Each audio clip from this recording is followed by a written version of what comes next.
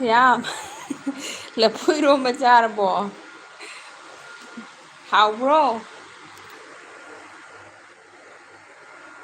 ꯑꯩꯗꯣ ꯉꯔꯥꯡꯒꯤ ꯑꯗꯨꯃꯥꯏꯅ ꯑꯃꯨꯛ ꯃꯤ ꯂꯥꯛꯇ꯭ꯔꯤꯗ ꯍꯥꯏꯅ ꯊꯝꯃꯝꯃꯒ ꯃꯃꯥꯏ ꯇꯥꯔꯨꯔꯦ꯫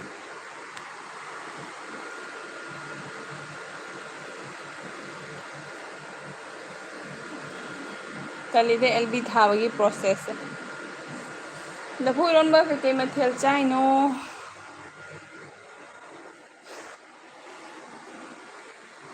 ꯂꯥꯏꯛ ꯀꯣꯃꯦꯟ ꯇꯧꯔꯝꯂꯕꯅꯤ ꯆꯠꯂꯒꯦ ꯍꯥꯏ ꯀꯩꯗꯧꯔꯦ ꯁꯌꯥꯝ ꯊꯕꯛ ꯀꯟꯕ꯭ꯔꯣ?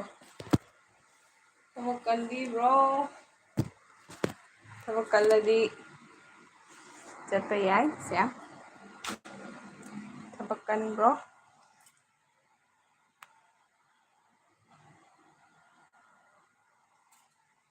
ꯁꯌꯥꯝ ꯏꯁꯤꯡ ꯀꯪꯈ꯭ꯔꯕꯣ ꯀꯃꯥꯏꯅ ꯇꯧꯔꯤꯒꯦ?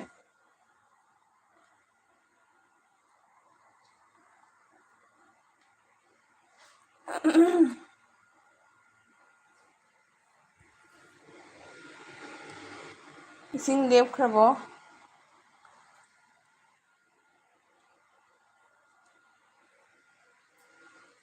ꯑꯩ ꯏꯕꯨꯡ ꯒꯨꯔꯗꯤꯞ ꯂꯥꯛꯑꯦ ꯋꯦꯜꯀꯝ ꯋꯦꯜꯀꯝ ꯏꯕꯨꯡ ꯋꯦꯜꯀꯝ ꯇꯧꯖꯔꯤ ꯗꯥ ꯒꯨꯔꯗꯤꯞ ꯅꯣꯏꯗꯤ ꯏꯁꯤꯡ ꯆꯥꯎꯗ꯭ꯔꯣ? ꯒꯨꯗ ꯑꯐꯇꯔꯅꯨꯟ ꯂꯥꯏꯗꯟ ꯍꯥꯏ ꯊꯦꯡꯀ꯭ꯌꯨ ꯁꯣ ꯃꯁ ꯏꯕꯨꯡ꯫ ꯏꯁꯤꯡ ꯆꯥꯎꯕ꯭ꯔꯥ ꯀꯃꯥꯏꯅ ꯇꯧꯋꯤ?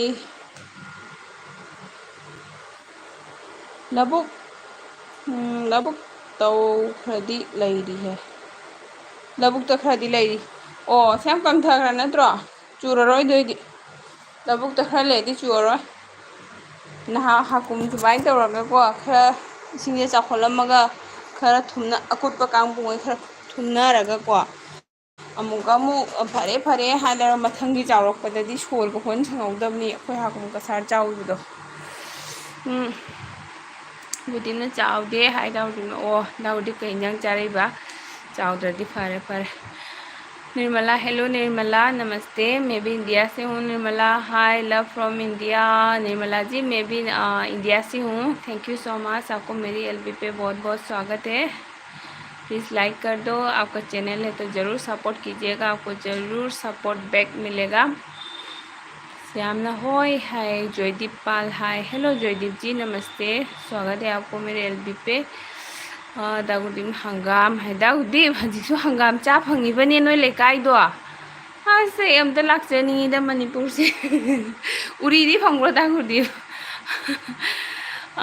निर्मला ने ओके सॉरी है इट्स ओके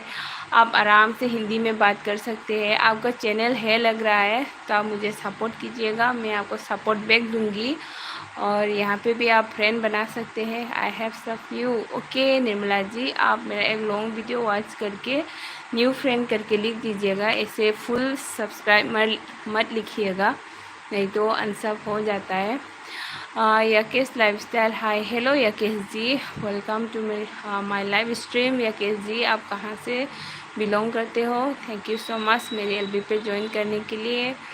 अपना चेहरा दिखाऊं जयदीप जी में चेहरा दिखाना उतना इम्पोर्टेंट नहीं है ये भी एक काम है यूट्यूब के थ्रू यूट्यूब के माध्यम से ये मैं LB चला रही हूँ तो चेहरा दिखाए ना दिखाए उतना मैटर नहीं करता सॉरी आप कहाँ से हो यकीज जी हाय हेलो यकीज जी खाना पीना हो गया आपका श्याम चखबो दागुदी हंगाम हौजरी याम अखोय लेकायदा दागुदी अस पामुइको करम हंगाम दागुदी मचा मचा चरादगी दुम लंगसल हौबदरो नत्रगा अचौबा मका फन हौबदरो अमता मुबांग तरो दुदी दागुदी कनो तरोगा अमता nga थोंबदा मपुम मपुम थागा खंग्रेदा कायदेनो खोइदि सौग्री योग नसीब ओइद्रा सिगा अस आई नेने प्यार नुसीबी लाए ngसीदी लाइक डन थैंक यू नेने नेने मी अनोबा याम लाए खंगनो जयदीप आप भारत के किस राज्य में रहते हैं हाँ जी मैं आसाम में रहती हूँ भारत का मैं राज्य आसाम में रहती हूँ आप कहाँ से बिलोंग करते हो आपका चैनल है क्या यकीजी लाइफस्टाइल आई मीन इंडिया यकीजी मैं भी इंडिया से हूँ थैंक यू सो मच आप लोग आए आप इंडिया कौन सी जगह से हो या किसी का तो चैनल लगता है ऐसे लग रहा है। आप सपोर्ट करके जाना, आपको सपोर्ट बैक मिलेगा, नो चिंता। श्यामना लईदा वारी तारीदा वारेना हाय। श्यामना ngसाꯏꯗꯤ ꯀꯥꯏ ꯌꯥꯎꯔꯤꯅꯣꯕ ꯍꯧꯖꯤꯛꯇ ꯋꯥꯔꯦꯒ ꯍꯥꯏꯁꯦ? ꯑꯗꯨꯒ ꯅꯦꯅꯦꯅ ꯁꯨꯁꯃꯤꯇꯥ ꯆꯥꯔꯕꯣ ꯍꯥꯏ꯫ ꯅꯦꯅꯦ ꯆꯥꯔꯦ ꯆꯥꯔꯦ ꯅꯦꯅꯦ, ꯑꯩ ꯀꯩꯅꯣ ꯌꯦꯔꯨꯝ ꯆꯥꯏ꯫ ꯅꯦꯅꯦꯗꯤ ꯀꯩ ꯆꯥꯏ? ꯀꯩ ꯏꯟꯖꯥꯡ ꯆꯥꯔꯦ? ꯑꯩꯈꯣꯏꯗꯤ ꯉꯁꯤ ꯌꯦꯔꯨꯝ ꯊꯣꯡꯖꯜꯂꯦ, ꯑꯌꯨꯛꯇꯅ ꯊꯣꯡꯉꯦ ꯑꯗꯨꯒ ꯆꯥꯊꯣꯛꯑꯦ꯫ ꯗꯣꯝꯆꯥ ꯆꯥꯛ ꯆꯥꯔꯕꯣ ꯍꯥꯏ श्यामना हंगे। अदुगा जयदीपना जयदीप पाल में बंगाल का बेटा हूँ। ओके जयदीप, मतलब आप बंगाली हो? अच्छा अच्छा। मैं आसाम सिलचर से हूँ जयदीप। खाना हो गया आपका? अदुगा नेने पियान चारे हाय। अदुगा नेने नोंग लेप्खराबा अखोइदुगदि? अदुगा तोम्बा फुटबॉलर लाए। हेलो तोम्बा। तोम्बा से तोम्बा लाखो खुदी हेता निंगसंगी। सॉरी तोम्बा, ngasiदि स्क्रीनशॉट लौरगा थमजरगे। कइनो तौरेको मोबाइल से अनी सुदबनी एलबी था लोइबगा हेक्तने मोबाइल से रिचार्ज त थममनी दुबाय त कावइबा नंगना सर्च तवाइबदो वारौ जादेको दुगिदमक्ता। अदि नेने इरोम्बा हाय। नेने हाउरमनी दुदि श्यामना कई मथेनो अहाउबरो हाय। कइनोदा नेनेदा हंगी मारेको श्यामना। दुगा तोम्बाना हेलो इचे। हेलो तोम्बा, वेलकम तौजरी आई एलबीदा। करी हिंजांग चारके? अदुगा नेनेना सुस्मिता नंग आइगी लोटारी यावगद्रा हाय। नेने यूट्यूब की लोटारी दोरो यावथोओ लोरे नीने। जयदीपना वाह बंगला भाषा बोलती हो? बोलती है हाँ, मुझे थोड़ा थोड़ा पता है, टूटा फूटा। ऐसे सिलचर में बहुत सारा बंगाली रहते हैं, मेरा बहुत सारा फ्रेंड भी बंगाली है, स्कूल में भी और कॉलेज में भी। जैसे वेस्ट बंगाल में बोलते हैं ना, उतना कोलकाता में जितना बोलते हैं उतना प्योर तो नहीं आता, पर बोल लेते हैं। श्यामना आई कहीं मतलब चलते को है। श्याम वायम संगे है नोंचू लेके आई ताबदा। Yakiji lifestyle. Hello talk in English. Yakiji आप इंडिया से हो ना, तो आप राष्ट्रभाषा बोलिए ज़रूर। मैं इंग्लिश मीडियम से मैंने नहीं पढ़ा, तो मुझे इतना कॉन्फिडेंट नहीं है इंग्लिश का। आप चाहो तो बोल सकते हैं, मैं आपको रिप्लाई दूंगी। भूलना नहीं है, जितने भी नए फ्रेंड आए आप सभी दोस्तों के साथ कनेक्ट कीजिए, एक दूसरे से जुड़िए। आपका चैनल है तो इंक्रीज़ करिए चैनल को एक दूसरे से जुड़ के। तो मना वाराउ देदा इचे हाय। होय तोम्बा जंगजगे कोई दुगा अखोगी नेने फ्रीदो लाए फॉर लाइक डन हाय। थैंक यू सो मच नीने। चाक चाराबो नीने? दुगा नेने पला आबो कोई लोरेबो हाय। अदुगा नेने आइगी लोटारी डेट 10 दा जून की पिन तौबियू हाय। ने तौजगे नेने चलमदायदा हायरमु तौजगे नीने। नेने यूट्यूब तू लोटारी सानाबजे कन्ना ट्रेंडिंग ओइरेको। होय होय तौखोलो नेने, अखोइसु मतुंग इलके हाइता हाइता। अदुगा श्यामना आइदी यावरोय हाय। कईगी श्यामदी याम लकी ओइबनी कइनोदसु नेने आरकेगीदसु फावहिबनीको। अदुगा दागुदीना उरी हाइसिना कइनो? उरी हाइदी खंगद्रने दागुदी करी हाइनगेने मा जेटलगा पानबदो मरी चलगा। नेने दागुदी से उरी खंगद्रे कई हाइनगे उरी से? उरी चाबदो मनुंगदा मरु जावबदो आलू इरोल चाबा उरीदो खंगद्रो? अखोइदी दुम उरी हाइने। तो मना आइदी डेट 3 दा मु वेस्ट बेंगल दा चलनी हाय। ओ हजी जुमदा थोगलाइरो तोम्बसे इसिंग के काकती केसुम तौद्रा जुम कईदी। अदुगा नेने पियाना nga कंदला थोंबगी वीडियो दा चंगु कमेंट येस थममु दुगा मिंग हाके। ओके ओके नेने श्योर श्योर आई चंगे नेने की वीडियो जेंगी। अदुगा नेने फ्रीदो ना चानरी हाय। ओके नेने थेंगेने नेने कई इंजांग तवी नेने होगी। अदुगा स्ना तोमन हाय हाय हेलो। अदुगा श्यामना दोमचा अइंगोंददी हाइरक्तेको हाय। ए अइंगोंदा हाइसे एलबीदा नेनेना लागा हाइसे अखोइ मयामदा हाइबगा अमतनी श्याम। अदुगा तोमना इचे वारौबा यादे अइगी नाउपासे फोन येंगेना निंगाई तौ लैरे हाय। होय होय तोम्बा नंगी फोन दो पीबीरो। अदुगा नेने पियाना श्याम नहादगी हाइदुदी नंग ताद्रिबो हाय।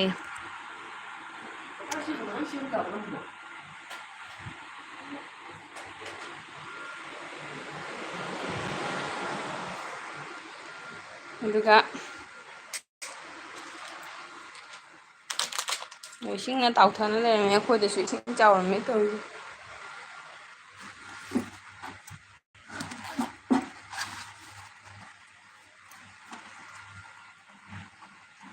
ꯃꯌꯥꯝ ꯀꯣꯃꯦꯟ ꯏꯕ꯭ꯔꯣ ꯑꯩ ꯊꯕꯛ ꯑꯃ ꯇꯧꯔꯤ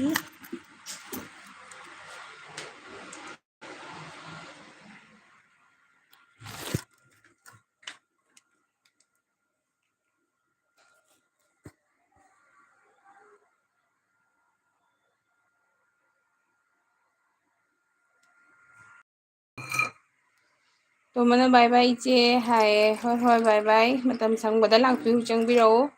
ꯑꯇꯣꯞꯄ ꯕꯣꯇꯜꯅ ꯊꯦꯡꯉꯦ ꯏꯁꯤꯡ ꯍꯩꯗꯣꯛꯈ꯭ꯔꯦ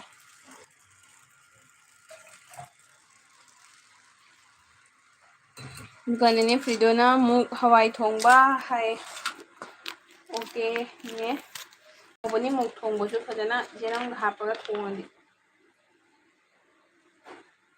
ꯑꯩꯈꯣꯏꯗꯤ ꯉꯁꯤ ꯌꯦꯔꯨꯝꯗꯣ ꯔꯦꯁꯇꯨꯔꯦꯟꯗ ꯊꯣꯡꯕ ꯀꯥꯟꯗ ꯊꯣꯡꯉꯦ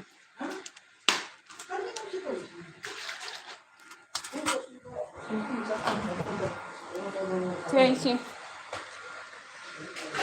ꯑꯗꯨꯒ ꯆꯦꯁꯨ ꯑꯩꯗꯤ ꯌꯥꯎꯔꯣꯏ ꯍꯥꯏꯕ ꯑꯃꯒ ꯄꯤꯟ ꯇꯧꯕꯤꯌꯨ ꯄꯤꯟꯗꯤ ꯑꯅꯤ ꯇꯧꯖꯗꯦ ꯑꯃꯈꯛꯇꯪꯅꯤ ꯑꯗꯨꯒ ꯅꯦꯅꯦꯅ ꯑꯗꯨꯅꯤ ꯍꯥꯏꯕꯁꯦ ꯃꯌꯥꯝꯗꯨꯅꯤ ꯍꯥꯏꯔꯤꯁꯦ ꯅꯪꯁꯨꯅꯤ ꯃꯌꯥꯝꯁꯦ ꯍꯥꯏ ꯃꯌꯥꯝ ꯍꯥꯏꯗꯤ ꯂꯣꯏꯅ ꯑꯦꯗꯒꯤ ꯖꯦꯠꯄꯣ ꯃꯌꯥꯝ ꯀꯧꯏ ꯈꯪꯕ꯭ꯔꯥ ꯑꯗꯨꯒ ꯅꯦꯅꯦ ꯐ꯭ꯔꯤꯗꯣꯅ ꯑꯣꯟꯗ ꯂꯩꯀꯣ ꯆꯥꯛ ꯆꯥꯅꯔꯤ ꯍꯥꯏ ꯍꯣꯏ ꯍꯣꯏ ꯅꯦꯅꯦ ꯆꯥꯎꯀꯣ ꯑꯗꯨꯒ ꯅꯦꯅꯦ ꯄꯤꯌꯥꯅ ꯑꯣꯟ ꯍꯥꯏ ꯄꯣꯛꯀꯣꯟꯒ ꯄꯤꯔꯛꯑꯦ ꯑꯗꯨꯒ ꯁꯤꯌꯥꯝꯅ ꯗꯣꯝꯆꯥ ꯉꯁꯥꯏꯁꯨ ꯗꯣꯝꯆꯥꯒꯤ ꯑꯦꯜꯕꯤ ꯂꯥꯛꯂꯤꯅꯤ ꯑꯗꯨꯁꯨ ꯍꯥꯏꯔꯛꯇꯦ ꯀꯥꯎꯊꯣꯛꯏ ꯑꯣꯏꯔꯝꯒꯅꯤꯍꯦ ꯋꯥꯔꯧ ꯄꯨꯔꯧꯕ ꯁꯌꯥꯝꯁꯤꯅ ꯍꯣꯔꯦꯟꯗꯤ ꯃꯥꯅ ꯐꯥꯎꯔ ꯆꯠꯈꯤꯅꯤ अदुगा यकीस जी ने लाइफस्टाइल हाय यकीस जी कमेंट लिख दीजिए खाना हो गया आपका अदुगा नेने ना ऑन है शांतिमोन हाय चे हाय बेथोइना या बेथोइ नीने बेथोइ कई इंजांग चारागे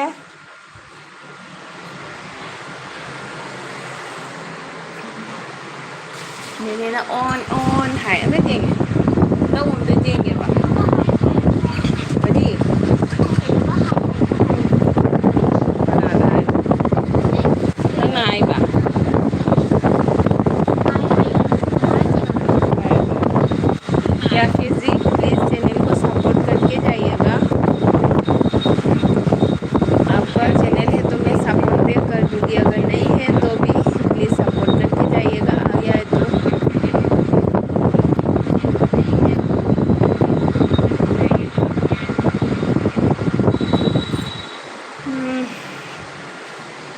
अदुगा प्रीति ने हाय हेलो प्रीति प्रीति से नहान कइनोदा फंगनाबदोरा कराइदनो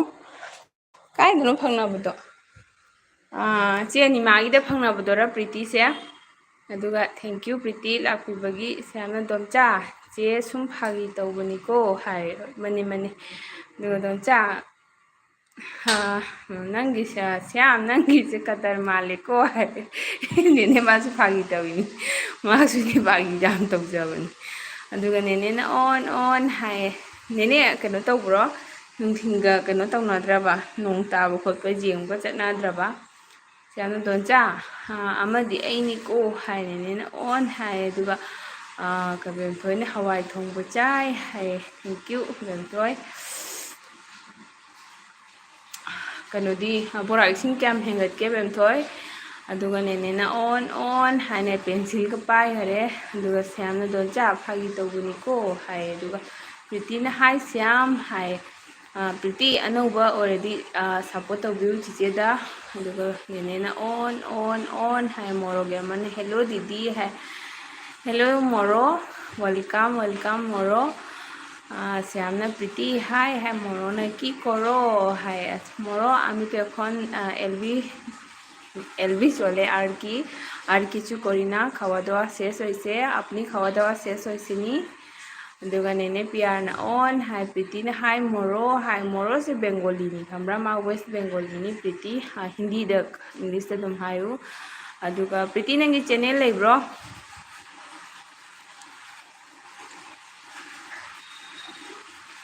ꯄ꯭ꯔꯤꯇꯤ ꯆꯦꯅꯦꯜ ꯂꯩꯔꯗꯤ ꯃꯌꯥꯝꯒ ꯖꯣꯏꯟ ꯇꯧꯅꯧ, ꯅꯦꯅꯦ ꯄꯤ ꯑꯥꯔꯒꯁꯨ ꯖꯣꯏꯟ ꯇꯧꯅꯧ, ꯃꯣꯔꯣꯒꯁꯨ ꯁ꯭ꯌꯥꯝꯒꯁꯨ, ꯑꯇꯩꯗꯤ ꯍꯟꯖꯤꯛ ꯂꯥꯛꯇꯦ꯫ ꯑꯣ ꯅꯦꯅꯦ ꯐ꯭ꯔꯤꯗꯣꯗꯣ ꯂꯩꯔꯝꯃꯅꯤ, ꯐ꯭ꯔꯤꯗꯣꯒꯤꯁꯨ꯫ ꯑꯗꯨꯒ ꯅꯦꯅꯦ ꯄꯤ ꯑꯥꯔꯅ ꯄ꯭ꯔꯤꯇꯤꯅ ꯁ꯭ꯌꯥꯝꯁꯦ ꯅꯨꯄꯥꯔꯣ ꯅꯨꯄꯤꯔꯣ ꯍꯥꯏ, ꯑꯗꯨꯒ ꯅꯨꯄꯥꯅꯤ ꯅꯨꯄꯥ ꯄ꯭ꯔꯤꯇꯤ, ꯑꯗꯨꯒ ꯅꯦꯅꯦ ꯄꯤ ꯑꯥꯔꯅ ꯇꯥꯗ꯭ꯔꯦ ꯁꯤꯗꯗꯤ ꯀꯪꯈ꯭ꯔꯦ ꯍꯥꯏ꯫ ꯑꯣ ꯅꯦ ꯒꯥꯔꯤ ꯂꯝꯕꯤꯗꯤ ꯑꯗꯨꯝ ꯄꯥꯎ ꯂꯩꯕ꯭ꯔꯥ, ꯇꯣꯂꯦꯡꯒꯤ ꯀꯩꯅꯣꯁꯨ ꯊꯣꯡꯁꯨ ꯒꯥꯔꯤ ꯊꯥꯗ꯭ꯔꯦꯒ ꯍꯥꯏꯀꯣ꯫ ꯑꯗꯨꯒ ꯃꯣꯔꯣꯅ ꯄ꯭ꯔꯤꯇꯤ ꯂꯤꯇꯜ ꯁꯤꯁꯇꯔ ꯍꯥꯏ, ꯃꯣꯔꯣ ꯚꯥꯠ ꯈꯦꯁꯣ, ꯑꯗꯨꯒ ꯅꯦꯅꯦ ꯄꯤ ꯑꯥꯔꯅ ꯍꯣꯏꯗ ꯑꯩꯁꯨ ꯈꯪꯉꯤ ꯑꯩꯁꯨ ꯇꯧꯔꯤꯅꯤ ꯑꯗꯨꯒ ꯁ꯭ꯌꯥꯝꯅ ꯍꯅꯨꯕꯤꯅꯤꯀꯣ ꯄ꯭ꯔꯤꯇꯤ ꯍꯥꯏ, ꯑꯗꯨꯒ ꯄ꯭ꯔꯤꯇꯤꯅ ꯃꯣꯔꯣ ꯍꯥꯎ ꯑꯥꯔ ꯌꯨ ꯍꯥꯏ, নেनेना ऑन है, मोरोना आमियो लंच करे छिए। ओके मोरो आज के की सब्जी खाइसे, आज के आमी तो डिम खाइसे, सकाले माने बनानी शेष होइसे, तो आज के तू जल्दी खावा शेष होइसे। प्रीतिना उस श्याम है, प्रीतिना मोरो लिटल सिस्टर है, अदुगा सोनिकाना चे हाउ सोनिका चिचे नंग लेरमद्रे ngaraंगिदो चिचे से कनो तौबनेबा बैटरी यावरमदब्रा, बैटरी यावरमदबो मारे अइदो ममांग पुंग अमा थारमबने, अदों कोम join तौरपदुगने अदुगा लेरबनी सेमदना।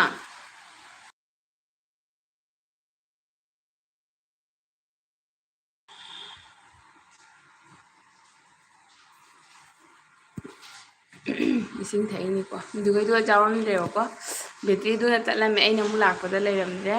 Moroney Priti how are you हाय, अदुगा प्रीतिना श्याम फागी तौनु हाय, अदुगा मोरोना I am boy little sister हाय। ओ मोरो माने अपना डीपीते अपनी मे पिक्चर नी किता राखছে যে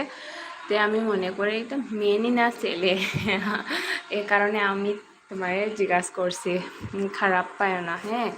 अदुगा प्रीतिना आई एम फाइन हाय, अदुगा सोनिकाना कारे इसिंग करी अच्छा करी हिंजांग चाखरगे चे। ओ सोनिका अइदो चिचेदो येरुम थोंबो चाइ, नोइदि के हिंजांग चारई, येरुमदो फजना तौरगा थोंगे रेस्टोरेंट स्टाइल अदुगा चारे ngasiदी। मोरोना oh thank you so much my little sister Priti हाय, प्रीतिना मोरो हाउ ओल्ड आर यू हाय, अदुगा श्यामना फजब्रो अइगी मिंगजे प्रीति हाय। मोरोना दीदी तोमार बाड़ी कोथाय गो हाय, मोरो आमार बाड़ी शिलचरे आछे, शिलचर सुनचेनी ओई जे आसाम स्टेटो आसाम आछे, किन्तु आमार होम टाउन शिलचर आछे। मोरोना 24 एंड यू हाय। ओ मोरो तो एखन बेशी बयस कम आछे गो। प्रीतिना ओ हाय, प्रीतिना श्याम असेंब चही हाय, श्याम चही क्यानो हाय मारे, अदुगा श्यामना फागीदी खरा तौबनिको हाय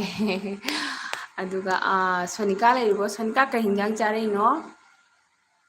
प्रीतिदी कई हिंजांग चारई, अदुगा प्रीतिना कैसु काइदे ना हायगरे। श्याम प्रीति से नंगी फ्रेंड लो, थैंक यू चिचे की ना मैम लापीबगी। मोरोना टेल मी हाय, और प्रीति दो मारे मोरोना चही मसिंग हंगनिसे। अच्छा मोरो एखन माने वेदार किरकम आछे बांगाले, माने किछुदिन आगे तो साइक्लोन आइसे ना। अदुगा सनाथोयने हाय नेने गुड आफ्टरनून हाय, good afternoon Sanathoi, good afternoon कई हिंजांग चारके Sanathoi, very good afternoon, welcome to Jori नेनेना। मोरोने योर एज प्रीति हाय, श्यामना 15 प्रीति, अच्छा प्रीति एज इज 15 मोरो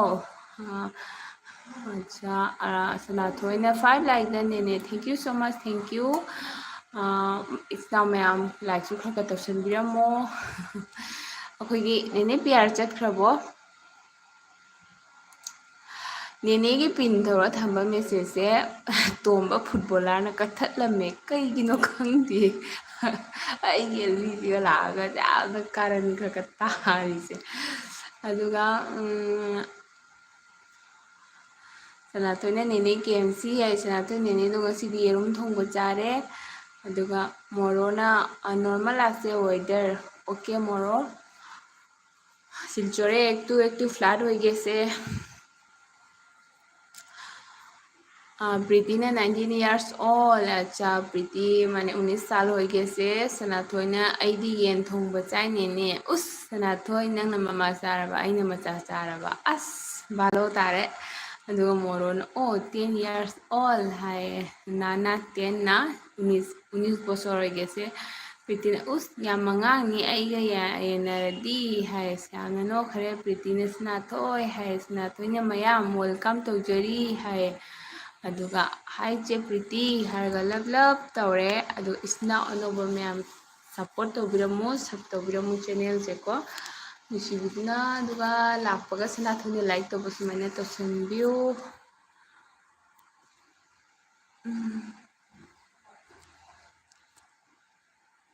प्रीति ने नुंगाइबो सनाथोई हाय सनाथोई नुंगाइबो अदुगा मोरोना प्रीति where is your house hi Sanathoi ngasi tuition leibra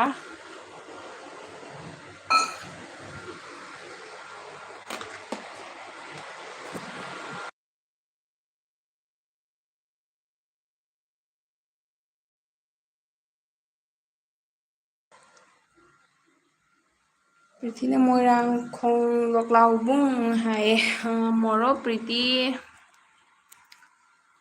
Preeti from Manipur अदुगा Sanathoi yes I am fine चे प्रीति and you हाय नेने पियरना सनाथोई चारबो हाय नेने नंगी मेसेज से पिन तौबनेबको अदु मा सोने तौइरा खंगदेबा तोंबा फुटबॉलर दो अदुदो मा अंगांग मोबाइल पिउ हायनदी हायना हायरमनेबको अदु माने चेपद मेसेज से डिलीट तौरमे अदो दुबाइना तौवे सोइब्रा खंगदे अंगांग मोबाइल पिउना कप्पे हायबनेबा अदुगा नेने पियरना सनाथोई चारबो हाय प्रीतिना I am also good हाय अदुगा मोरोना दीदी हमार वीडियो देखसिलाना है देखसी माने इता আমি দেখছি যে একটু মানে গেম এরকম কিছু আছে হ্যাঁ আমি ফুল করে ওয়াচ করে রাখছি গেম এমনি কিছু কিন্তু এডিটিং খুব ভালো করে করছে আমি মনে করছি কি নতুন নতুন ইউটিউবার আর মানে এডিটিং খুব ভালো করে করছি मोरो ओ मणिपुर है अदो सनाथोई लई पुंग मरीदा चतुनी ट्यूशन नाय ओके सनाथोई सनाथोई दी करी करी सब्जेक्ट नो हजिती अदुगा सनाथोई दी हिंदी लौब्रो अदुगा नेने पियाना on hi श्यामना Preeti एंगोंदा पुपु कौको hi Nene on तौरे Sanathoi ना Oh, Bobo Pia, yes, I am eating lunch. Hi, duga Priti na usay. Duga Morona, oh, usay. Duga nene na on. Hi, Morona, thank you so much, Didi. Bye. Hi, खूब ভালো লাগছে মরো খুব ভালো লাগছে মরো আপনার পড়াশোনা শেষ হয়ে গেছে এখন দুগা সনাথোই না অন হাই নেনে না অন হাই সনাথोई करी तौरिगे जी Nelko Sangma, hi Sangma, how are you? Welcome to my live stream Sangma. आप कहाँ से ज्वाइन कर रहे हो मेरे एलवी को प्लीज़ चैनल को सपोर्ट करके जाइएगा आपको रिटर्न बैक मिलेगा श्योर 100% श्योर आपको मिलेगा नेने प्यार मोरो हाय सनाथोई ऑल सब्जेक्ट नेने हाय सनाथोई मणिपुर स्कूल से संस्कृत जाओब्रा हजी अदुगा नेलकोन अंको ब्रो हाय संगमा आप किसको अंको बोल रहे हो अंको है क्या नहीं मैं मणिपुरी हूँ संगमा प्रीति ने से हम फागी तो कनो हाय मोरो ना हेलो पियार हाय अच्छा मोरो पियार साथेও কানেক্ট করো এখানে পিয়ার সাথে কানেক্ট করতে পারে আর প্রীতি তো আমি জানি না প্রীতি নতুন আছে তার চ্যানেল আসেনি না কি আমি জানি না কিন্তু সাংমাও চ্যানেল হইতে পারে আর শ্যাম আছে চ্যানেল জয়েন করো আর প্রীতি দুগা সনাথোইনা ববো পিয়ার কেএমসি হাইদো মোরোনা পড়া সারা দিয়েছি দিদি হ্যাঁ আচ্ছা কতটুক পড়ছে মোরো মানে গ্রাজুয়েশন ফিনিশ করছেনি না মানে 12তে ছাড়ি দিছে अदुगा नेने पियना सनाथोई इरोंबा हाय अदुगा प्रीतिना हाय नेलको, हाय नेलको ना I love you too. Wow Nelko, no no no Nelko, I am married भाई। सनाथोइना oh my God, Sanathoi LB से मखल मथेलनिको, अना फागी नतेको हाय। दुगा नेलको नेलको प्लीज लाइन पे आ जाओ नेलको। दुगा प्रीतिना से आम तल्ले है हाय मोरोना ब्लू देव माके ओके हमें कौन है डीसी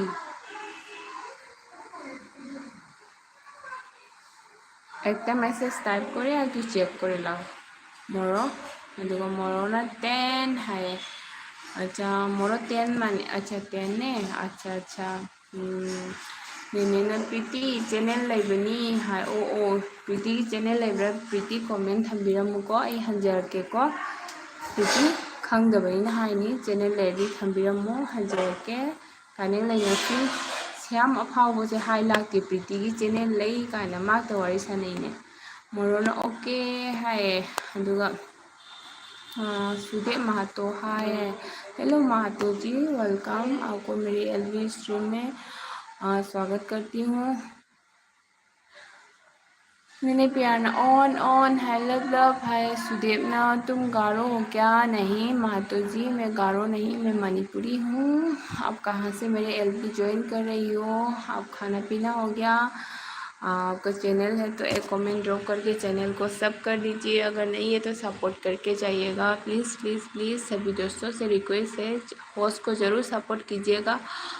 प्रीति ना होइने सुष्मिता हाय ओ प्रीति दुनी हाय दो को शाम से मतों मतों तो तुम आंगा लेबा साइड में तो हाई भी देवा दुगा मैंने प्याना ऑन हाय मोरो दीदी वीडियो थंबनेल पसंद है से तुम्हारा अच्छा मोरो इता हमार माने अनेक बছর आगे फोटो आसे माने এখন तो 4-5 বছর आगे इता आमी फोटो आसे এখন তো বেশি মোটা হয়ে গেছে এখন শ্যামনা 30 प्रीति हाय दुनेने प्याना ऑन ऑन है प्रीति ने उस न चिंथिनु हाय।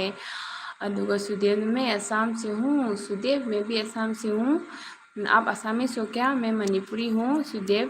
प्लीज़ मेरे चैनल को सपोर्ट करके जाइएगा। आपका चैनल है तो कमेंट रख दो एक लॉन्ग वीडियो देख के, तो मैं भी आपको सपोर्ट करूँगी बैक पे। नेने प्यान ऑन हाय नेने अनौबा मयाम से कनेक्ट तौसनबियु नेने करा कौबीरगा कौद्रदि मोइसु अनौबनिना मोइसु कुइना लेनिंगदेबको मरोनसु मानदबनिना अदुगा अस अंगांग नेने कांगी मोटिन थाजलमने सोर कोगोनमद्रेबो अइदि मोय अगरबत्तीतो सोरोनबा जाम वाइदुदु थारागा गोजिलाना नुम फागाइन तोय खरा थारगा आले मुथुत जायना अगरबत्ती से इदि खांगमदेबा अदुगा आइगा सब लेनदबंगाई सब लोइना तौरबनी हाय सनाथोइना थैंक यू सनाथोइदि मयामगी अचौबा सपोर्टरनी मोरोना मैसेज डिलीट कर दिया मोरो क्यों इनेना ऑन हाय अदुगा श्यामना चे आई केमता खंगदेको आय नंग प्रीति की वारी सानाइदुदि ngसाइदगी अदुगा नंग नंगोंदा प्रीति की चैनल लैसु हाइबीदबा अदुगा सनाथोइना ऑन हाय एलके ने चाक चारबो हाय चारे चारे एलके दी चारबो बेमथोइ लामबनिने एबु काउथोगरेने पाबदा जामजां चलख्रबो खंगे ngसी बेमथोइदो एलके ए चारे जेरुम थोंबा नगी चारबो अदुगा नेने ऑन है thank you so much thank you नेने अदुगा प्रीति ने से आम केएमसी है प्रीति चैनल लेदी नंग मॉडरेटर हापौरा मैं जॉइन तौनो मोरो से जॉइन तौरो अदुगा मोरो प्रीतियो चैनल आसे बोले तो प्रीति का से जॉइन करते पारे। अच्छा दीदी बाय बाय काचा से ओके मोरो bye thank you so much for coming मोरो से चतख्रेको सनाथोइना ऑन हाय नेने प्यान ऑन हाय नेने मोरो जॉइन लेनब्रा मोरो से अखोइ मिटी के एलबी दाम लाकपनी नेने अदु सुदेव मैं असम से हूँ। अच्छा सुदेव असम से तो है पर आप असमीस हो? महातो मुझे समझ में नहीं आ रहा महातो टाइटल कौन सा कास्ट का है सॉरी मैं ऐसे नॉर्मल पूछ रही हूँ। नेने ऑन है अदुगा सुदेव नागालैंड से ऐसा नागालैंड से ओके मोरोना ऑन हाय नेनेना सुदेव हाय हाय श्यामना लफू इरोंबा प्रीति हाय श्यामना मतोंदा चाथोखरे लफू इरोंबदो श्याम घी मोरोक ताक्त्रो अदुगा नेने पियाना सुदेव कहाँ से हो हाय अदुगा सनाथोन हेलो सुदेव गुड आफ्टरनून हाय गुड आफ्टरनून हाय अदुगा सुदेव ने यस हाय okay thank you so much Sudev आपका चैनल है तो वो कर दो, नहीं है भी तो सपोर्ट कीजिएगा। प्रीति ने श्याम से नुपारो नुपीरो हाय अदुगा हाँ सुदेव जी अगर सच में चैनल है तो आप सभी दोस्तों के साथ ज्वाइन कीजिएगा। सब लोग बात कर रहे हैं, सभी के साथ हिंदी में आप बात कर सकते हैं, कम्युनिकेट करके आप सभी के साथ ज्वाइन कीजिएगा तो आपको रिटर्न बैक मिलेगा। एल के ने चारे हाय कहीं जान चाय एल के इसिंग चावब्रो नोई लेकाइदो अदुगा सनाथोन ऑन हाय सुदेव ने पीआर देवी हाय अदुगा नेने सुदेव सपोर्ट मी हाय सुदेव ओके हाय नेने मोदी हाय बगा याबनी खंगब्रा अदुगा मोरोना साफ करा देसी आगे हाय अदुगा ओके ओके मोरो तुमी जॉइन करो ना सबाई के अदुगा सनाथोन सुदेव गुड आफ्टरनून हाय अदुगा नेनेना सुष्मिता सुदेव ब्लू पिउ हाय नेने ब्लू पीबा ngakoko नेने mo blue पीदरसु तुम सब पीतोबनेबा नहान ngarang नेने blue पीसलेनेको निपा मा मैतेरसु खंगदे करीरसु खंगदे सिंगासु हाय सिलचरगिनीसु हाय खंब्रा ब्लू पीसलगा दुगा आइगी कैनोसे एलबी से माना स्लो मुत तोंबे वानी दो मी प्रॉम लोइन चखरेने अइनने साउनिंग मने दुगैदे अइना पुंग अमसु फादी फाद्रिबा मिन जांखैनि तो आई क्याम वाना पुंग अमा गायरा कथला थाइनि अमरा खंगदे मा खंगना तविरा खंगना तविरा अइना Hindi ngangusu ngangde मैतेरोन ngangde Bengali सु ngangde तुम लेबा ऑन हैना अदुगा सनाथोन ऑन हाय अदुगा सुदेवना तोमाक तो देखा पावाना हाय सुदेव आमी आज के आमी फेस देखाइताम ना आमी एमनी आज के आमी लाइव ते एमनी चलबो प्रीति ने श्याम हाय सनाथोन ऑन हायगा मैम पिसले इमोजी सुदेव ओके हाय प्रीति जो मैम पिसले श्याम हनुबीनी हायगा अदुगा then I have no time हाय अच्छा सुदेव किछु काज करानी एखन बिजी आसेनी सनाथोन ऑन हाय प्रीति ने असेंबैरो हाय I want to not talk to you bye हाय की होइसे सुदेव मैं तो आपको रिप्लाई दे रही हूँ, क्या हो गया आपको सनाथोन चे प्रीति रील्स अमा थारो हाय दुगा श्याम ने प्रीति गुड नाइट हाय नावना सुष्मिता लव श्याम चावे नावबे कारण तारिबो I like that thank you नावबा एलबी दला आदि लाइन चुमना लाक्पिउ चुमचिंग चुमना लाइन से लाक्पिउ अदुगा खोइना लाक्पिनो अखोइ मेते मसेनी कसारदैनी मफोंतैनी याम थिना रेस्पेक्ट तौना लाक्पिउ याम थिना रेस्पेक्ट तौना वेलकम तौजरमगनी अदुगा प्रीतिना कई रील्स सनाथोय हाय अदुगा सनाथोयना चेचे हाय हाउ कई हायगेरा बेगांता नंग लाबो थैंक यू अदुगा नेने पियाना ओ यंगु ब्लू हेक्ता ओइबा यादे हाय होय नेने अदु हजिक्ता हाइरेइदोनी मा कनो तौदे संगदे खोते कायना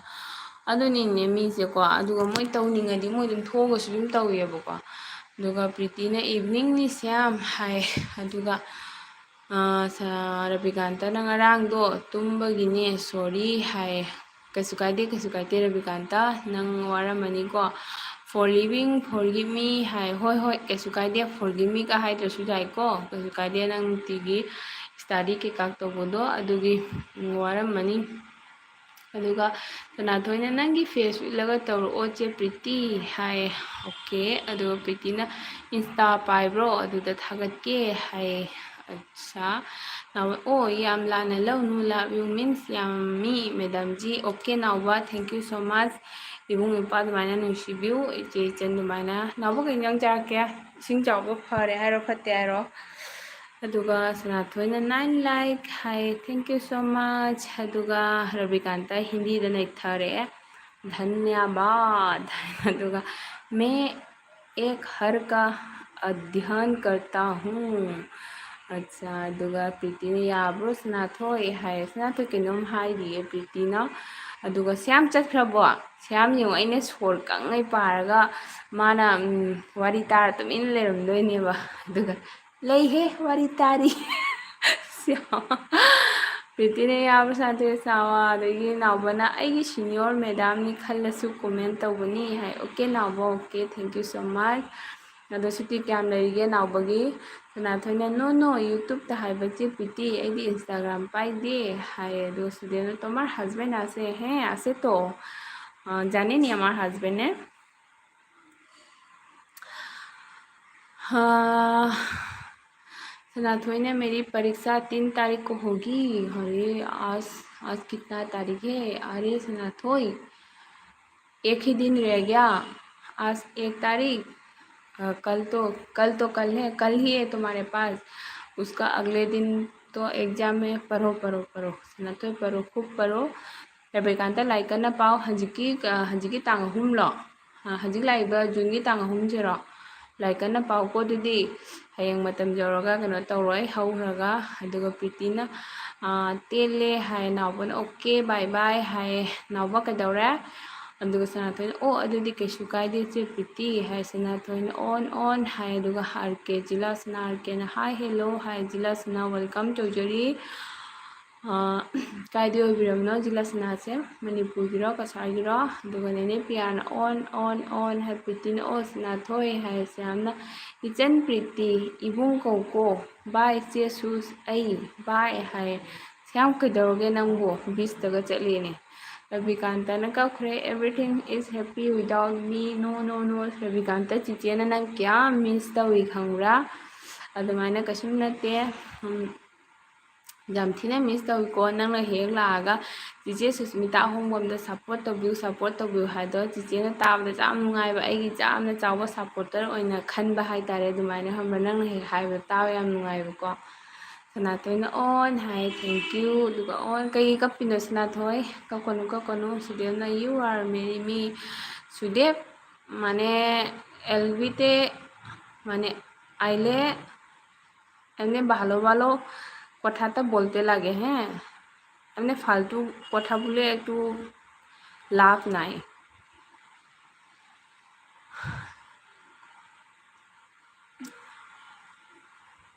মানুষ তো কিন্তু চিনিয়া বলতে লাগে মানে এই মানুষটা কীরকম আমি যেটা বলবো এটা বলতে পারেনি নাকি এটা তুমি বুঝিয়া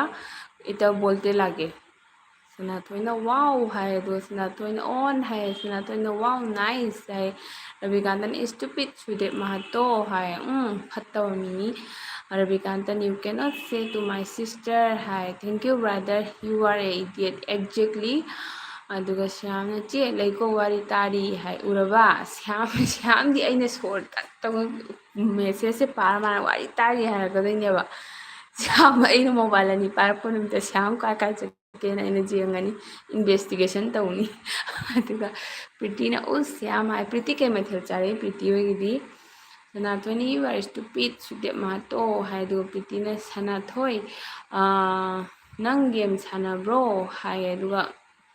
सनाथोइना अस हावरनी सनाथोइ बर्गर कॉर्न पिज्जा लोइ प्रिय फ्रेंच फ्राई का लोइ प्रिय प्रीतिना करी गेम थाने या student okay I am sorry हाय अदुगा नावबना लारिक पानो यूट्यूबर ओइना होनो हाय हाइबिनुदा यूट्यूबर ना पैसादी मैम फंगे अदो यूट्यूबर है कानादेको कोना कई नुमिन मुतखिदोइनो खंगपोते बिदाय सेना तुंगिनी खमरा पागदनी अदुगा सनाथोइना स्टूपिड एस सुदे मातो हाय रविकांतना सानै हाय सुदे मातो but you are always happy I am happy you know I know खंप्रक खंग अदो तौरे नंगी मरोंदुदी आई खंग नंग खंग खंप्रक खंग अदो अदुगा सनाथोइना MLBB सानै हाय रविकांतना अदुगा सनाथोइना ML गा फ्री फायर गा चे प्रीति हाय अदो प्रीतिन हवाई हाय ओ अदुगा रविकांतना रैंक ग्रैंड मास्टर हाय गेम नम साननुको प्रीतिना ओ हाय अदो रविकांतना लेवल 4 रा हाय एंड समथिंग हाय अदुगा सनाथोइना ब्रदर सनाथोइ करी गेम सानगे हाय अदुगा प्रीतिना सनाथोइ मैतै रो बामोन रो हाय ꯀꯔꯝꯕ ꯁꯅꯥꯊꯣꯏꯅꯣ? ꯁꯅꯥꯊꯣꯏꯅꯤꯃꯛ ꯃꯩꯇꯩꯅꯤꯗ, ꯑꯃꯗꯤ ꯀꯩꯅꯣꯅꯤ, ꯑꯥꯔ ꯀꯦꯅꯤ, ꯔꯥꯖꯀꯨꯃꯥꯔꯅꯤ. ꯑꯗꯨꯒ ꯁꯅꯥꯊꯣꯏꯅ ꯃꯩꯇꯩ, MLBB ꯁꯥꯟꯅꯩ ꯍꯥꯏꯗꯣ ꯃꯣꯕꯥꯏꯜ ꯂꯦꯖꯦꯟ, ꯕꯦꯡ ꯕꯦꯡ. ꯑꯗꯨꯒ ꯅꯥꯎꯕꯅ ꯁꯅꯥꯊꯣꯏ ꯀꯔꯤ ꯑꯦꯛꯖꯥꯝꯅꯣ ꯅꯪ ꯊꯥꯗꯣꯔꯤꯗꯣ ꯍꯥꯏꯌꯦ. ꯑꯗꯨꯒ ꯁꯅꯥꯊꯣꯏꯅ ꯕꯦꯡ ꯕꯦꯡ ꯍꯥꯏ. ꯄ꯭रिꯌꯥꯡꯀꯥꯅ ꯀꯣꯜꯒ ꯊꯥꯡꯒꯠꯇꯦ. ꯑꯣꯏ ꯃꯥ ꯄ꯭रिꯌꯥꯡꯀꯥ ꯄ꯭रिꯌꯥꯡꯀꯥ ꯂꯣꯏꯔꯤꯍꯦ. ꯄ꯭रिꯌꯥꯡꯀꯥ ꯀꯩꯇꯧ ꯐꯣꯟ ꯊꯥꯡꯒꯠꯇ꯭ꯔꯤꯕ ꯈꯪꯕ꯭ꯔꯥ? ꯅꯣꯏ ꯗꯥꯗꯣ ꯐꯣꯟ ꯊꯥꯡꯒꯠꯇꯕꯗ ꯑꯩꯅ ꯃꯥ ꯑꯣꯏꯅ ꯍꯜꯂꯛꯄ ꯉꯥꯏꯔꯒꯦꯅ. ꯃꯥ ꯍꯜꯂꯛꯑꯦꯕ ꯍꯧꯖꯤꯛ. ꯑꯩ ꯍꯪꯉꯒ ꯍꯥꯏꯔꯛꯀꯦ ꯅꯪꯉꯣꯟꯗ ꯉꯥꯜꯂꯦꯒ. ꯑꯝꯇ ꯍꯪꯒꯦꯁꯦ ꯉꯥꯏꯈꯣ.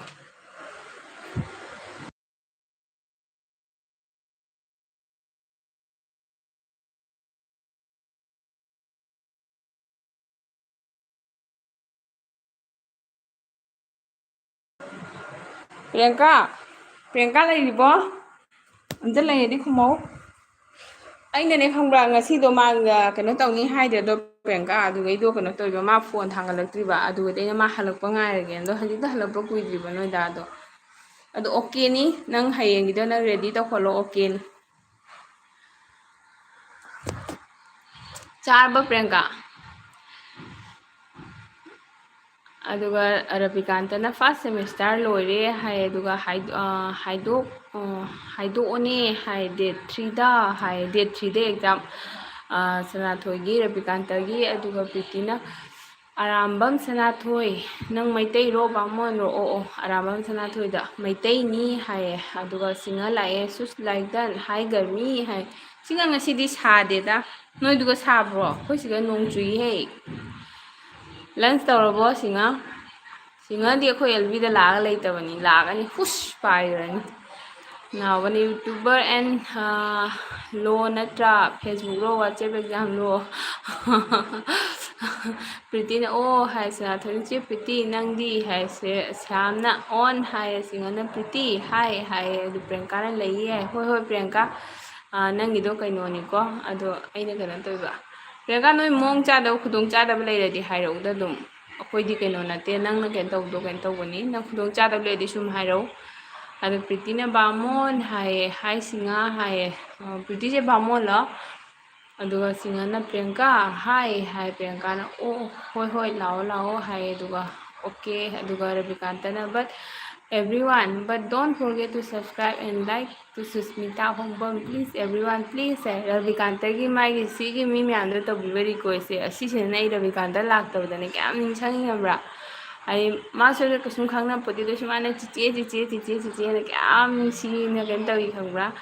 ꯁꯅꯥꯊꯣꯏꯅ ꯀꯔꯤ ꯌꯨꯝꯅꯥꯛꯅꯣ ꯆꯦ ꯄ꯭ꯔꯤꯇꯤ ꯍꯥꯏ. ꯑꯗꯨꯒ ꯁꯅꯥꯊꯣꯏꯅ ꯑꯣꯀꯦ ꯍꯥꯏ. ꯄ꯭ꯔꯤꯇꯤꯅ ꯒꯨꯔꯨꯃꯌꯨꯝ ꯍꯥꯏ. ꯒꯨꯔꯨꯃꯌꯨꯝꯗꯤ ꯂꯩꯌꯦ ꯑꯩꯈꯣꯏ ꯁꯣꯝꯗꯁꯨ. ꯑꯗꯨꯒ रविकांतन है कृपया सभी लोग सुष्मिता अहोंगबम को लाइक और सब्सक्राइब करें कृपया सभी लोग कृपया कृपया कृपया हाय थैंक यू. सनाथन ओ हाय सिंहना ngasi खरा फै चाक चारे दाल चारे हाय. सिंहा ngaraꯡꯗꯩ खितंग फरैनी ngaraꯡ संदादै नहानी लैबगा ngamdeda. ꯑꯩꯁ ꯆꯦ ꯁꯣꯜꯃꯥ ꯂꯥꯛꯑꯦ. ꯆꯦ ꯅꯪꯒꯤꯗꯨꯒꯨꯝꯕ ꯑꯄꯠꯄ ꯅꯤꯟꯗꯣ ꯄꯨꯔ ꯂꯥꯛꯀꯅꯨꯀꯣ. ꯄꯨꯡ ꯀꯌꯥ ꯇꯥꯔꯦ? ꯉꯁꯤꯗꯤ ꯅꯪ ꯇꯨꯝꯕ ꯂꯣꯏꯔꯝꯃꯅꯤꯗ. ꯇꯨꯝꯅꯤꯡꯗꯣꯏꯔꯣ? ꯇꯨꯝꯒꯅꯨ. ꯔꯦꯀꯣꯔꯠ ꯂꯩꯖꯔꯤ ꯅꯠꯇ꯭ꯔꯗꯤ ꯅꯪ ꯁꯨꯁꯃꯤꯇꯥꯒꯤ LB ꯆꯠꯂ ꯇꯨꯝꯕ ꯍꯥꯏꯅ. ꯑꯗꯨꯒ ꯄ꯭ꯔꯤꯇꯤꯅ ꯃꯥꯏ ꯔꯤꯌꯦꯜ ꯅꯦꯝ ꯏꯁ ꯇ꯭ꯔꯤꯞꯇꯤ ꯍꯥꯏ. ꯃꯃꯤꯡ ꯌꯥꯝ ꯐꯖꯩꯅꯦ ꯇ꯭ꯔꯤꯞꯇꯤ. ꯃꯃꯤꯡ ꯌꯥꯝ ꯐꯖꯕ ꯇꯥꯏꯀꯣ. ꯁꯣꯅꯤꯀꯥ ꯍꯥꯏꯅ ꯑꯃꯈꯛꯁꯨ ꯂꯥꯛꯑꯝꯃꯤ. ꯃꯃꯤꯡ ꯌꯥꯝ ꯐꯖꯩ. Tripti Sonika. Very beautiful name Preeti. ꯄꯦꯁꯣꯃꯥꯅ ꯉꯁꯤꯗꯤ ꯂꯥꯏꯛ ꯄꯤꯔꯣ. ꯀꯩꯒꯤ ꯆꯦ? ꯆꯦ ꯀꯩꯒꯤ? ꯁꯤꯡꯍꯅ ꯇ꯭ꯔꯤꯞꯇꯤ ꯀꯩ ꯂꯝꯒꯤꯅꯣꯅꯦ ꯍꯥꯏꯔꯁꯤ. ꯌꯥꯝꯅ ꯆꯦ ꯁꯨꯁ ꯑꯩ ꯆꯠꯂꯦꯀꯣ ꯊꯕꯛ ꯕꯥꯏ ꯑꯩ ꯀꯣꯏꯕ ꯆꯠꯂꯣꯏꯀꯣ. ꯍꯣꯏ ꯍꯣꯏ ꯁꯌꯥꯝ ꯊꯕꯛ ꯑꯣꯏꯗꯤ ꯆꯠꯂꯣ. ꯄ꯭ꯔꯤꯇꯤꯅ ꯃꯣꯏꯔꯥꯡꯈꯣꯡ ꯂꯣꯛꯂꯥꯎꯕꯨꯡꯗꯩꯅꯤ ꯍꯥꯏ. ꯄ꯭ꯔꯤꯇꯤꯅ ꯁꯤꯡꯍꯁꯦ ꯅꯨꯄꯥꯔꯣ ꯅꯨꯄꯤꯔꯣ ꯍꯥꯏ. ꯄ꯭ꯔꯤꯇꯤ ꯁꯤꯡꯍꯁꯦ ꯅꯤꯄꯥꯅꯤ ꯅꯤꯄꯥꯅꯤ ꯃꯥ ꯖꯦꯟꯇꯜꯃꯦꯟꯅꯤ ꯁꯤꯡꯍꯁꯦ. ꯑꯗꯨꯒ ꯁꯅꯥꯊꯣꯏꯅ ꯑꯩꯒꯤꯁꯨ ꯕꯥꯃꯣꯟ ꯐ꯭ꯔꯦꯟ ꯑꯃ ꯂꯩ ꯃꯥꯒꯤ ꯌꯨꯝꯅꯥꯛꯁꯨ ꯒꯨꯔꯨꯃꯌꯨꯝꯅꯤ ꯆꯦ ꯄ꯭ꯔꯤꯇꯤ ꯍꯥꯏ. ꯑꯗꯨꯒ ꯁꯅꯥꯊꯣꯏꯅ ꯑꯣꯟ ꯍꯥꯏ. ꯄ꯭ꯔꯤꯇꯤꯅ ꯃꯤꯡꯗꯤ ꯍꯥꯏ. ꯑꯗꯨꯒ ꯁꯅꯥꯊꯣꯏꯅ ꯑꯣꯟ ꯍꯥꯏ.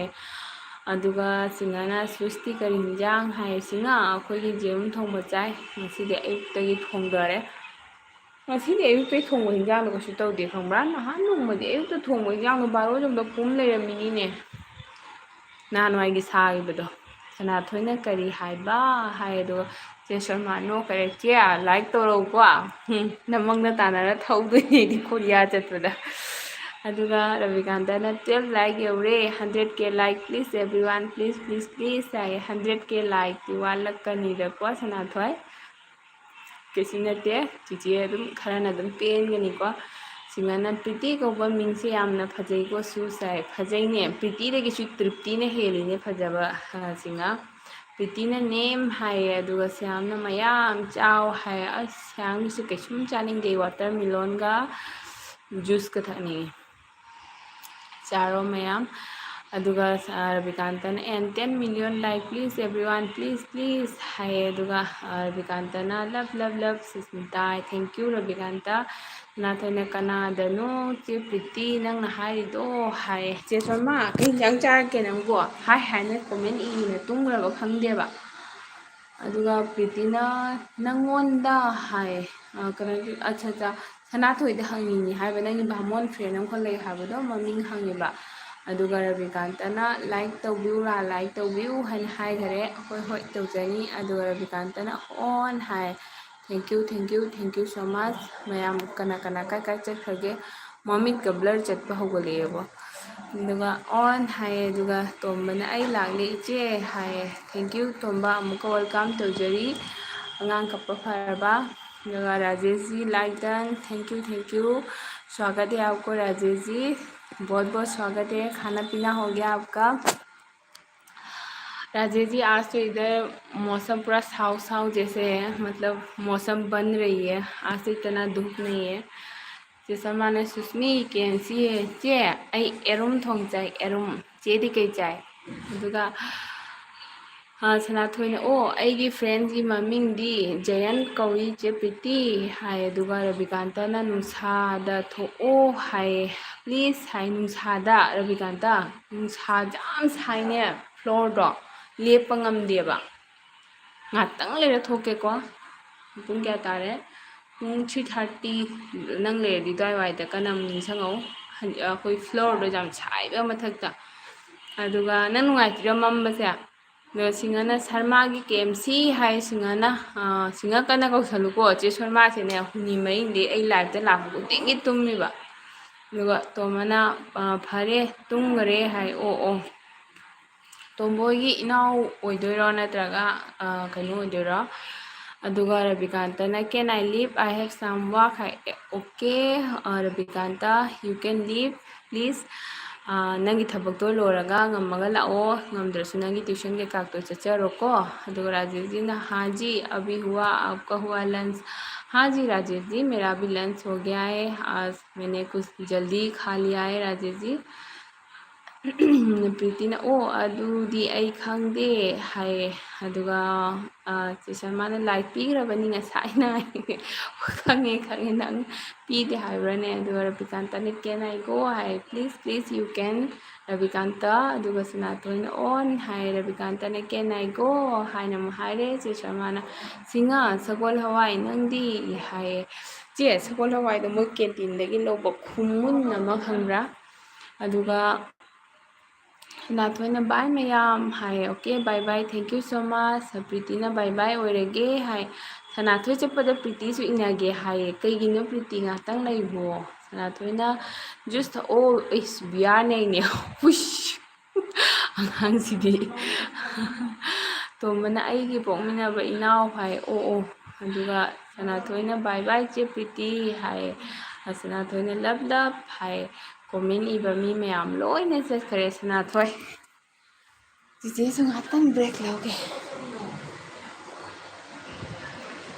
सनायाई 14 लाइक दन कुइरे हे सनायाई सि थेंगनादबा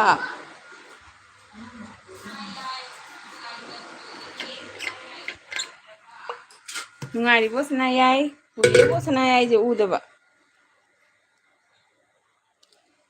तो मना ममिंग ना सनाथोइबा कवी हाय ओ ममिंग याम फजैये चही क्या फारगे याम आंगांग ओइरिबो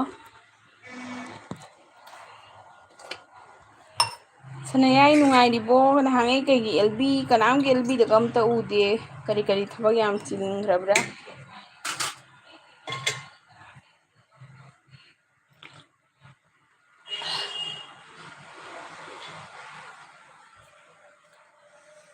ꯁꯅꯥꯊꯣꯏꯅ ꯑꯣꯟ ꯍꯥꯏꯌꯦ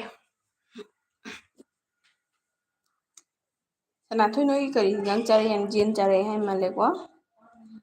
ꯀꯥꯎꯊꯣꯛꯎꯔꯦ ꯃꯌꯥꯝ ꯀꯣꯃꯦꯟ ꯃꯌꯥꯝꯁꯦ ꯄꯥꯂꯣꯏꯔꯛꯄꯗ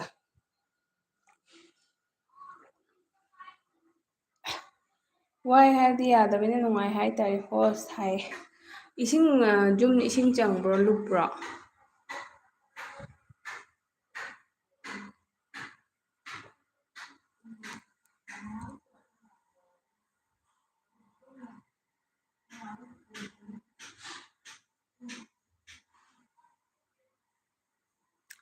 ꯇꯣꯝꯕꯅ ꯃꯥꯗꯤ ꯆꯍꯤ 12 ꯁꯨꯗ ꯉꯥꯏꯔꯤ ꯑꯩꯅ 21 ꯍꯥꯏ ꯑꯣ ꯌꯥꯝꯅ ꯈꯦꯠꯅꯩ ꯅꯠꯇ꯭ꯔꯥ 12 21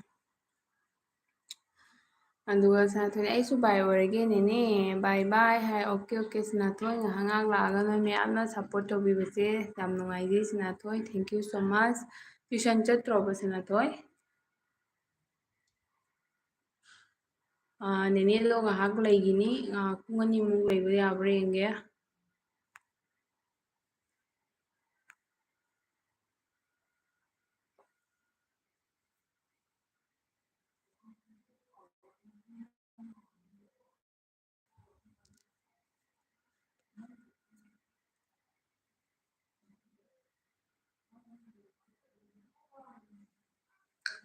ꯑꯩꯈꯣꯏꯔꯣꯝꯗꯤ ꯏꯁꯤꯡ ꯆꯥꯎꯕ ꯌꯥꯎꯗꯦꯗ ꯑꯦꯜ ꯕꯤ ꯌꯥꯎꯕꯁꯤ ꯌꯥꯝꯅ ꯂꯨꯕ ꯑꯗꯨꯒꯤ ꯌꯥꯎꯗꯕꯅꯤꯗ ꯃꯔꯛ ꯃꯔꯛ ꯂꯥꯛꯏ ꯍꯥꯏꯌꯦ ꯁꯅꯥꯌꯥꯏ ꯀꯩꯗꯧꯔꯦ ꯈꯔ ꯁꯤꯔꯤꯌꯁ ꯏꯁꯨꯒ ꯑꯣꯏꯔꯕꯕ ꯑꯗꯨꯝ ꯁꯤꯌꯥꯔ ꯇꯧꯔꯛꯑꯣ ꯀꯔꯤ ꯇꯧꯔꯦ ꯀꯔꯤ ꯇꯧꯕ ꯌꯥꯎꯅꯈꯔꯦ ꯑꯩꯁꯨ ꯌꯥꯝ ꯑꯊꯦꯡꯕ ꯀꯩꯀꯥꯀꯤꯗꯤ ꯌꯥꯝꯅ ꯆꯠꯄ ꯌꯥꯎꯕ ꯈꯣꯠꯄ ꯉꯝꯗꯦꯗ ꯀꯩꯅꯣ ꯇꯧꯔꯒ ꯑꯗꯨꯝ ꯍꯧꯖꯤꯛꯇꯤ ꯑꯗꯨꯝ ꯈꯔ ꯅꯨꯡꯗꯥꯡꯒꯨꯝꯕꯗꯒ ꯑꯗꯨꯝ ꯈꯔ ꯊꯥꯏ 9 10 ꯑꯗꯨꯝ ꯑꯣꯂꯥꯡꯕꯅꯤꯅ ꯃꯔꯛ ꯃꯔꯛꯇ ꯊꯥꯕ ꯌꯥꯎꯋꯤ ꯑꯗꯨꯗꯤ ꯀꯩꯅꯣ ꯇꯧꯗꯦ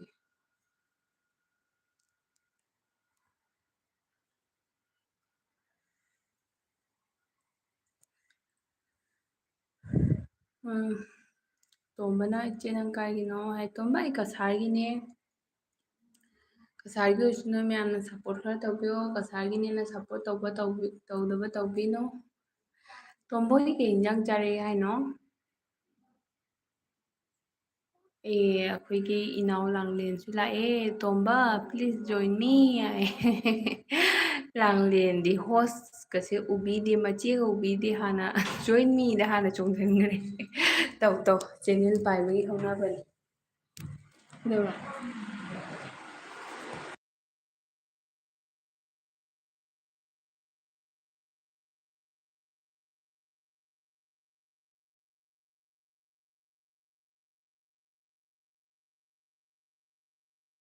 ꯑꯩꯉꯣꯟꯗ ꯉꯥꯡꯕꯗ ꯑꯩ ꯀꯩꯅꯣꯝ ꯅꯝꯁꯤꯟꯈ꯭ꯔꯦ ꯁꯣꯟꯗ ꯃꯆꯥ ꯇꯣꯝꯕꯅ ꯍꯣꯏ ꯍꯣꯏ ꯍꯥꯏ ꯍꯣꯏ ꯍꯣꯏ ꯈꯔ ꯇꯧꯕꯤꯌꯨ ꯃꯌꯥꯝꯅ ꯈꯔ ꯁꯞꯄꯣꯔꯠ ꯇꯧꯕꯤꯔꯗꯤꯀꯣ ꯑꯩꯗꯤ ꯆꯦꯟꯕ ꯉꯝꯗꯕꯩꯅꯦ ꯑꯩ ꯑꯃꯁꯨ ꯌꯥꯝꯅ ꯑꯩꯒꯤ ꯌꯥꯝꯅ ꯆꯠꯆꯕ ꯉꯝꯖꯗꯕ ꯑꯁꯤꯁꯤꯅ ꯑꯩ ꯁꯛꯄꯁꯦ ꯀꯥꯗꯕꯅꯤꯗ ꯃꯌꯥꯝ ꯈꯔ ꯁꯞꯄꯣꯔꯠ ꯇꯧꯕꯤꯔꯦ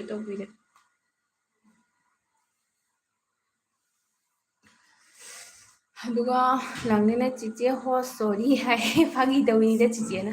ꯐꯥꯒꯤ ꯇꯧꯋꯤꯅꯤ ꯅꯣꯏ ꯑꯩꯈꯣꯏ ꯅꯨꯡꯇꯤꯒꯤ ꯈꯪꯅꯩꯁꯤꯗꯤ ꯀꯧ ꯃꯤ ꯑꯗꯣ ꯈꯔ ꯀꯧꯔꯒ ꯍꯥꯏꯖꯒꯗꯅꯤ ꯑꯗꯨꯒ ꯑꯗꯨꯃꯥꯏꯅ ꯍꯥꯏꯒꯗꯅꯤ ꯇꯣꯝꯕ ꯂꯥꯡꯂꯦꯟꯅꯁꯨ ꯈꯔ ꯁꯞꯄꯣꯔꯠ ꯇꯧꯕꯤꯌꯨ ꯔꯕꯤꯀꯥꯟꯇ ꯂꯥꯛꯑꯦ ꯆꯦꯆꯦ ꯑꯩ ꯂꯥꯛꯂꯦ ꯍꯥꯏꯌꯦ ꯏꯟ ꯄꯨꯄ ꯐꯨꯔꯤꯅꯤ ꯍꯥꯏ ꯍꯥꯏꯗꯤ ꯔꯕꯤꯀꯥꯟꯇ ꯀꯩ ꯍꯥꯏꯅꯣ ꯏꯟ ꯄꯨꯄ ꯐꯨꯔꯨꯔꯦ ꯍꯥꯏ ꯏꯟ ꯄꯨꯞꯄ ꯐꯨꯔꯨꯔꯦꯗꯤ ꯆꯤꯆꯦ ꯂꯥꯝꯕ ꯐꯪꯗ꯭ꯔꯦ ꯔꯕꯤꯀꯥꯟꯇ ꯀꯩ ꯍꯥꯏꯅꯣ ꯑꯗꯨꯒ ꯅꯨꯡꯁꯤꯠꯁꯦ ꯀꯟꯅ ꯁꯤꯠꯂꯦ ꯑꯗꯨꯒꯤ ꯊꯣꯡꯁꯦ ꯀꯟꯅ ꯂꯥꯎꯔꯦ ꯑꯗꯨꯒ ꯄꯟꯊꯨꯡ ꯂꯥꯛꯑꯦꯍꯦ ꯒꯨꯗ ꯑꯐꯇꯔꯅꯨꯟ ꯁꯨꯁꯃꯤꯇꯥ ꯍꯥꯏ ꯄꯟꯊꯨꯡ ꯅꯪꯒꯤꯗ ꯀꯥꯏꯗꯩ ꯂꯩꯁꯥꯕꯤ ꯃꯌꯥꯝ ꯅꯪꯅ ꯀꯥꯂꯦꯛ ꯇꯧꯔꯤꯗꯣ ꯃꯁꯝ ꯐꯖꯕꯀꯣ ꯄꯟꯊꯨꯡ ꯏꯁꯤꯡ ꯆꯥꯎꯗ꯭ꯔꯣ ꯑꯁꯤꯗꯁꯨ ꯅꯣꯡ ꯇꯥꯗꯣꯔꯤꯀꯣ ꯑꯁ ꯅꯣꯡꯗꯤ ꯇꯥꯗꯣꯔꯤ ꯍꯥꯏꯕꯨ ꯍꯧꯖꯤꯛꯁꯦ ꯀꯤꯗꯕ ꯌꯥꯗꯦ ꯅꯣꯡ ꯇꯥꯗꯣꯔꯤ ꯅꯠꯇꯦꯅꯦ ꯅꯨꯡꯁꯤꯠ ꯌꯥꯝ ꯀꯟ ꯂꯥꯛꯏꯅꯦ ꯑꯣꯏꯃꯥ ꯑꯩ ꯂꯥꯛꯄꯩ ꯐꯔꯦ ꯃꯥꯏ ꯒꯣꯠ ꯑꯩꯗꯤ ꯈꯪꯗꯕ ꯉꯥꯏꯈꯣꯀꯣ ꯃꯌꯥꯝ ꯌꯣꯡꯗꯣ ꯂꯣꯏꯅ ꯄꯨꯡꯃꯝ ꯃꯝꯈ꯭ꯔꯦ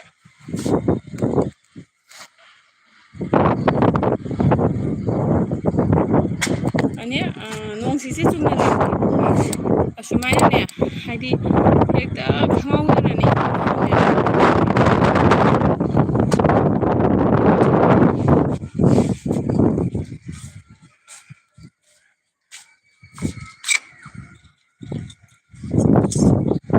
ꯈꯔꯦ ꯑꯩ ꯆꯪꯉ ꯆꯪꯉ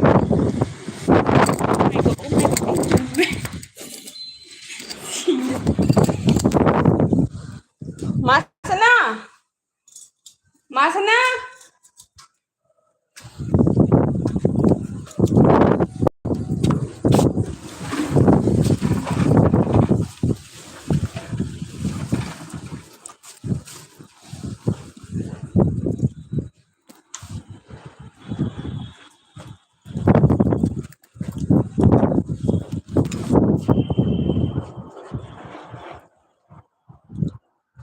ꯃꯌꯥꯝ ꯑꯝꯇ ꯉꯥꯏꯈꯣꯀꯣ ꯑꯩ ꯐꯤ ꯌꯥꯝ ꯀꯟꯅ ꯂꯧꯁꯜꯂꯤꯗꯣ ꯑꯝꯇ ꯑꯩ ꯀꯩꯅꯣ ꯇꯧꯒꯦ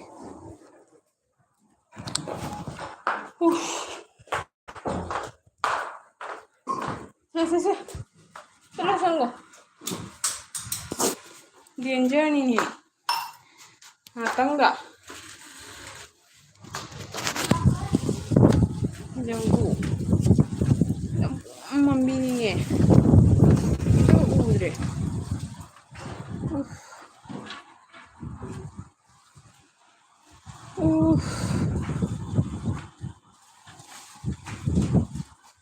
ꯉꯥꯏꯍꯥꯛ ꯀꯣꯃꯦꯟ ꯄꯥꯔꯛꯀꯦꯀꯣ ꯑꯗꯨꯒ ꯄꯪꯊꯨꯅ ꯂꯥꯡꯂꯦꯟ ꯍꯥꯏ ꯑꯗꯨꯒ ꯉꯥꯏꯈꯣ ꯁ꯭ꯋꯥꯏꯗꯤ ꯑꯝꯇ ꯃꯥꯔꯦ ꯁꯅꯥꯊꯣꯏ ꯔꯕꯤꯀꯥꯟꯇꯅ ꯍ꯭ꯋꯥꯠ ꯍꯥꯏ ꯂꯥꯡꯂꯦꯟ AKMC ꯍꯥꯏ ꯃꯈꯥ ꯆꯪꯉꯣ ꯆꯣ ꯁꯤ ꯁꯥꯏꯀ꯭ꯂꯣꯟꯂ ꯈꯪꯗꯦ ꯀꯌꯥꯝ ꯀꯟꯅ ꯁꯤꯠꯂꯤꯅꯣ ꯌꯦꯡꯉꯣ ꯆꯪꯉꯣ ꯑꯗꯨꯒ ꯂꯥꯡꯂꯦꯟꯅ ꯆꯤꯆꯦ KMC ꯂꯥꯡꯂꯦꯟ ꯑꯩꯈꯣꯏ ꯌꯦꯔꯨꯝ ꯆꯥꯏꯌꯦ ꯅꯪ ꯀꯩꯅꯣ ꯍꯥꯏꯔꯩ ꯇꯣꯝꯕꯅ ꯂꯥꯡꯂꯦꯟ ꯁꯞ ꯇꯧꯔꯕꯅꯤ ꯍꯥꯏ ꯅꯣꯏ ꯐꯨꯜ ꯏꯕꯤꯔꯛꯀꯅꯨꯀꯣ ꯃꯇꯦꯛ ꯏꯕꯤꯔꯛꯑꯣ ꯐꯨꯜ ꯏꯕꯗꯣ ꯌꯥꯗꯦ ꯌꯥꯝ ꯍꯥꯏꯅꯩꯀꯣ ꯑꯗꯨꯒ ꯔꯕꯤꯀꯥꯟꯇꯅ ꯍ꯭ꯋꯥꯠ ꯍꯥꯏ ꯑꯗꯨꯒ ꯍꯥꯏ ꯂꯥꯡꯂꯦꯟ ꯍꯥꯏ ꯔꯕꯤꯀꯥꯟꯇꯅ ꯍ꯭ꯋꯥꯠ ꯑꯣꯀꯦ ꯍꯥꯏ ꯀꯩꯗꯧꯔꯦ ꯔꯕꯤꯀꯥꯟꯇ ꯅꯪꯅ ꯀꯩꯅꯣꯝꯒ ꯏꯔꯛꯄꯗꯨꯗ ꯀꯩꯅꯣ ꯍꯪꯉꯤꯕ ꯆꯤꯆꯦꯅ ꯅꯦꯛꯁꯀꯤꯗꯣ ꯑꯗꯩꯗꯤ ꯂꯥꯡꯂꯦꯟꯅ ꯅꯨꯡꯁꯤ ꯄꯟꯊꯨꯡ KMC ꯍꯥꯏ ꯑꯗꯨꯒ ꯄꯟꯊꯨꯡꯅ ꯂꯥꯡꯂꯦꯟ ꯁꯣꯏꯕꯨꯝ ꯏꯔꯣꯝꯕ ꯆꯥꯏ ꯍꯥꯏ ꯄꯟꯊꯨꯡ ꯅꯪ ꯂꯥꯛꯄꯒ ꯐꯖꯅꯒ ꯋꯦꯜꯀꯥꯝꯒ ꯇꯧ ꯅꯪꯍꯧꯗ꯭ꯔꯦ ꯅꯣꯡꯁꯤꯁꯤꯅ ꯃꯊꯛ ꯀꯥꯔꯛꯄꯗ ꯈꯪꯄ꯭ꯔꯦꯛ ꯈꯪ ꯂꯩꯔꯝꯃꯦꯀꯣ ꯑꯗꯨꯒ ꯔꯕꯤꯀꯥꯟꯇꯅ ꯃꯤ 8 ꯍꯥꯏ ꯍꯣꯏ ꯃꯤ 8 ꯂꯩꯀꯣ ꯁꯅꯥꯌꯥꯏꯅ LBꯁꯦ ꯌꯥꯝꯅꯗꯤ ꯄꯥꯝꯃꯦ ꯑꯗꯨꯝ ꯌꯥꯎꯔꯝꯃꯤ ꯑꯗꯣ ꯑꯦꯀꯥꯎꯟ ꯑꯃ ꯂꯥꯛꯂꯒ ꯀꯥꯔꯟ ꯇꯥꯔꯝ ꯃꯥꯜꯂꯦ ꯑꯗꯨ ꯑꯩꯅꯅꯤ ꯍꯥꯏꯕ ꯑꯗꯨ ꯍꯧꯖꯤꯛꯇꯤ ꯀꯅꯥꯅꯣꯁꯤ ꯈꯪꯅꯔꯦ ꯑꯗꯨꯅ ꯊꯥꯖꯕ LBꯗ ꯌꯥꯎꯔꯔꯣꯏ ꯊꯥꯖꯕ ꯌꯥꯎꯔꯔꯣꯏ ꯌꯥꯎꯈꯤꯗꯕꯅꯤ ꯄꯥꯝꯖꯕꯒꯤ ꯂꯥꯛꯂꯤꯅꯤ ꯍꯥꯏ ꯊꯦꯡꯀ꯭ꯌꯨ ꯁꯅꯥꯌꯥꯏ ꯂꯥꯛꯄꯤꯕꯒꯤ ꯁꯅꯥꯌꯥꯏ ꯑꯗꯨꯗꯣ ꯅꯪꯇ ꯅꯠꯇꯦ ꯃꯤ ꯈꯔꯗ ꯌꯥꯝ ꯀꯥꯔꯟ ꯇꯥꯔꯦ ꯈꯪꯕ꯭ꯔꯥ ꯅꯪꯒꯤ ꯃꯃꯤꯡꯗꯤ ꯅꯠꯇꯦ ꯑꯇꯣꯞꯄ ꯃꯤꯒꯤ ꯃꯃꯤꯡꯒꯤꯁꯨꯅꯦ ꯌꯥꯝ ꯁꯥꯟꯅꯕꯤꯕ ꯑꯗꯨꯃꯥꯏꯅꯀꯣ ꯑꯗꯣ ꯍꯟꯗꯛ ꯈꯔꯅꯗꯤ ꯂꯦꯞꯈ꯭ꯔꯕꯅꯤ ꯃꯃꯥꯡꯗ ꯑꯗꯨꯃꯥꯏꯅ ꯌꯥꯝ ꯍꯥꯏꯅꯔꯨꯔꯦꯕꯀꯣ ꯑꯗꯨꯒ ꯔꯕꯤꯀꯥꯟꯇ ꯅꯨꯡꯁꯤꯠ ꯌꯥꯝ ꯁꯤꯠꯂꯦ ꯍꯥꯏ ꯍꯣꯏ ꯔꯕꯤꯀꯥꯟꯇ ꯆꯤꯆꯦꯗꯣ ꯃꯊꯛ ꯀꯥꯈꯠꯂꯛꯄꯗꯅꯦ ꯏꯉꯪ ꯉꯛꯎꯔꯦ ꯒ꯭ꯌꯥꯟ ꯃꯦꯟꯒ ꯇꯥꯗꯉꯩ ꯁꯤꯠꯇꯅ ꯂꯩꯔꯝꯃꯦ ꯑꯗꯨꯁꯤꯅ ꯑꯩꯅ ꯂꯥꯡꯂꯦꯟ ꯍꯥꯏꯔꯒ ꯄꯟꯊꯨꯡ ꯍꯥꯏꯔꯒ ꯀꯧꯔꯛꯑꯦ ꯏꯁꯇꯥꯔ ꯄꯤꯔꯒ ꯗꯥꯒꯨꯗꯤꯅ ꯄꯪꯂꯦꯡ ꯂꯦꯡꯒꯅꯨ ꯀꯣꯛ ꯉꯥꯎꯒꯦ ꯇꯧꯏ ꯗꯥꯒꯨꯗꯤ ꯅꯣꯡꯁꯤ ꯀꯟꯅ ꯁꯤꯠꯄꯒꯤ ꯑꯩꯅ ꯀꯣꯏꯆꯦꯟ ꯆꯦꯟꯕꯩꯅꯤ ꯑꯗꯨꯒ ꯁꯅꯥꯊꯣꯏꯅ ꯂꯥꯏꯚ ꯑꯗꯨꯝ ꯊꯥꯎ ꯑꯗꯨꯕꯨ ꯚꯤꯗꯤꯑꯣꯗ LB ꯅꯠꯇꯕꯗꯗꯤ ꯊꯥꯒꯠꯄꯤꯅꯨ ꯂꯥꯏꯚ ꯑꯗꯨꯝ ꯊꯥꯎ ꯑꯗꯨꯕꯨ ꯚꯤꯗꯤꯑꯣ ꯗ LB ꯅꯠꯇꯕꯗꯤ ꯊꯥꯒꯠꯄꯤꯅꯨ ꯍꯥꯏꯕ ꯔꯕꯤꯀꯥꯟꯇ ꯀꯩ ꯍꯥꯏꯅꯣ ꯌꯨꯇ꯭ꯌꯨꯕꯇ ꯚꯤꯗꯤꯑꯣ ꯍꯥꯞꯄꯅꯨ ꯍꯥꯏꯔꯣ ꯀꯩꯒꯤ ꯑꯗꯨꯒ ꯆꯦ ꯁꯔꯃꯥꯅ ꯁꯨꯁꯃꯤ ꯑꯣꯟ ꯂꯩ ꯀꯣꯟ ꯐꯦꯡꯀꯣ ꯍꯥꯏ ꯍꯣꯏ ꯆꯦ ꯀꯣꯟ ꯐꯦꯡꯉꯨ ꯐꯔꯦ ꯅꯪ ꯇꯨꯝꯗꯕ ꯀꯣꯟ ꯐꯦꯡꯗꯣ ꯐꯔꯦ ꯑꯗꯨꯒ ꯁꯅꯥꯌꯥꯏꯅ ꯗꯤꯂꯦꯠ ꯇꯧꯈ꯭ꯔꯦ ꯑꯗꯨꯒ ꯄꯟꯊꯨꯡꯅ ꯁꯨꯁꯃꯤꯇꯥ ꯀꯛꯆꯤꯡ ꯑꯩꯈꯣꯏ ꯀꯛꯆꯤꯡ ꯁꯥꯏꯠꯇꯗꯤ ꯊꯣꯏꯅ ꯆꯥꯎꯕ ꯑꯣꯏꯗꯦ ꯑꯗꯨꯕꯨ ꯏꯝꯐꯥꯜ ꯃꯅꯨꯡ ꯑꯌꯥꯝꯕꯗꯤ ꯏꯁꯤꯡ ꯆꯥꯎꯔꯦ ꯑꯗꯨꯒ ꯍꯤꯜꯁꯀꯤ ꯁꯥꯏꯠ ꯑꯌꯥꯝꯕꯁꯨ ꯐꯖꯅ ꯆꯥꯎꯔꯦ ꯏꯁꯤꯡ ꯉꯥꯏ ꯆꯥꯎꯔꯦ ꯐꯖꯅ ꯆꯥꯎꯔꯦꯅꯦ ꯆꯥꯎꯕ ꯃꯣꯏꯅ ꯇꯌꯥꯔꯗ ꯇꯧꯕꯗꯣ ꯇꯌꯥꯔꯗ ꯇꯧꯔ ꯂꯧꯊꯣꯛꯅꯩ ꯑꯗꯣ ꯑꯩꯈꯣꯏꯗꯣ ꯆꯥꯎꯈꯤꯕꯗꯣ ꯃꯌꯥꯡꯁꯤꯡꯗꯨꯅ ꯀꯩꯗꯧꯋꯤ ꯑꯩꯈꯣꯏꯒꯤ ꯊꯥꯔꯃꯣꯀꯨꯜ ꯍꯥꯏꯕ ꯀꯩꯅꯣ ꯉꯥ ꯐꯥꯕꯒꯤ ꯀꯩꯅꯣꯗꯣ ꯑꯗꯨꯏꯗꯨꯅꯅꯦ ꯑꯅꯤ ꯑꯍꯨꯝ ꯂꯣꯟꯁꯤꯟꯅꯔꯒ ꯑꯄꯥꯛ ꯃꯌꯥꯝ ꯊꯣꯛ ꯂꯣꯟꯁꯟꯅꯔꯒ ꯑꯗꯨꯗꯨꯅ ꯄꯣꯠ ꯆꯩ ꯌꯥꯝ ꯂꯥꯏꯅ ꯄꯨꯏꯕꯀꯣ ꯇꯣꯝꯕꯅ ꯑꯩꯒꯤ ꯏꯅꯥꯎꯄꯥꯒꯤꯁꯨ ꯏꯟꯁꯇꯥꯒ꯭ꯔꯥꯝꯗ ꯐꯣꯂꯣ ꯇꯧꯕꯤꯌꯨ ꯍꯥꯏ ꯇꯣꯝꯕꯗꯨꯗꯤ ꯏꯅꯥꯎꯄꯥꯒꯤ ꯏꯟꯁꯇꯥꯒ꯭ꯔꯥꯝꯒꯤ ꯃꯃꯤꯡꯗꯣ ꯍꯥꯏꯔꯛꯑꯣ ꯄꯟꯗꯨꯡꯅ ꯍꯥꯏꯗ ꯒꯨꯔꯗꯤꯞ ꯅꯨꯡꯉꯥꯏꯔꯤꯕꯣ ꯍꯥꯏ ꯔꯕꯤꯀꯥꯟꯇꯅ ꯀꯞꯈ꯭ꯔꯦ ꯀꯞꯀꯅꯨ ꯔꯕꯤꯀꯥꯟꯇ ꯑꯗꯨꯒ ꯇꯣꯝꯕꯅ ꯃꯥꯒꯤ ꯌꯨꯖꯔ ꯅꯦꯝꯅ ꯁꯅꯥꯊꯣꯏꯕ 91 ꯍꯥꯏ ꯑꯣꯀꯦ ꯃꯌꯥꯝ ꯁꯅꯥꯊꯣꯏꯕ 91 ꯏꯟꯁꯇꯥꯗ ꯐꯣꯂꯣ ꯇꯧꯕꯤꯌꯨ ꯇꯥꯒꯨꯔꯤꯅ ꯅꯨꯡꯉꯥꯏꯔꯤ ꯄꯟꯊꯨꯡ ꯍꯥꯏ ꯑꯗꯨꯒ ꯆꯦ ꯁꯣꯃꯥꯅ ꯅꯣꯡ ꯂꯥꯛꯏꯔꯣ ꯁꯨꯁꯃꯤ ꯍꯥꯏ ꯈꯪꯗꯦ ꯆꯦ ꯁꯣꯃꯥ ꯀꯗꯥꯋꯥꯏꯗ ꯂꯥꯛꯏꯕ ꯅꯨꯡꯁꯤꯠꯇꯤ ꯄꯨꯡꯃꯝ ꯃꯝꯃꯦ ꯎꯗꯦ ꯆꯦ ꯁꯣꯃꯥ ꯁꯤꯅꯦ ꯀꯤꯂꯣꯃꯤꯇꯔ ꯑꯃꯃꯨꯛ ꯂꯥꯞꯄꯗꯣ ꯂꯣꯏ ꯃꯝꯈꯔꯦ ꯎꯗꯦ ꯑꯝꯇ ꯑꯗꯨꯒ ꯔꯕꯤꯀꯥꯟꯇꯅ ꯑꯣꯟ ꯍꯥꯏ ꯔꯕꯤꯀꯥꯟꯇꯅ ꯍꯨꯏꯁ ꯃꯟ ꯑꯦꯟ ꯗꯦ ꯏꯁ ꯌꯣꯔ ꯕꯥꯔꯗꯦ ꯍꯥꯏ ꯔꯕꯤꯀꯥꯟꯇ ꯆꯤꯆꯦꯒꯤ ꯕꯥꯔꯗꯦꯗꯤ ꯌꯥꯝꯅ ꯏꯁꯄꯤꯁꯦꯜ ꯑꯣꯏꯕ ꯅꯨꯃꯤꯠꯅꯤꯌꯦ ꯑꯗꯨꯒ ꯔꯕꯤꯀꯥꯟꯇꯟ every one watching subscribe to Sushmita ꯑꯍꯣꯡꯕꯝ please and share to your friends ꯍꯥꯏꯌꯦ ꯄ꯭ꯂꯤꯖ ꯑꯗꯨꯒ ꯁꯨꯒꯗꯦꯕ ꯅꯪ ꯆꯠꯂꯣ ꯁꯨꯒꯗꯦꯕ ꯅꯪ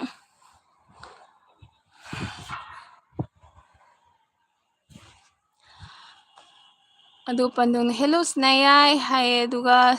ꯔꯕꯤꯀꯥꯟꯇꯅ ꯁꯥꯎꯒ ꯆꯤꯆꯦꯅ ꯀꯩꯅꯣ ꯇꯧꯈ꯭ꯔꯕꯅꯤ ꯍꯥꯏꯠ ꯇꯧꯈ꯭ꯔꯕꯅꯤ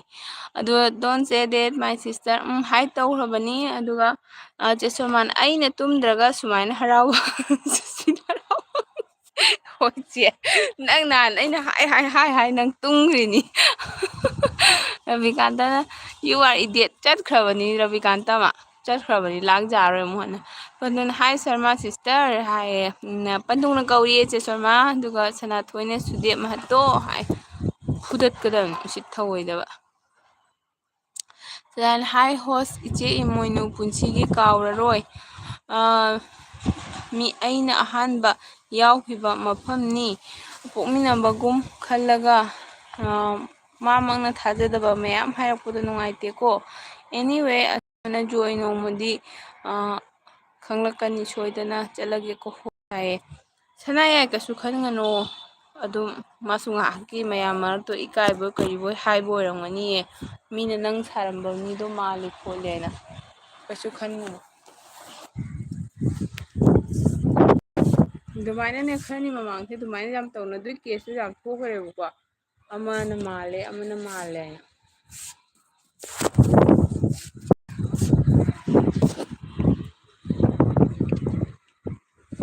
ꯑꯗꯨꯒ ꯔꯕꯤꯀꯥꯟꯇꯅ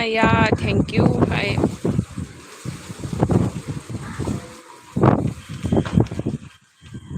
ꯉꯁꯤꯗꯤ ꯗꯦꯜꯂꯤꯒꯤ ꯄꯂꯦꯝ ꯏꯃꯥꯁꯤ ꯏꯪꯗꯣꯔꯤ ꯃꯥꯜꯂꯦ ꯏꯪꯉꯁꯨ ꯇꯨꯄꯤꯅ ꯏꯪꯗꯦꯅꯦ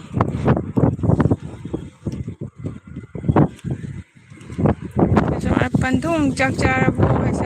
ꯗꯣꯟ ꯖꯣꯏꯟ ꯁꯨꯗꯦꯞ ꯃꯍꯥꯇꯣ ꯂꯋꯥꯏ ꯃꯆꯥ ꯍꯥꯏ ꯆꯠꯈ꯭ꯔꯕꯅꯤ ꯑꯩ ꯃꯈꯥꯗ ꯀꯨꯝꯃꯒꯦ ꯔꯕꯤꯀꯥꯟꯇ ꯅꯪꯅ ꯍꯥꯏꯕꯗꯣ ꯀꯥꯈꯠꯂ ꯃꯃꯤꯠꯇ ꯂꯣꯏ ꯎꯐꯨꯟ ꯆꯪꯉꯦ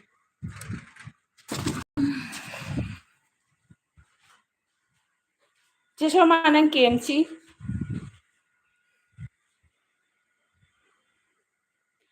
Mix TV, where are you from, sister? Hi, Mix TV, I am from India. Welcome, Mix TV, welcome. Please join my channel. You also get back. Happy two people watching the live. Hi. Oi Sanatoy marak mi layraga watch tawba people se link na show tawbani Ravikant aduna Delhi da nong tabase mi ayamba harawnabani hai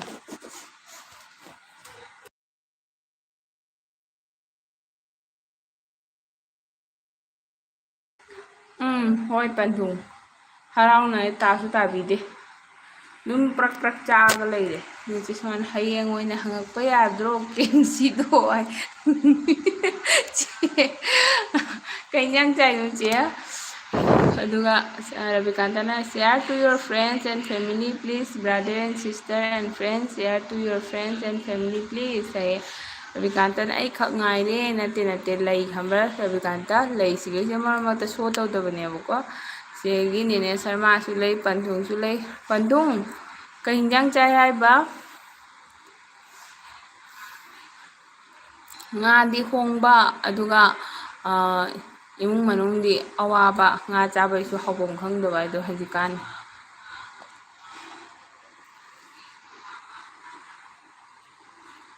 ꯁꯒꯣꯜ ꯍꯋꯥꯏ ꯆꯥꯏ ꯑꯣ ꯅꯤꯡꯁꯤꯡꯉꯦ ꯅꯪ ꯁꯒꯣꯜ ꯍꯋꯥꯏꯗꯣ ꯉꯁꯥꯏ ꯁꯤꯡꯅꯗ꯭ꯔꯥ ꯀꯩꯅꯣ ꯅꯪꯅ ꯈꯨꯝꯈꯤꯕꯗꯣ ꯁꯒꯣꯜ ꯍꯋꯥꯏ ꯆꯥꯏ ꯍꯥꯏꯅꯀꯣ ꯍꯥꯎꯕ꯭ꯔꯣ ꯆꯦ ꯆꯝꯊꯣꯡ ꯆꯥꯏꯔꯣ ꯎꯇꯤ ꯆꯥꯏꯔꯣ ꯅꯪꯒꯤ ꯀꯩꯅꯣ ꯑꯅꯤꯗꯨꯗꯤ ꯁꯥꯔꯇꯤꯐꯤꯀꯦꯠ ꯑꯅꯤ ꯀꯥꯏ ꯆꯠꯈ꯭ꯔꯦ ꯔꯕꯤꯀꯥꯟꯇꯅ ꯑꯗꯨꯕꯨ ꯃꯤ ꯑꯃ ꯌꯧꯔꯛꯑꯦ ꯍꯥꯏ ꯍꯣꯏ ꯑꯗꯨꯒ ꯄꯟꯊꯨꯡꯅ ꯁꯨꯁꯃꯤꯇꯥ ꯑꯩꯗꯤ ꯁꯣꯏꯕꯨꯝ ꯏꯔꯣꯝꯕ ꯑꯣꯏꯅ ꯆꯥꯔꯛꯂꯦ ꯍꯥꯏ ꯍꯥꯎꯔꯝꯒꯅꯤꯗ ꯄꯟꯊꯨꯡ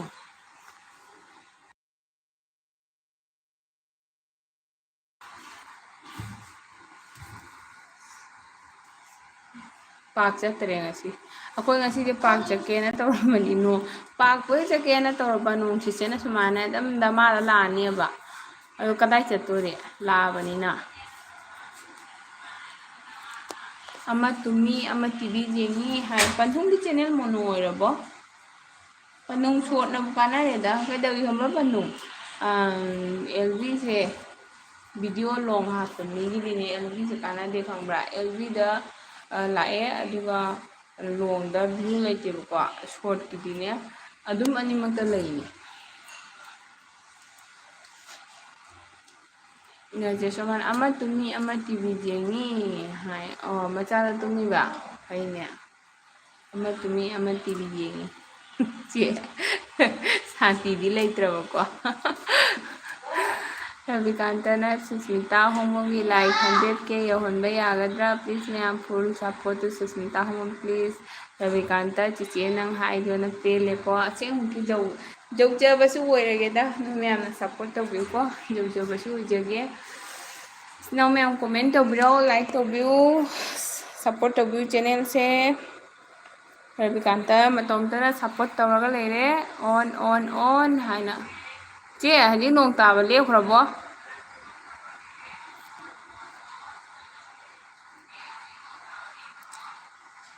ꯁꯨꯁꯃꯤ ꯉꯔꯥꯡ ꯅꯨꯡꯗꯥꯡꯅ ꯀꯩꯗꯧꯔꯤꯕ ꯀꯩꯗꯧꯔꯒꯦ ꯆꯦ ꯕꯠ ꯇꯠꯈꯤꯕꯗꯨꯔꯣ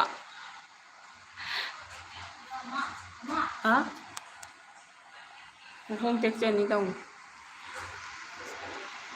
ꯇꯣꯝꯕꯅ ꯏꯆꯦ ꯑꯩ ꯆꯠꯂꯒꯦ ꯃꯊꯪꯒꯤ ꯂꯥꯏꯐꯇ ꯑꯃꯨꯛ ꯂꯥꯛꯂꯒꯦ ꯍꯥꯏ ꯍꯣꯏ ꯇꯣꯝꯕ ꯊꯕꯛ ꯂꯩꯔꯗꯤ ꯊꯣꯛꯄꯤꯔꯣ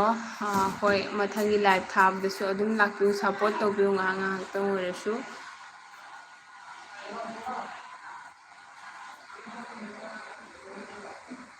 ꯆꯦ ꯑꯩ ꯀꯩꯅꯣ ꯊꯣꯛꯀꯅꯤꯌꯦ ꯆꯦ ꯌꯨꯝꯗ ꯂꯥꯛꯑꯣ ꯆꯦ ꯍꯣꯏꯁꯨ ꯑꯗꯨꯒ ꯔꯕꯤꯀꯥꯟꯇꯅ please live 1 more hour please ꯍꯣꯏ 1 more hourꯕꯨꯗꯤ ꯂꯩꯒꯦꯀꯣ ꯆꯤꯆꯦ ꯄꯨꯡ 1:11 ꯆꯠꯂꯦ 1 hourꯃꯨꯛꯇꯤ ꯆꯤꯆꯦ ꯋꯥꯅ ꯂꯩꯕ ꯉꯝꯕ꯭ꯔꯥ ꯌꯦꯡꯒꯦ ꯃꯤ ꯂꯥꯛꯄꯤꯔꯒꯗꯤ ꯑꯗꯨꯝ ꯍꯥꯏꯗꯤ ꯃꯌꯥꯝꯒ ꯋꯥꯔꯤ ꯁꯥꯟꯅꯔꯒ ꯑꯋꯥꯕ ꯈꯤꯇꯪ ꯈꯪꯍꯧꯗꯦꯕꯀꯣ ꯃꯤ ꯂꯥꯛꯇ꯭ꯔꯒꯗꯤꯅꯦ ꯂꯩꯕꯁꯦ ꯅꯨꯡꯉꯥꯏꯇꯦ ꯍꯥꯏꯗꯤ ꯋꯥꯏꯕꯀꯣ ꯄꯟꯊꯨꯡꯅ ꯍꯥꯞ ꯃꯣꯅꯣꯗꯤ ꯑꯣꯏꯔꯦ ꯐꯨꯜ ꯃꯣꯅꯣ ꯑꯣꯏꯗꯧꯕ ꯋꯥꯆ ꯇꯥꯏꯝ 100 ꯋꯥꯠꯂꯤ ꯍꯥꯏ ꯄꯟꯊꯨꯡ ꯍꯥꯞ ꯃꯣꯅꯣꯁꯦ ꯀꯃꯥꯏꯅ ꯑꯣꯏꯒꯦ ꯐꯔꯦꯅꯦ ꯅꯪꯗꯤ ꯋꯥꯏ ꯁꯪꯉꯦꯅꯦ ꯍꯥꯞ ꯃꯣꯅꯣ ꯑꯣꯏꯗꯣ ꯍꯥꯞ ꯃꯣꯅꯣꯁꯦ ꯀꯃꯥꯏꯅ ꯑꯣꯏꯒꯦ ꯍꯥꯏꯗꯤ 500 ꯁꯞ ꯂꯩꯔꯒ ꯋꯥꯆ ꯇꯥꯏꯝ ꯁꯨꯔꯒ ꯑꯣꯏꯔꯥ ꯑꯗꯨꯒ ꯔꯕꯤꯀꯥꯟꯇꯅ ꯄ꯭ꯂꯤꯖ ꯍꯥꯏꯈꯔꯦ ꯑꯗꯨꯒ ꯆꯦ ꯃꯥꯅ ꯅꯣꯡ ꯆꯨꯗ꯭ꯔꯤꯗ ꯅꯨꯡꯁꯥ ꯁꯥꯏ ꯍꯥꯏ ꯑꯗꯨꯒ ꯍꯣꯏꯅꯦ ꯆꯦ ꯑꯗꯨꯒ ꯕꯨꯡꯒꯥ ꯇꯣꯡꯒꯦꯔꯣ ꯈꯪꯗꯦꯕ ꯆꯦ ꯑꯩꯅ ꯑꯗꯨꯅꯤ ꯍꯥꯏꯕ ꯑꯁꯤꯈꯩ ꯑꯃꯨꯛ ꯌꯨꯝ ꯆꯠꯇꯣꯏꯅꯤ ꯌꯨꯝ ꯆꯠꯄꯁꯤ ꯆꯦ ꯀꯩꯅꯣ ꯇꯧꯗ꯭ꯔꯅꯦꯀꯣ ꯍꯥꯏꯗꯤ ꯄꯣꯠ ꯆꯩ ꯂꯣꯏꯁꯟ ꯈꯣꯠꯆꯟꯕꯗ ꯆꯠꯀꯅꯦꯅ ꯈꯪꯗꯦꯕꯀꯣ ꯁꯤꯈꯩ ꯑꯃꯨꯛ ꯂꯣꯏꯁꯤꯜꯂ ꯈꯣꯠꯆꯜꯂ ꯆꯠꯂꯅꯤ ꯑꯥꯗ ꯑꯃꯨꯛ ꯑꯗꯨꯃꯥꯏꯅ ꯇꯧꯔꯗꯤꯅ ꯍꯥꯏꯕꯕꯨ ꯈꯪꯗꯦ ꯃꯥꯂꯤꯛꯅ ꯄ꯭ꯂꯥꯟ ꯁꯥꯒꯠꯂꯤ ꯍꯌꯦꯡ ꯁꯟꯗꯦꯅꯤꯅꯦ ꯐꯣꯟ ꯑꯃ ꯂꯧꯔꯨꯈ꯭ꯔꯅꯤ ꯐꯣꯟ 8 ꯂꯩ ꯑꯦꯟ 2 more ꯐꯣꯟ ꯔꯕꯤꯀꯥꯟꯇ ꯅꯪꯗꯤ ꯀꯩꯗꯧꯗꯣꯏꯕ ꯐꯣꯟ ꯗꯨꯛꯌꯥꯝꯗꯣ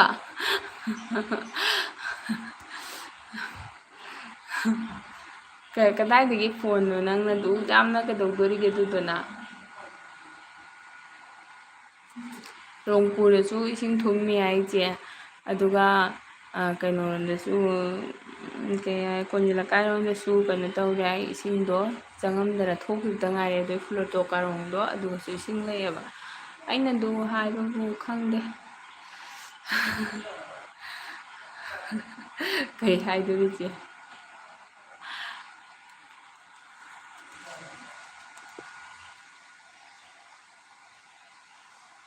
ꯀꯩꯅꯣ ꯍꯥꯞ ꯃꯣꯅꯣꯗꯤ ꯋꯥꯆ ꯇꯥꯏꯝ 3Kꯗ ꯇꯧꯕ ꯌꯥꯕꯗꯣ ꯐꯨꯜ ꯃꯣꯅꯣꯅ ꯋꯥꯆ ꯇꯥꯏꯝ 4Kꯗ ꯑꯣꯏꯗꯣꯏꯕ ꯑꯣ ꯅꯪꯅ ꯍꯥꯞ ꯍꯥꯟꯅ ꯇꯧꯊꯣꯛꯄꯀꯣ ꯁꯞꯇꯤ ꯑꯗꯨꯝ 500 ꯑꯗꯨꯒ 1000 ꯅꯠꯇ꯭ꯔꯥ ꯍꯣꯏꯅꯦ ꯑꯗꯨꯅꯦ ꯑꯩꯅ ꯑꯗꯨꯒꯤꯅꯤ ꯈꯪꯕ꯭ꯔꯥ ꯄꯟꯊꯨꯡ ꯑꯩꯅ ꯌꯥꯝꯅꯅꯦ ꯃꯤꯒꯤ ꯑꯦꯜꯕꯤꯗ ꯑꯩꯅ ꯌꯥꯝ ꯍꯥꯡꯅ ꯀꯣꯏꯆꯦꯟ ꯆꯦꯟꯂꯤꯁꯦ ꯀꯩ ꯀꯥꯟꯅꯩ ꯀꯣꯏꯉꯥꯎ ꯉꯥꯎꯅ ꯀꯣꯏꯆꯦꯟ ꯆꯦꯜꯂꯨꯔꯒ ꯑꯩ ꯋꯥꯆ ꯇꯥꯏꯝꯁꯨ ꯐꯪꯉꯣꯏꯅ ꯈꯪꯗꯦ ꯍꯥꯏꯗꯤ ꯑꯩꯅ ꯁꯪꯗꯕꯒ ꯑꯗꯨꯃꯥꯏꯅ ꯇꯧꯔꯤꯅꯦꯕꯀꯣ ꯑꯩꯁꯨ ꯌꯨꯝꯁꯦ ꯆꯠꯀꯦ ꯈꯜꯂꯤꯉꯩꯗ ꯑꯉꯥꯡ ꯁ꯭ꯀꯨꯜ ꯍꯧꯗꯣꯔꯦ ꯑꯗꯨꯅꯤꯆꯦ ꯀꯩꯅꯣꯅꯦ ꯍꯥꯏꯁꯦ ꯍꯟꯗꯛ ꯖꯨꯟꯅꯤꯅꯀꯣ ꯖꯨꯂꯥꯏꯗꯒꯤꯗꯤ ꯑꯩꯗꯤ ꯄꯔꯤꯈꯥꯅꯦꯕ ꯑꯗꯣ ꯑꯩ ꯆꯠꯂꯗꯤ ꯌꯥꯝ ꯀꯨꯏꯔꯔꯣꯏ ꯖꯨꯝ ꯍꯥꯏꯅꯤ ꯍꯣꯏ ꯁꯨꯁꯃꯤꯇꯥꯗꯤ ꯋꯥꯠꯆ ꯑꯩꯒꯤ ꯌꯧꯗ꯭ꯔꯤꯗ ꯄꯟꯊꯨꯡ ꯑꯩꯒꯤ ꯀꯥꯏ 1Kꯐꯧ ꯌꯧꯖꯗ꯭ꯔꯤ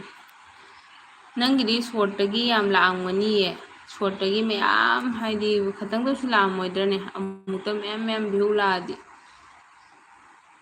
ꯀꯩꯅꯣꯒꯤꯗꯤ ꯂꯣꯡꯒꯤꯗꯤ ꯂꯥꯛꯄ ꯋꯥꯏꯑꯦꯕ ꯂꯣꯡꯒꯤꯗꯤ ꯑꯩꯈꯣই ꯆꯦꯅꯦꯜ ꯄꯥꯏꯕꯁꯤꯡꯅ ꯌꯦꯡꯉꯤꯁꯤꯗꯤ ꯑꯗꯨꯝ ꯂꯥꯏꯛꯇ ꯄꯤꯕꯒ ꯃꯥꯟꯅꯕ ꯍꯥꯏꯗꯨꯅꯤ ꯈꯔꯇꯅꯤꯗ ꯐꯨꯜ ꯋꯥꯁ ꯇꯧꯕꯤꯔꯤꯕ ꯑꯩꯈꯣꯏ ꯑꯗꯨꯝ ꯅꯪꯅ ꯈꯪꯅꯕ ꯑꯗꯨꯝꯕ ꯈꯔ ꯀ꯭ꯂꯣꯁ ꯑꯣꯏꯕ ꯈꯔꯇꯅꯤ ꯐꯨꯜ ꯋꯥꯁ ꯇꯧꯕꯤꯔꯤꯕ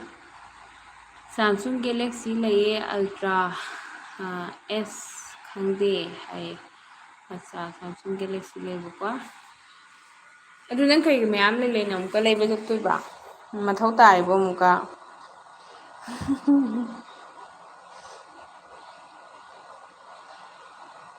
ꯄꯥꯏ ꯔꯕꯤꯀꯥꯟꯇꯒꯤ ꯀꯣꯃꯦꯟ ꯄꯥꯏ ꯁꯥꯝꯁꯨꯡ ꯒꯦꯂꯦꯛꯁꯤ ꯂꯩꯌꯦ ꯑꯜꯇ꯭ꯔꯥ ꯍꯥꯏ ꯑꯗꯨꯒ ꯑꯦꯁ ꯀꯔꯤꯅꯣ ꯍꯥꯏ ꯑꯗꯨꯒ ꯈꯪꯗꯦ ꯍꯥꯏ ꯔꯕꯤꯀꯥꯟꯇꯅ ꯆꯦꯆꯦ ꯅꯪ ꯑꯩꯒꯤ ꯀꯣꯃꯦꯟ ꯄꯥꯕꯤꯈꯤ ꯄꯥꯏꯀꯣ ꯄꯥꯏ ꯅꯪ ꯀꯩꯒꯤ ꯑꯃꯨꯛꯀ ꯂꯩꯕ ꯆꯠꯇꯣꯏꯅꯣ ꯍꯥꯏꯕ ꯆꯦꯆꯦꯅ ꯍꯥꯏꯗꯤ ꯁꯣꯔꯃꯥꯅ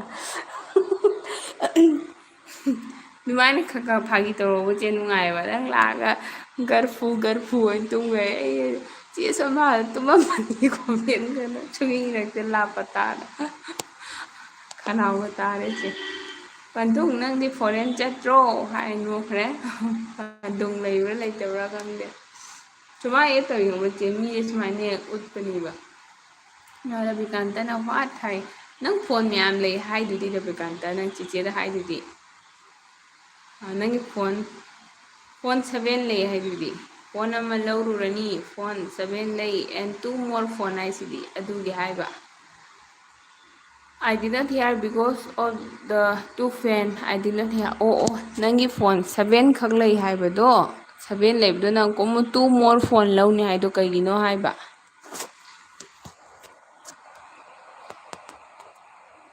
ꯑꯗꯨꯒ ꯁꯅꯥꯊꯣꯏꯅ ꯑꯩꯒꯤ ꯅꯠꯇꯦ ꯍꯥꯏ ꯑꯣ ꯅꯣꯏ ꯐꯦꯃꯤꯂꯤꯒꯤ ꯔꯕꯤꯀꯥꯟꯇ ꯆꯤꯆꯦꯒꯤꯗ ꯅꯣꯏꯒꯤ ꯐꯦꯃꯤꯂꯤ ꯃꯃꯥ ꯕꯕꯥꯗꯩꯁꯨ ꯂꯣꯏꯅ ꯁꯞ ꯇꯧ ꯑꯗꯨꯒ ꯅꯪꯅ ꯀꯤꯕ ꯃꯤꯁꯤꯡꯗꯨꯗꯤ ꯕꯦꯂꯥꯏꯀꯣꯟ ꯅꯝꯃꯨꯔꯅꯨ ꯑꯗꯨꯒ ꯌꯦꯡꯕꯤꯒꯗꯕ ꯑꯣꯏꯗꯤ ꯕꯦꯂꯥꯏꯀꯣꯟ ꯅꯝꯃꯨ ꯃꯃꯥ ꯕꯕꯥꯒꯤꯗꯩꯁꯨ ꯑꯗꯨꯃꯥꯏꯅ ꯑꯗꯨꯒ ꯅꯥꯏꯠꯕꯣꯠꯅ don't forget to subscribe this channel ꯍꯥꯏ ꯊꯦꯡꯀ꯭ꯌꯨ ꯅꯥꯏꯠꯕꯣꯠ ꯋꯦꯜꯀꯝ ꯇꯧꯖꯔꯤ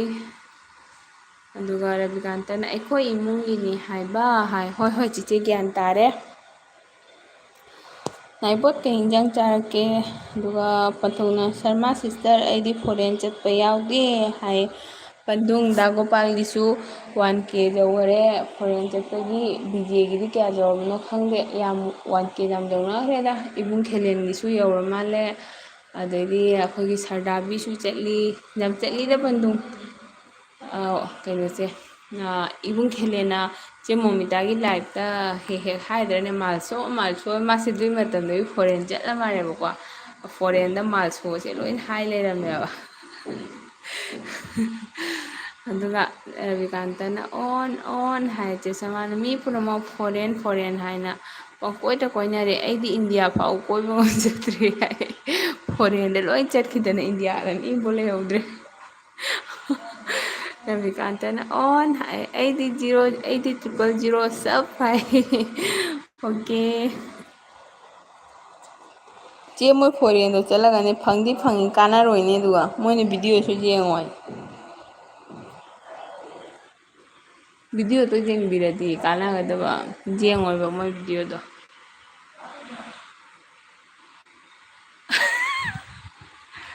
ꯑꯣ ꯄꯟꯊꯨꯡꯒꯤꯁꯤꯗꯤ ꯆꯠꯂꯝꯃꯒ ꯊꯥꯗꯣꯛꯈꯤꯕ ꯂꯝꯕꯤꯅꯤꯅꯦ ꯑꯩꯁꯨ ꯍꯥꯟꯅ ꯐꯣꯔꯦꯟ ꯆꯠꯂꯝꯃꯤ ꯑꯗꯨꯕꯨ ꯇꯟꯗꯅ ꯆꯠꯈꯤꯗꯕ ꯍꯥꯏꯅ ꯑꯩ ꯑꯃꯈꯛꯇꯤ ꯆꯠꯅꯤꯡꯉꯦ ꯍꯥꯏꯗꯤꯅꯦ ꯃꯔꯛ ꯃꯔꯛꯇ ꯆꯠꯂꯤꯕꯀꯣ ꯑꯗꯨꯗꯣ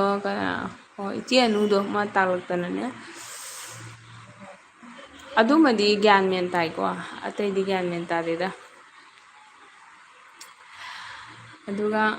ꯁꯅꯥꯊꯣꯏꯅ if I had I wish I will wish for you to have 100 million. Oh my God, Ravikanta, please, Ravikanta. Rabikanta ꯏꯁꯥꯅ ꯈꯨꯔꯨꯝꯖꯕꯕꯨꯗꯤꯅꯦ ꯑꯗꯨꯃꯥꯏꯅ ꯃꯤ ꯑꯇꯣꯞꯄꯅ ꯄ꯭ꯔꯦꯌꯥꯔ ꯇꯧꯕꯤꯕꯗꯣ ꯑꯗꯨꯅ ꯍꯦꯜꯂꯤ ꯈꯪꯕ꯭ꯔꯥ ꯋꯤꯁꯦꯁ ꯄꯨꯔꯥ ꯑꯣꯏꯕ ꯄ꯭ꯂꯤꯖ ꯑꯩ ꯀꯥꯎꯖꯔꯣꯏ ꯅꯪꯉꯣꯟꯗ ꯀꯩꯗꯧꯉꯩꯗ ꯀꯥꯎꯖꯔꯣꯏꯀꯣ ꯑꯩꯒꯤ ꯏꯄꯥ ꯅꯤꯄꯥꯁꯦ ꯑꯁ ꯑꯁꯦꯡꯃꯛꯀꯤ ꯅꯪ ꯑꯗꯨꯃꯥꯏꯅ ꯈꯜꯂꯗꯤ ꯅꯣꯡꯃ ꯁꯣꯏꯗꯅ ꯑꯣꯏꯒꯅꯤꯀꯣ ꯑꯗꯨꯒ ꯁꯔꯃꯅ ꯁꯨꯁꯃꯤ ꯑꯩꯗꯤ ꯏꯪꯂꯤꯁ ꯉꯥꯡꯕ ꯍꯩꯇꯦ ꯏꯪꯂꯤꯁꯀ ꯉꯥꯡꯗꯦꯅꯦ ꯆꯦ ꯅꯪꯕꯨ ꯆꯠꯂꯨꯅꯦ ꯆꯠꯅꯤꯡꯉꯗꯤ ꯑꯩ ꯍꯥꯏꯔꯛꯀꯦꯅꯦ ꯀꯩꯅꯣꯅꯦ ꯏꯪꯂꯤꯁꯀ ꯉꯥꯡꯗꯦ ꯈꯪꯕ꯭ꯔꯥ ꯃꯣꯏ ꯀꯩꯁꯨꯝ ꯉꯥꯡꯉꯣꯏ ꯃꯣꯏ ꯆꯠꯂꯒ ꯂꯥꯏꯛꯇꯣ ꯅꯝꯃꯅꯤꯅ ꯃꯣꯏꯗ ꯁꯞ ꯇꯧꯔꯅꯤ ꯑꯗꯨꯒ ꯃꯣꯏ ꯚꯤꯗꯤꯑꯣ ꯑꯃ ꯌꯦꯡꯉꯒ ꯂꯥꯏꯛ ꯗꯟ ꯍꯥꯏꯔꯝꯃꯅꯤ ꯀꯅꯦꯛꯇꯦꯠ ꯍꯥꯏꯅ ꯑꯗꯨꯒ ꯏꯪꯂꯤꯁꯀ ꯉꯥꯡꯉꯣꯏ ꯂꯞꯀꯤ ꯀꯩꯅꯣꯗꯣ ꯏꯃꯣꯖꯤꯗꯣ ꯑꯗꯨꯗꯣ ꯑꯗꯨꯝ ꯄꯤꯁꯟꯗꯣꯏꯕ ꯑꯗꯣ ꯅꯪ ꯃꯃꯤꯡꯗꯣ ꯎꯔꯒꯅꯦ ꯀꯥꯃꯤꯟ ꯍꯥꯏꯌꯦ ꯅꯪꯒꯤ ꯁꯞ ꯑꯃꯃꯝ ꯍꯦꯟꯒꯠꯀꯅꯤ ꯑꯗꯣ ꯀꯨꯏꯅ ꯂꯩꯕ ꯃꯊꯧ ꯇꯥꯏꯕ ꯑꯗꯨꯒ Rabikanta if I had wish ꯍꯥꯏꯕ ꯍꯣꯏ ꯇꯧꯕꯤꯔꯣ ꯔꯕꯤꯀꯥꯟꯇ ꯅꯥꯏꯕꯣꯠꯅ ꯑꯣꯛꯁꯥ ꯐꯨꯠꯄ ꯆꯥꯏ ꯏꯆꯦ ꯍꯥꯏꯌꯦ ꯑꯣꯀꯦ ꯅꯥꯏꯕꯣꯠ ꯍꯥꯎꯕ꯭ꯔꯣ ꯅꯨꯡꯁꯥ ꯁꯥꯕ꯭ꯔꯣ ꯀꯃꯥꯏꯅ ꯇꯧꯒꯦ ꯆꯦ ꯁꯣꯃꯥꯅ ꯀꯔꯤꯅꯣ ꯃꯣꯏꯒꯤ ꯃꯔꯣꯜ ꯇꯝꯁꯧ ꯍꯥꯏꯅꯔꯤꯗꯨꯅ ꯍꯣꯏ ꯇꯝꯁꯧ ꯍꯥꯏꯅꯠꯇꯦ ꯆꯦ ꯑꯗꯨꯗꯣ ꯂꯥꯏꯛ ꯗꯟ ꯍꯥꯏꯔ ꯁꯞꯗꯥꯟ ꯍꯥꯏꯔ ꯈꯪꯗꯦꯕꯀꯣ ꯇꯝꯁꯛ ꯍꯥꯏꯕ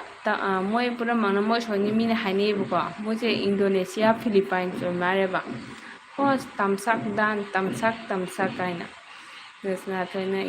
ꯌꯥ ꯍꯥꯏꯌꯦ ꯑꯗꯨꯒ ꯔꯕꯤꯀꯥꯟꯇꯅ ꯑꯩꯈꯣꯏ ꯌꯨꯝꯗ ꯑꯝꯇ ꯂꯥꯛꯄꯤꯌꯨ ꯄ꯭ꯂꯤꯖ ꯔꯕꯤꯀꯥꯟꯇ ꯅꯪ ꯌꯨꯝ ꯀꯗꯥꯏꯒꯤꯅꯣ ꯀꯔꯝꯕ ꯂꯩꯀꯥꯏꯒꯤꯅꯣ ꯂꯥꯛꯀꯅꯤ ꯔꯕꯤꯀꯥꯟꯇ ꯅꯣꯡꯃ ꯁꯣꯏꯗꯅ ꯂꯥꯛꯇꯣꯏꯅꯤ ꯔꯕꯤꯀꯥꯟꯇ ꯅꯣꯏ ꯌꯨꯝꯗ ꯂꯥꯛꯄ ꯍꯥꯏꯕꯨ ꯆꯤꯆꯦꯅ ꯃꯅꯤꯄꯨꯔꯗ ꯂꯥꯛꯑꯗꯤ ꯐꯪꯅꯔꯦꯗꯅꯀꯣ ꯆꯦ ꯁꯣꯃꯥꯅ ꯀꯣꯏꯖꯔꯦꯍꯦ ꯁꯅꯥ ꯏꯕꯦꯝꯃ ꯍꯣꯏ ꯆꯦ ꯆꯦꯜꯂꯨ ꯆꯦ ꯐꯪꯕꯅꯤ ꯀꯥꯃꯤꯟ ꯑꯩ ꯆꯪꯁꯤꯜꯂꯨ ꯆꯦ ꯁꯣꯃꯥꯅ ꯑꯗꯣ ꯔꯕꯤꯀꯥꯟꯇꯅ ꯆꯦꯆꯦ ꯀꯥꯎ ꯑꯦꯟ ꯄꯤꯛ ꯆꯥꯔꯕꯣ ꯔꯕꯤꯀꯥꯟꯇ ꯆꯤꯆꯦꯗꯤ ꯆꯥꯗꯦ ꯄꯤꯛꯁꯨ ꯆꯥꯗꯦ ꯑꯗꯨꯒ ꯆꯥꯗꯦ ꯁꯅꯥꯊꯣꯏ ꯆꯤꯆꯦꯗꯣ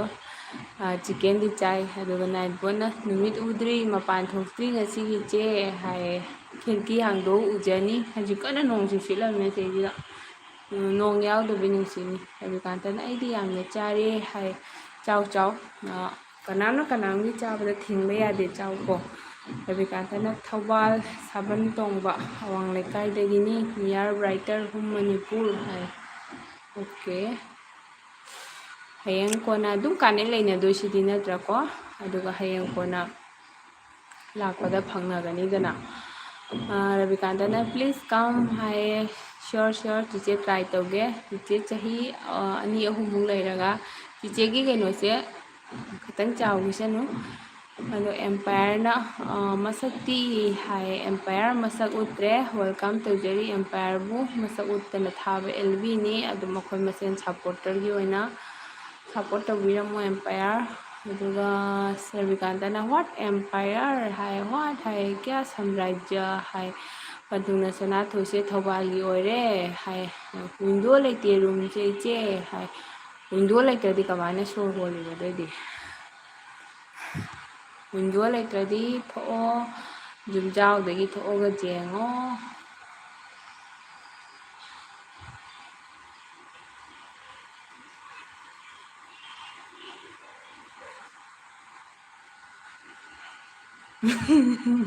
ꯆꯦ ꯅꯪꯒꯤ ꯁꯞ ꯀꯌꯥ ꯁꯨꯔꯒꯦ ꯀꯅꯥꯒꯤ ꯐꯣꯔꯦꯟꯅꯣ ꯆꯦ ꯐꯣꯔꯦꯟ ꯀꯣꯏꯕ꯭ꯔꯥ ꯑꯩꯕꯨ ꯑꯩ ꯇꯨꯡꯗ ꯁꯨꯁꯃꯤ ꯍꯥꯏ ꯈꯪꯉꯤ ꯈꯪꯉꯤ ꯆꯦ ꯅꯪꯒꯤ ꯏꯁꯇꯦꯖꯇꯣ ꯑꯩꯅ ꯈꯪꯉꯤ ꯉꯁꯤ ꯅꯣꯡꯃꯒꯤ ꯄꯨꯡ ꯑꯅꯤꯈꯛ ꯇꯨꯝꯕ ꯂꯥꯏꯕꯛꯇ ꯇꯝꯕꯤꯔꯝꯃꯗꯤ ꯍꯥꯏꯕ ꯃꯇꯥꯡꯗꯨꯅꯤ ꯈꯪꯉꯤ ꯆꯦ ꯑꯩꯅꯦ ꯈꯪꯕ꯭ꯔꯥ ꯑꯀꯣꯟꯕꯩꯁꯤꯒꯗꯤ ꯀꯩꯁꯨꯝꯕꯨ ꯇꯧꯍꯧꯗꯦꯅꯦ ꯑꯍꯥꯟꯕꯩ ꯇꯨꯝꯕꯒ ꯐꯪꯖꯗꯦꯗ ꯈꯪꯉꯤ ꯈꯪꯉꯤ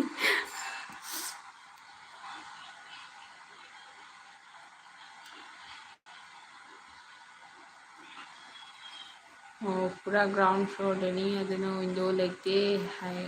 ꯑꯣ ꯑꯩꯗꯤ ꯀꯩꯅꯣ ꯇꯧꯗꯦꯕꯣ ꯒ꯭ꯔꯥꯎꯟ ꯐ꯭ꯂꯣꯔꯁꯦ ꯂꯩꯕ ꯉꯝꯗꯦ ꯃꯊꯛꯁꯤꯅ ꯀꯥꯕꯕꯨꯗꯤ ꯋꯥꯏ ꯑꯗꯨꯏꯁꯨ ꯈꯔ ꯊꯣꯡ ꯀꯩꯀꯥ ꯍꯥꯡꯗꯣꯛꯄ ꯈꯣꯠꯇꯣꯛꯄ ꯑꯗꯩꯗꯤ ꯑꯩꯈꯣꯏꯅ ꯉꯥ ꯆꯥꯛ ꯀꯩꯀꯥ ꯆꯥꯕ ꯈꯣꯠꯄ ꯑꯗꯨ ꯃꯤꯉꯣꯟꯗꯁꯨ ꯗꯤꯁꯇꯥꯔꯕ ꯑꯣꯏꯔꯔꯣꯏ ꯍꯥꯏꯅ ꯅꯥꯏꯕꯣꯠꯅ ꯏꯆꯦ ꯁꯔꯃ ꯅꯨꯡꯉꯥꯏꯔꯤꯕꯣ ꯍꯥꯏ ꯑꯗꯨꯒ ꯅꯥꯏꯕꯣꯠꯀꯤ ꯆꯦꯅꯦꯜ ꯂꯩꯕ꯭ꯔꯣ ꯅꯥꯏꯕꯣꯠꯀꯤ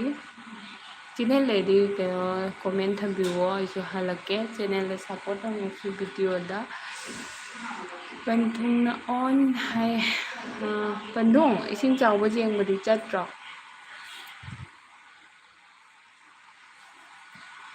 ꯔꯕꯤꯀꯥꯟꯇꯅ ꯐ꯭ꯂꯥꯏꯌꯤꯡ ꯏꯁꯀ꯭ꯋꯥꯔꯦꯜ ꯑꯝꯇ ꯂꯩꯕꯤꯌꯨ please please I really wanted that animal ꯍꯥꯏ ꯐ꯭ꯂꯥꯏꯌꯤꯡ ꯏꯁꯀ꯭ꯋꯥꯔꯦꯜ ꯍꯥꯏꯔꯣ ꯀꯔꯝꯕ ꯏꯁꯀ꯭ꯋꯥꯔꯦꯜꯅꯗꯤ ꯈꯪꯗꯦ ꯁꯤꯗ ꯌꯥꯝ ꯂꯩꯅꯦ ꯏꯁꯀ꯭ꯋꯥꯔꯦꯜ ꯀꯩꯅꯣꯝ ꯀꯧꯕꯅꯤꯅꯦ ꯀꯥꯎꯊꯣꯛꯈ꯭ꯔꯦꯅꯦ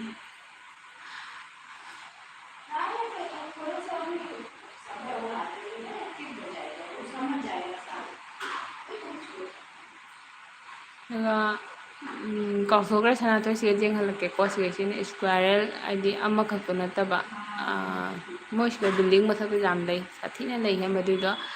ꯆꯦꯁꯃꯥꯅ ꯅꯪ ꯌꯨꯝ ꯀꯔꯝ ꯆꯪꯊꯣꯛꯇꯣꯏꯅꯣ ꯍꯥꯏ ꯆꯦ ꯀꯥꯃꯤꯡ ꯁꯨꯟꯗ ꯀꯥꯃꯤꯡ ꯁꯨꯟꯗ ꯈꯪꯗꯦꯆꯦ ꯑꯩꯅꯗꯤ ꯍꯥꯏꯕꯅꯦ ꯏꯁꯤꯡ ꯆꯥꯎꯕ ꯃꯔꯛꯁꯤꯒ ꯀꯔꯤꯅꯣ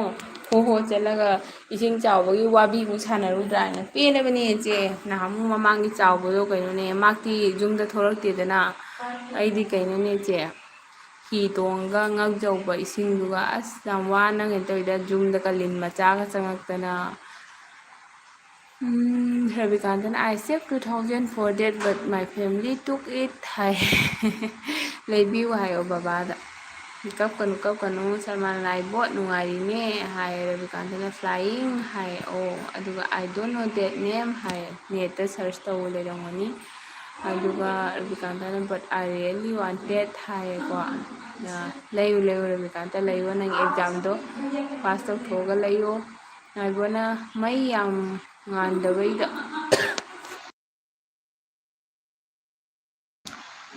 ꯃꯩ ꯌꯥꯝ ꯉꯥꯟꯗꯕꯤꯗ ꯂꯩꯕ ꯑꯦꯁꯤ ꯊꯥꯗ꯭ꯔꯁꯨ ꯏꯪꯉꯤ ꯑꯗꯨꯝ ꯔꯨꯝ ꯃꯝꯕꯁꯦ ꯏꯪꯗꯤ ꯏꯪꯕꯅꯦꯕꯀꯣ ꯑꯗꯣ ꯑꯩꯗꯤ ꯑꯉꯥꯟꯕꯗ ꯂꯩꯇ꯭ꯔꯗꯤ ꯁꯥꯄꯣꯀꯦꯁꯟ ꯌꯥꯝ ꯑꯣꯏꯒꯜꯂꯤ ꯈꯪꯗꯦ ꯈꯤꯇꯪ ꯅꯨꯡꯁꯥ ꯑꯩꯈꯣꯏ ꯇꯦꯝꯄꯔꯦꯆꯔ ꯈꯤꯇꯪ ꯍꯦꯟꯒꯠꯂꯛꯄꯁꯤꯁꯨ ꯋꯥꯜꯂꯦ ꯑꯁꯥꯕ ꯃꯌꯥꯝꯗꯣ ꯆꯪꯉꯒ ꯊꯣꯡ ꯂꯣꯏ ꯍꯥꯡꯗꯣꯛꯑꯁꯨ ꯑꯩꯗꯤ ꯍꯦꯛꯇ ꯁꯥꯄꯣꯀꯦꯁꯟ ꯑꯣꯏꯗꯣꯏ ꯇꯧꯏ ꯌꯥꯝ ꯋꯥꯏꯗꯅ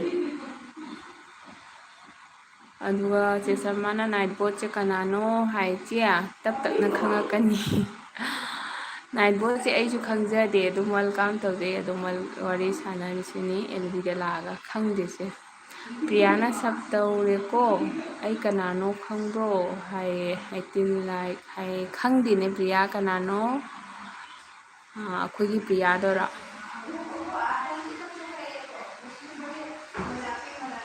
ꯄ꯭ꯔꯤꯌꯥ ꯃꯣꯗꯦꯔꯦꯇꯔ ꯄꯤꯔꯕꯅꯤꯀꯣ ꯀꯅꯥꯅꯣ ꯄ꯭ꯔꯤꯌꯥꯁꯦ ꯑꯩ ꯈꯪꯗꯦꯅꯦ ꯄ꯭ꯔꯤꯌꯥ ꯑꯩꯈꯣꯏꯒꯤ ꯄ꯭ꯔꯤꯌꯥꯗꯨꯔꯣ ꯈꯦꯔꯀꯤꯒ ꯂꯣꯟꯁꯤꯜꯂꯝꯃꯤꯁꯦ ꯌꯦꯡꯉꯨ ꯉꯥꯏꯕꯣꯅ ꯄ꯭ꯔꯤꯌꯥ ꯀꯤꯛ ꯑꯥꯎꯠ ꯇꯧꯔꯒꯦ ꯍꯥꯏ ꯑꯗꯨꯒ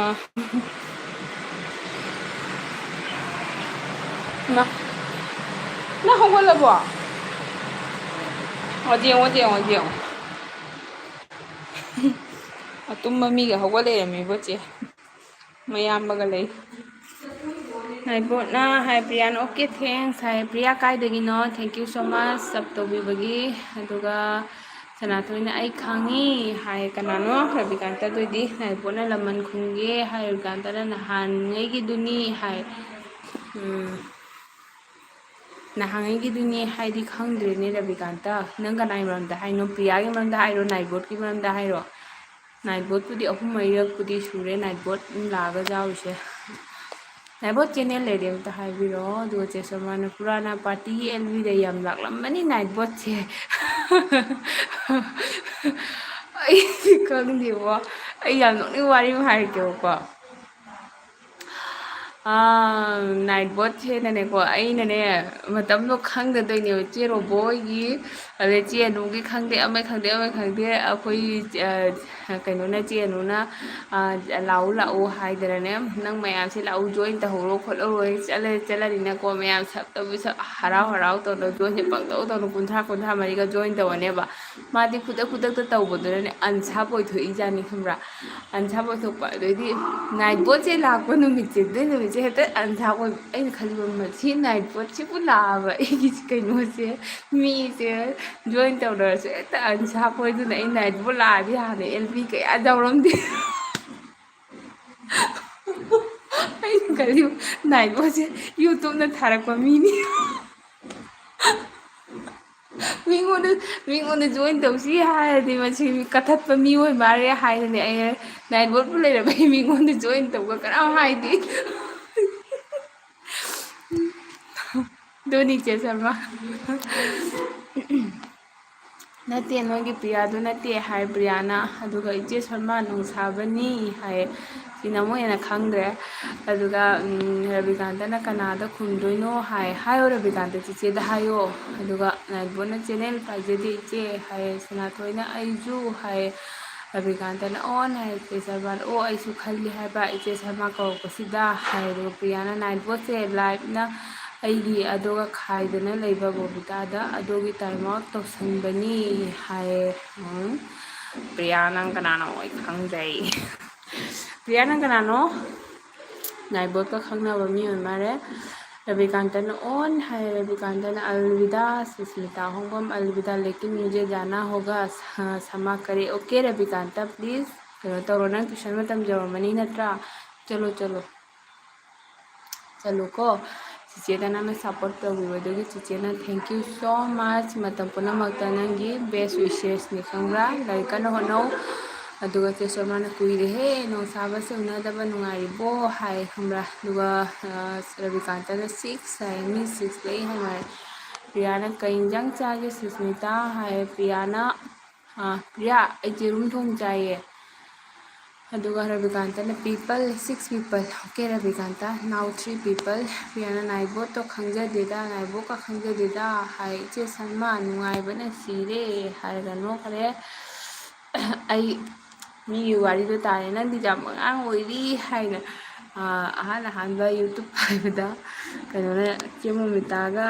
अꯩꯅ एलबी थाबदा वा ngang ꯍꯩꯇꯗꯅ ꯆꯦꯃꯣꯃꯤꯇꯥꯅ ꯁꯨꯁꯃꯤꯇꯥ ꯌꯥꯝ ꯑꯉꯥꯡ ꯑꯣꯏꯔꯤꯌꯦ ꯅꯣꯛꯃꯟꯒꯤꯗꯅ ꯃꯣꯏꯅ ꯋꯥꯟꯊꯕꯗꯣ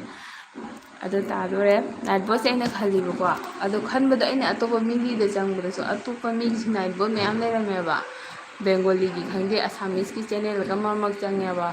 ꯑꯗꯨꯒ ꯂꯩꯔꯝꯃꯦ ꯑꯠꯆꯥ ꯅꯥꯏꯠ ꯕꯣꯠꯁꯦ ꯃꯥꯏ ꯃꯥꯏ ꯁꯦꯝꯅ ꯌꯥꯕ ꯃꯃꯤꯡ ꯑꯣꯏꯕꯒꯤ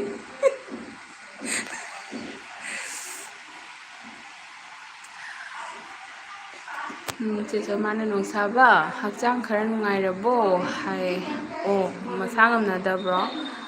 ꯑꯗꯨꯒ ꯍꯣꯏ ꯆꯦ ꯈꯔ ꯅꯨꯡꯉꯥꯏꯔꯦ ꯍꯥꯏꯌꯦ ꯅꯥꯕ ꯌꯥꯗꯦ ꯐꯅꯔꯣ ꯄ꯭ꯔꯤꯌꯥ ꯅꯪ ꯆꯠꯂꯕꯣ ꯄ꯭ꯔꯤꯌꯥ ꯁꯛ ꯇꯣꯠꯂꯒ ꯆꯠꯀꯅꯨ ꯄ꯭ꯔꯤꯌꯥꯗꯤ ꯀꯩ ꯏꯟꯖꯥꯡ ꯆꯥꯔꯛꯀꯦ ꯄ꯭ꯔꯤꯌꯥ ꯉꯁꯤꯗꯤ ꯅꯪꯒꯤ ꯅꯥꯏꯠ ꯕꯣꯠ ꯅꯠꯇ꯭ꯔꯣ ꯑꯩꯒꯤ ꯂꯥꯏꯐꯇ ꯅꯥꯏꯠ ꯕꯣꯠ ꯁꯤꯠꯇꯤꯡ ꯇꯧꯔꯒ ꯊꯝꯗꯦꯗ ꯍꯥꯏꯌꯦ ꯑꯁꯤꯗꯤ ꯅꯪꯒꯤ ꯅꯥꯏꯠ ꯕꯣꯠ ꯅꯠꯇ꯭ꯔꯣ ꯑꯩꯒꯤ ꯑꯗꯨꯃꯥꯏꯅ ꯍꯥꯏꯅꯨꯋꯣ ꯄ꯭ꯔꯤꯌꯥ ꯅꯪꯁꯨ ꯅꯨꯄꯤꯅꯤ ꯑꯩꯁꯨ ꯅꯨꯄꯤꯅꯤ ꯃꯩꯇꯩ ꯃꯁꯦꯟ ꯑꯣꯏꯔꯒ ꯑꯩꯈꯣꯏꯅ ꯊꯥꯔꯤꯕ ꯑꯦꯜꯕꯤꯁꯦ ꯌꯥꯝ ꯆꯝꯅ ꯊꯥꯖꯕꯅꯤ ꯌꯥꯝ ꯆꯝꯅ ꯔꯦꯁꯄꯦꯛ ꯇꯧꯔ ꯃꯤ ꯄꯨꯝꯅꯃꯛꯇ ꯔꯦꯁꯄꯦꯛ ꯆꯞ ꯃꯥꯟꯅ ꯏꯀ꯭ꯋꯦꯜꯂꯤ ꯒꯤꯞ ꯑꯦꯟ ꯇꯦꯛ ꯇꯧꯔ ꯊꯥꯖꯕꯅꯤ ꯅꯪꯒꯤ ꯑꯩꯒꯤ ꯍꯥꯏꯕ ꯂꯩꯇꯦ ꯑꯩ ꯌꯨꯝꯗ ꯏꯋꯥ ꯂꯩꯔꯤꯁꯤꯗꯤ ꯑꯗꯨꯃꯥꯏꯅ ꯍꯥꯏꯅꯨ ꯐꯠꯇꯦ ꯃꯤꯅ ꯌꯥꯝ ꯐꯠꯇꯅ ꯂꯥꯟꯅ ꯂꯧꯈꯤꯅꯤ ꯑꯗꯨꯃꯥꯏꯅ ꯍꯥꯏꯅꯨ ꯃꯤ ꯄꯨꯝꯅꯃꯛ ꯂꯩꯅꯩꯁꯦ ꯍꯧꯖꯤꯛꯁꯦ ꯃꯣꯗꯔꯟ ꯑꯣꯏꯕꯒꯤ ꯃꯇꯨꯡ ꯏꯟꯅ ꯑꯦꯖꯨꯀꯦꯇꯦꯠ ꯑꯣꯏꯕꯒꯤ ꯃꯇꯨꯡ ꯏꯟꯅ ꯃꯇꯩ ꯃꯅꯥꯎꯗꯣ ꯀꯩꯅꯣ ꯊꯕꯛ ꯇꯧꯃꯤꯟꯅꯔꯤ ꯃꯄꯥꯟ ꯊꯣꯛꯏꯗꯨꯅꯤ ꯅꯣꯡꯁꯥꯕ ꯆꯥꯛꯇꯤ ꯆꯥꯔꯕꯣ ꯍꯥꯏꯌꯦ ꯑꯗꯨꯒ ꯄ꯭ꯔꯤꯌꯥꯅ ꯑꯩ ꯉꯥ ꯊꯣꯡꯕ ꯆꯥꯏꯌꯦ ꯍꯥꯏꯌꯦ ꯑꯣ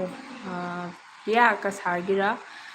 ꯑꯗꯨꯒ ꯄ꯭ꯔꯤꯌꯥꯅ ꯑꯌꯥ ꯂꯥꯏ ꯈꯨꯗꯤꯡꯒꯤ ꯅꯥꯏꯠꯕꯣꯜ ꯂꯩꯁꯤꯗꯤ ꯅꯪꯒꯤ ꯊꯝꯗ꯭ꯔꯣ ꯊꯝꯗꯦ ꯄ꯭ꯔꯤꯌꯥ ꯑꯩ ꯈꯪꯗꯦ ꯅꯪ ꯍꯥꯏꯗꯣ ꯑꯩꯅ ꯍꯥꯏꯗꯣ ꯁꯥꯎꯅꯨꯀꯣ ꯈꯪꯗꯦ ꯑꯩ ꯑꯗꯨꯃꯥꯏꯅ ꯑꯀꯛꯅꯕ ꯃꯤ ꯑꯃꯐꯥꯎ ꯂꯩꯖꯗꯦ ꯑꯗꯨꯝ ꯑꯉꯥꯡꯁꯤꯡꯁꯤꯅ ꯂꯥꯛꯑꯒ ꯑꯗꯨꯝ ꯑꯩꯉꯣꯟꯗ ꯐꯨꯜ ꯁꯞꯄꯣꯔꯠ ꯇꯧꯕꯤꯔꯤꯁꯤꯅꯤ ꯏꯆꯦ ꯆꯥꯔꯦ ꯑꯣꯛꯁꯥ ꯐꯨꯠꯂꯦ ꯆꯥꯔꯦ ꯍꯥꯏ ꯅꯦꯅꯦ ꯐ꯭ꯔꯤꯗꯣ ꯑꯃꯨꯛ ꯂꯥꯛꯑꯦ ꯍꯥꯏ ꯁꯔꯃ ꯍꯥꯏ ꯅꯦꯅꯦ ꯆꯥꯛ ꯆꯥꯕ ꯂꯣꯏꯔꯕꯣ ꯊꯕꯛ ꯏꯪꯈꯥꯡ ꯂꯣꯏꯁꯜꯂꯕꯅꯤꯅꯦ ꯄ꯭ꯔꯤꯌꯥ ꯅꯦꯅꯦ ꯐꯤꯗꯣꯗꯁꯨ ꯋꯦꯜꯀꯥꯝ ꯇꯧꯕꯤꯌꯨ ꯅꯦꯅꯦ ꯀꯩꯅꯣ ꯇꯧꯕꯤꯋꯣ ꯀꯩ ꯍꯥꯏꯔꯦ ꯅꯦꯅꯦꯒꯤ ꯑꯁꯦꯡꯕ ꯑꯥꯏꯗꯤꯗꯨꯒ ꯆꯪꯕꯤꯔꯛꯑꯣ ꯅꯪ ꯐ꯭ꯔꯤꯗꯣꯗ ꯇꯧꯍꯟꯅꯤꯡꯉꯕꯨꯗꯤ ꯇꯧꯍꯟꯒꯦ ꯇꯧꯅꯤ ꯃꯌꯥꯝꯅ ꯑꯗꯨꯒ ꯑꯁꯦꯡꯕ ꯑꯥꯏꯗꯤꯗꯩ ꯆꯪꯉꯛꯑꯗꯤꯅꯦ ꯃꯤꯅ ꯖꯣꯏꯟ ꯇꯧꯕꯗ ꯅꯨꯡꯉꯥꯏꯅꯤꯅꯦ ꯑꯗꯨꯒ ꯄ꯭ꯔꯤꯌꯥꯅ ꯋꯥꯈꯜꯁꯦ ꯅꯪꯅ ꯈꯟꯖꯟꯕ ꯍꯦꯟꯗ꯭ꯔꯣ ꯑꯩꯗꯤ ꯆꯨꯝꯅ ꯍꯥꯏꯔꯒ ꯍꯥꯏ ꯍꯣꯏ ꯍꯣꯏ ꯀꯩꯁꯨ ꯈꯜꯂꯨꯅꯨ ꯑꯩꯅ ꯍꯥꯏꯗꯨꯁꯨ ꯑꯩꯅ ꯍꯥꯏꯗꯣ ꯑꯗꯨꯝ ꯖꯁ ꯑꯦꯛꯖꯥꯝꯄꯜꯅꯦꯕꯀꯣ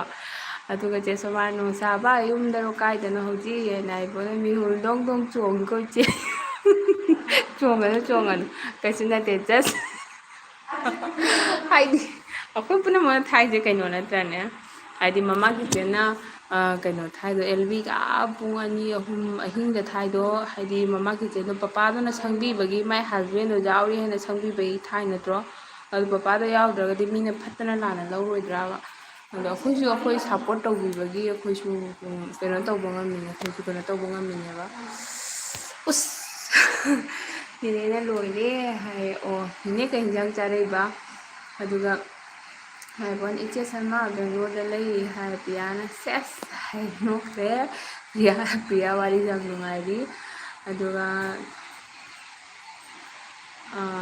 ꯆꯦ ꯁꯜꯃꯥꯅ ꯑꯣ ꯅꯣꯏ ꯏꯃꯥ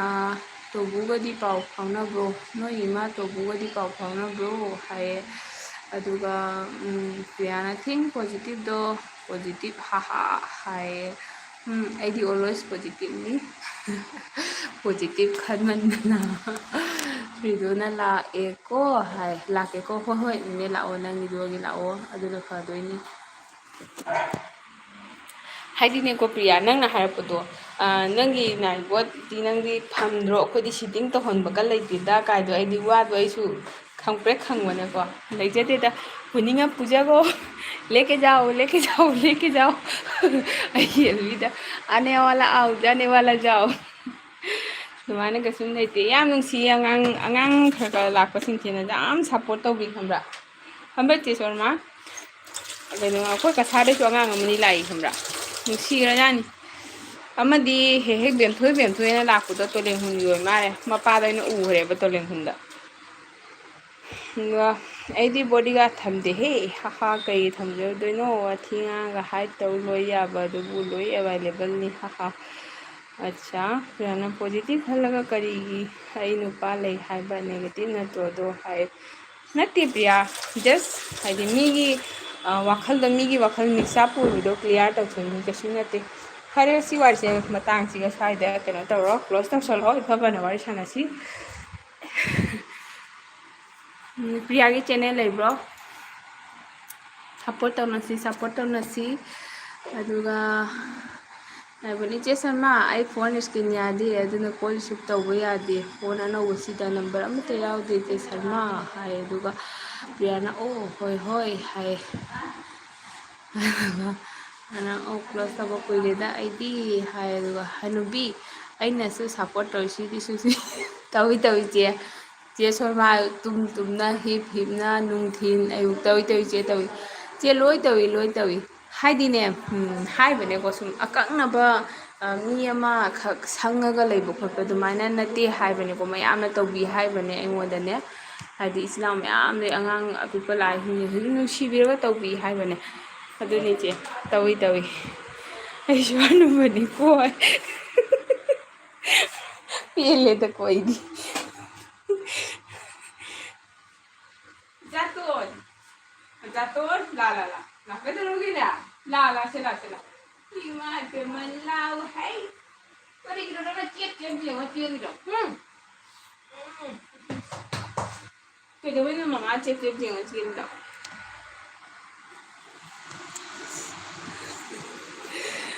ꯃꯥꯅ ꯅꯣꯡꯁꯥꯕ ꯍꯥꯏꯔꯒ ꯅꯣꯛꯈ꯭ꯔꯦ ꯑꯗꯨꯒ ꯄ꯭ꯔꯤꯌꯥꯅ ꯑꯉꯥꯡ ꯑꯄꯤꯛꯄ ꯍꯥꯏꯁꯦ ꯑꯩꯔꯣ ꯍꯥꯏ ꯑꯗꯨꯒ ꯄ꯭ꯔꯤꯌꯥꯅ ꯁꯦꯁ ꯍꯥꯏ ꯅꯣꯛꯈ꯭ꯔꯦ ꯑꯗꯨꯒ ꯐ꯭ꯔꯤꯗꯣꯅ ꯅꯦꯅꯦꯅ ꯌꯥꯗꯦ ꯅꯦꯅꯦ ꯀꯩꯒꯤ ꯅꯪꯒꯤꯗꯨꯒꯤ ꯆꯦꯅꯦꯜꯗꯣꯅꯦ ꯆꯪꯕ ꯌꯥꯗꯦ ꯍꯥꯏꯔꯣ ꯀꯩꯗꯧꯕꯤꯔꯖꯥꯠꯅꯣꯅꯦ ꯑꯗꯨꯃꯣ ꯁꯨꯁꯃꯤ ꯄꯨꯔꯥꯅꯥ ꯕꯥꯔꯇꯤꯒꯤ ꯑꯦꯜꯕꯤꯅ ꯅꯨꯡꯉꯥꯏꯌꯦ ꯆꯦ ꯑꯩꯈꯣꯏꯁꯨ ꯃꯣꯏ ꯃꯔꯛꯇꯨꯒ ꯃꯣꯏ ꯃꯇꯧꯗꯣ ꯌꯦꯡꯅ ꯋꯥꯔꯤ ꯇꯥꯅ ꯀꯩꯗꯧꯔꯦ ꯍꯥꯏꯅꯣ ꯃꯃꯥꯅ ꯁꯤ ꯃꯨꯊꯠꯈ꯭ꯔꯤꯅꯤꯅꯦ ꯂꯩꯔꯝꯕꯗꯨꯒ ꯃꯅꯤ ꯆꯦ ꯅꯨꯡꯉꯥꯏ ꯆꯦ ꯑꯩꯅ ꯈ꯭ꯋꯥꯏꯗꯒꯤ ꯑꯩꯅ ꯈꯪꯖꯔꯛꯄꯗ ꯅꯨꯡꯉꯥꯏꯕꯁꯦ ꯆꯦ ꯔꯣꯕꯣꯒꯤꯅꯦ ꯆꯦ ꯅꯨꯡꯒꯤꯁꯨ ꯈꯔ ꯑꯞ ꯗꯥꯎꯟ ꯇꯧꯏꯀꯣ ꯈꯪꯗꯦꯗꯤ ꯆꯦ ꯔꯣꯕꯣꯒꯤꯅ ꯏꯅꯨꯡ ꯅꯨꯡꯉꯥꯏ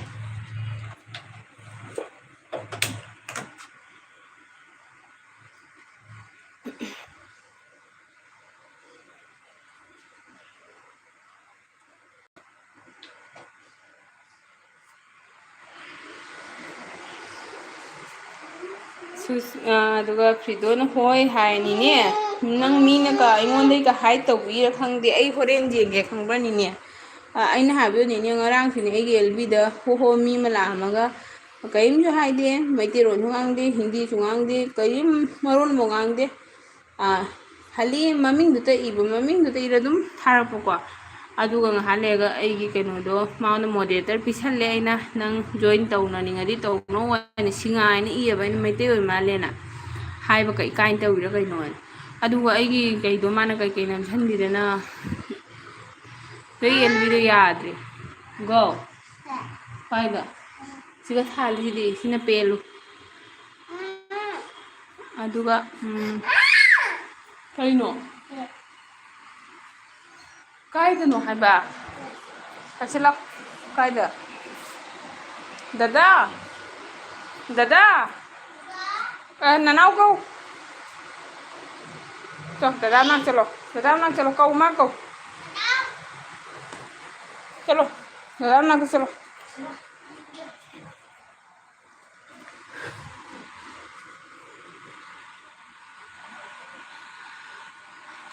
ꯃꯆꯥ ꯊꯣꯏꯕꯤ ꯂꯥꯛꯑꯦ ꯆꯦ ꯁꯨꯁꯃꯤꯇꯥ ꯍꯥꯏ ꯃꯆꯥ ꯊꯣꯏꯕꯤ ꯆꯤꯆꯦꯅ ꯅꯪꯁꯦ ꯁꯞ ꯍꯜꯂꯝꯗꯕꯒꯤ ꯋꯥꯅꯤ ꯉꯁꯤ ꯅꯪꯒꯤ ꯑꯦꯜꯕꯤꯗ ꯍꯜꯂꯝꯃꯦꯀꯣ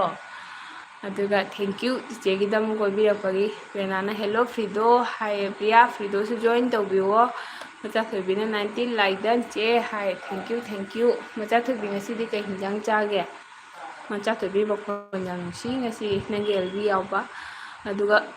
ꯅꯥꯏꯕꯟ ꯆꯦ ꯁꯔꯃ ꯑꯍꯟ ꯑꯣꯏꯁꯜꯂꯛꯄꯁꯦ ꯐꯖꯐꯝ ꯂꯩꯇꯦ ꯃꯤꯠꯁꯨ ꯎꯁꯤꯜꯂꯛꯇ꯭ꯔꯦ ꯄꯣꯛꯅ ꯃꯔꯣꯜ ꯑꯃ ꯍꯥꯏ ꯀꯂꯔ ꯇꯧꯔꯣ ꯑꯗꯨꯒ ꯃꯆꯥ ꯊꯣꯏꯕꯤꯅ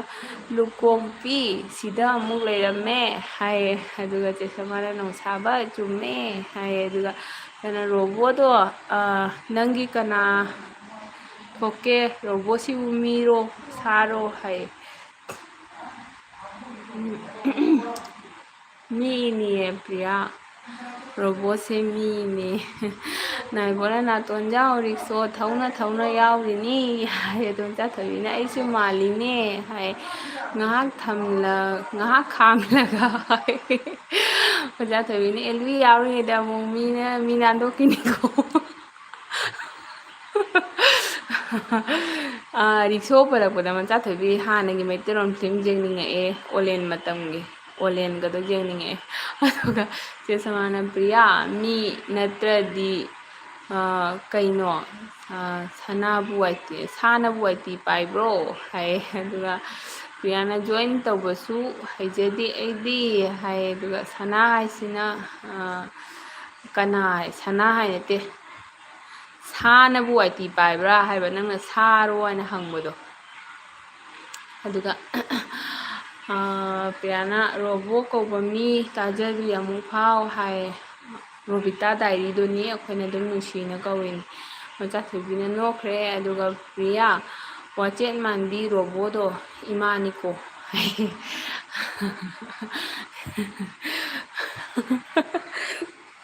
ꯑꯣ ꯆꯦ ꯔꯣꯕꯣꯅ ꯍꯥꯏꯕꯅꯤꯍꯦ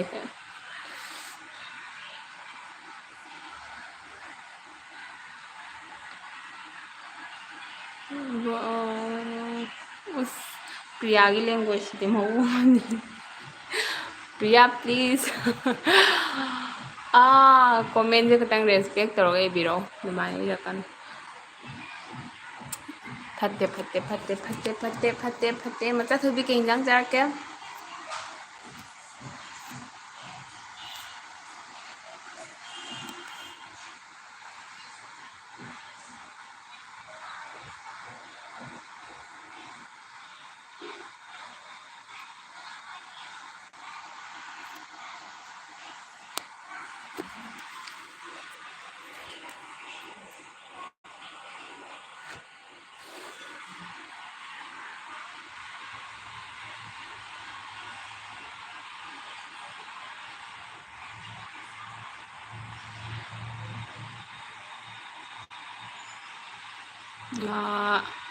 ꯍꯥꯏꯕꯣꯅꯃꯅꯤ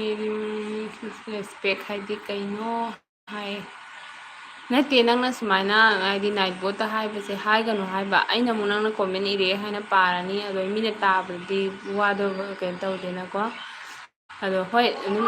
ꯏꯔꯁꯨ ꯏꯔꯣ ꯑꯗꯨꯝ ꯑꯩꯗꯤ ꯀꯩꯅꯣ ꯇꯧꯒꯦ ꯐꯤꯗꯣꯅ ꯅꯪꯒꯤꯗꯣ ꯁꯞ ꯇꯧꯈꯤꯕꯅꯤ ꯑꯩꯒꯤ ꯑꯥꯏ ꯗꯤꯗ ꯇꯧꯈꯤꯗꯦ ꯃꯤ ꯑꯇꯣꯞꯄꯒꯤ ꯑꯦꯜꯕꯤꯗ ꯗꯦꯜꯂꯤꯅ ꯉꯥꯡꯉꯤꯗꯣ ꯑꯃꯨꯛ ꯁꯞ ꯇꯧꯕ ꯉꯥꯡꯉꯅꯤ ꯅꯦ ꯒ꯭ꯌꯥꯟ ꯇꯥꯗ꯭ꯔꯦ ꯀꯩ ꯍꯥꯏꯅꯣ ꯅꯤꯅꯦ ꯅꯪ ꯗꯦꯜꯂꯤꯒꯤ ꯆꯦꯅꯦꯜꯗꯨꯒꯒꯤ ꯑꯩꯉꯣꯟꯗ ꯁꯞ ꯇꯧꯗꯦ ꯍꯥꯏꯔꯣ ꯑꯩꯅꯗꯤ ꯗꯨꯒꯩꯗꯨꯒ ꯍꯟꯕꯅꯤꯅꯦ ꯅꯤꯅꯦ ꯍꯣꯏ ꯏꯌꯥꯗ ꯌꯥꯏꯗꯅꯦꯅꯦ ꯑꯩꯗꯤ ꯅꯪꯅ ꯑꯗꯨꯝ ꯍꯥꯏꯗꯤ ꯆꯦꯅꯦꯜ ꯑꯃꯗꯣꯅ ꯐꯨꯜ ꯑꯣꯏꯅ ꯄꯥꯏ ꯇꯥꯔꯗꯤꯅꯦ ꯑꯃꯗꯣ ꯀꯥꯂꯦꯛ ꯃꯤꯗꯣ ꯇꯧꯅꯕ ꯍꯥꯏꯕꯅꯤꯅꯦ ꯁꯛꯁꯨ ꯎꯗꯦ ꯑꯃꯝꯕꯕꯨ ꯀꯅꯥꯅ ꯔꯦꯁꯄꯦꯛ ꯇꯧꯒꯦ ꯍꯥꯏꯅ ꯑꯩꯉꯣꯟꯗ ꯄꯤꯌꯥ ꯍꯧꯀꯠꯂꯗꯤ ꯁꯣꯔꯥꯠ ꯂꯣꯏꯔꯒ ꯇꯥꯔꯛꯀꯅꯤ ꯍꯥꯏꯕ ꯅꯥꯏꯠꯕꯣꯠꯇꯤ ꯃꯤ ꯅꯠꯇꯦ ꯑꯩ ꯉꯁꯥꯏ ꯍꯥꯏꯈ꯭ꯔꯦ ꯃꯆꯥꯊꯣꯏꯕꯤꯅ ꯂꯞ ꯂꯞ ꯍꯥꯏ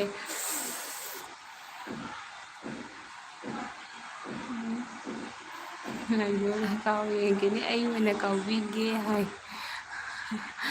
ꯃꯆꯥꯊꯣꯏꯕꯤ ꯆꯤꯆꯦꯅ ꯀꯩ ꯏꯟꯖꯥꯡ ꯆꯥꯒꯦ ꯍꯪꯉꯒ ꯅꯪꯗꯤ ꯈꯨꯝꯃꯛꯇꯦ ꯆꯦ ꯁꯣꯔꯃꯥ ꯇꯨꯝꯈ꯭ꯔꯕ ꯉꯥꯏꯍꯥꯛꯇꯪꯅ ꯅꯣꯡꯁꯨ ꯇꯣꯝꯐꯝ ꯃꯔꯥꯡ ꯈꯪꯗꯅ ꯂꯥꯛꯑꯝꯃꯒ ꯑꯃꯨꯛꯀ ꯅꯨꯡꯁꯥ ꯁꯥꯔꯛꯑꯦ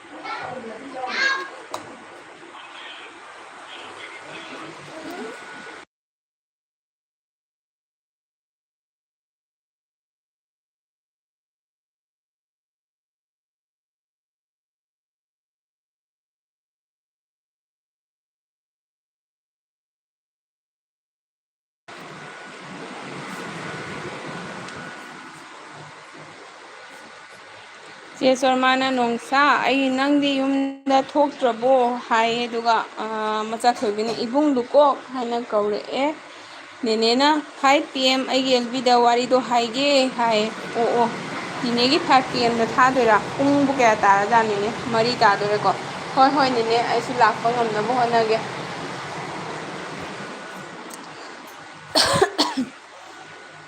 ꯆꯦ ꯕ꯭ꯂꯨ ꯄꯤꯔꯛꯑꯣ ꯍꯥꯏ ꯍꯣꯏ ꯍꯣꯏ ꯃꯆꯥꯊꯣꯏꯕꯤ ꯄꯤꯔꯛꯀꯦ ꯃꯆꯥꯊꯣꯏꯕꯤ ꯑꯩꯅ ꯉꯁꯤ ꯅꯪꯒꯤ ꯚꯤꯗꯤꯑꯣꯗꯣ ꯌꯦꯡꯉꯤꯕꯀꯣ ꯅꯪ ꯐꯤ ꯁꯥꯕꯩꯗꯣ ꯌꯥꯎꯕ꯭ꯔꯥ ꯔꯥꯅꯤ ꯐꯤ ꯁꯥꯕꯩꯗꯣ ꯑꯣꯏꯅ ꯔꯥꯅꯤ ꯐꯤ ꯁꯥꯕꯩꯗꯤ ꯑꯝꯇ ꯌꯥꯎꯗꯦ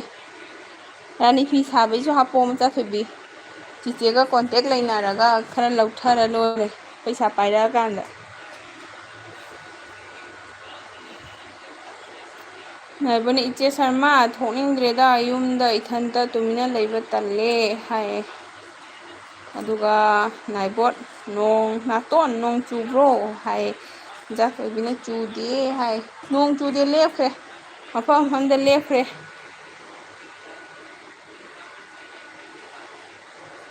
ꯑꯗꯨꯒꯒꯤ ꯍꯦꯟꯖꯤꯜꯂꯗꯤ ꯀꯩꯅꯣ ꯇꯧꯗꯣꯏꯅꯤ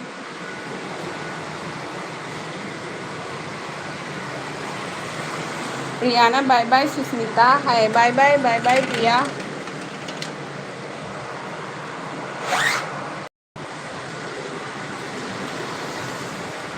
ꯃꯆꯥ ꯊꯣꯏꯕꯤꯅ ꯌꯥꯎꯗꯦ ꯍꯥꯞꯇꯦ ꯍꯥꯞꯄꯛꯀꯦ ꯅꯣꯡꯃꯆꯦ ꯍꯥꯏ ꯍꯣꯏ ꯃꯆꯥ ꯊꯣꯏꯕꯤ ꯍꯥꯞꯄꯧꯀꯣ ꯍꯧꯖꯤꯛꯇꯤ ꯀꯔꯤ ꯃꯆꯨ ꯁꯥꯔꯤꯒꯦ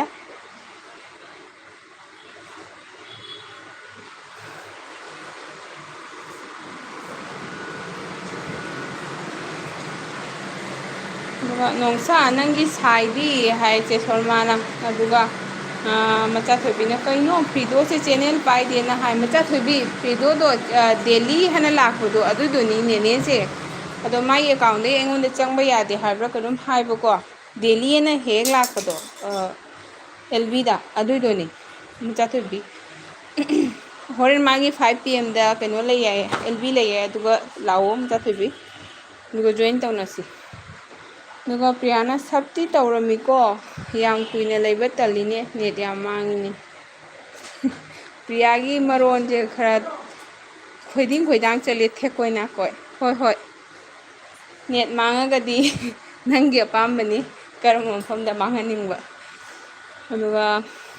ꯅꯥꯏꯕꯣꯟ ꯏꯆꯦ ꯁꯔꯃ ꯍꯧꯖꯤꯛ ꯕꯦꯡꯒ꯭ꯂꯣꯔꯗ ꯄꯨꯟꯅ ꯂꯩꯔꯦ ꯏꯃꯥꯁꯨ ꯍꯥꯏ ꯑꯗꯨꯒ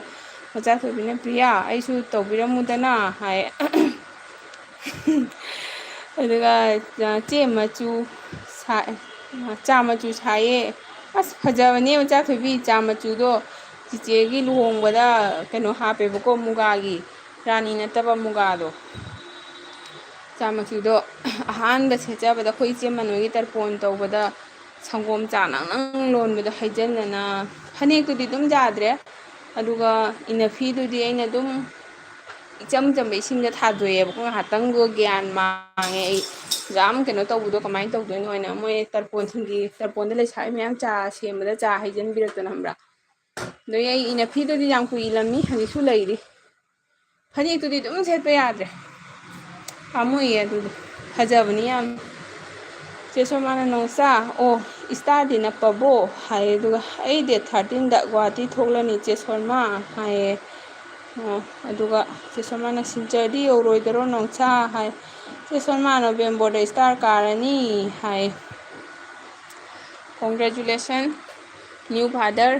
ꯑꯗꯨꯒ ꯒꯣꯗ ꯕ꯭ꯂꯦꯁ ꯀꯣꯛꯇꯤ ꯈꯔ ꯉꯥꯎꯕꯅꯤ ꯑꯗꯨꯒ ꯄ꯭ꯔꯤꯌꯥꯅ ꯃꯆꯥ ꯊꯣꯏꯕꯤ ꯁꯞ ꯇꯧꯔꯦꯀꯣ ꯑꯗꯣ ꯁꯞ ꯌꯥꯝ ꯄꯥꯝꯅꯨꯀꯣ ꯀꯥꯟꯅꯔꯣꯏ ꯚ꯭ꯌꯨ ꯇꯥꯜꯂꯨ ꯐꯣꯀꯥꯁ ꯑꯣꯟ ꯚꯤꯗꯤꯑꯣ ꯍꯥꯏꯌꯦ ꯑꯗꯣ ꯍꯣꯏ ꯍꯣꯏ ꯊꯦꯡꯀ꯭ꯌꯨ ꯍꯥꯏ ꯑꯣ ꯅꯣꯡꯆꯥ ꯃꯇꯝ ꯌꯥꯝ ꯆꯤꯜꯂꯛꯇ꯭ꯔꯦꯅꯦ ꯍꯥꯏ ꯆꯦ ꯁꯣꯃꯥꯅ ꯆꯦ ꯅꯪꯅ ꯅꯍꯥꯟ ꯆꯠꯂꯤꯕ ꯄꯥꯔꯛꯇꯣ ꯅꯣꯏꯒꯤ ꯄꯥꯔꯛꯂꯣ ꯅꯣꯏ ꯃꯅꯥꯛꯇ ꯂꯩꯕ ꯄꯥꯔꯛꯂ ꯍꯥꯏꯕ ꯑꯩꯈꯣꯏ ꯄꯥꯔꯛ ꯆꯠꯁꯦꯅ ꯌꯥꯝ ꯀꯟꯅ ꯊꯧꯔꯤ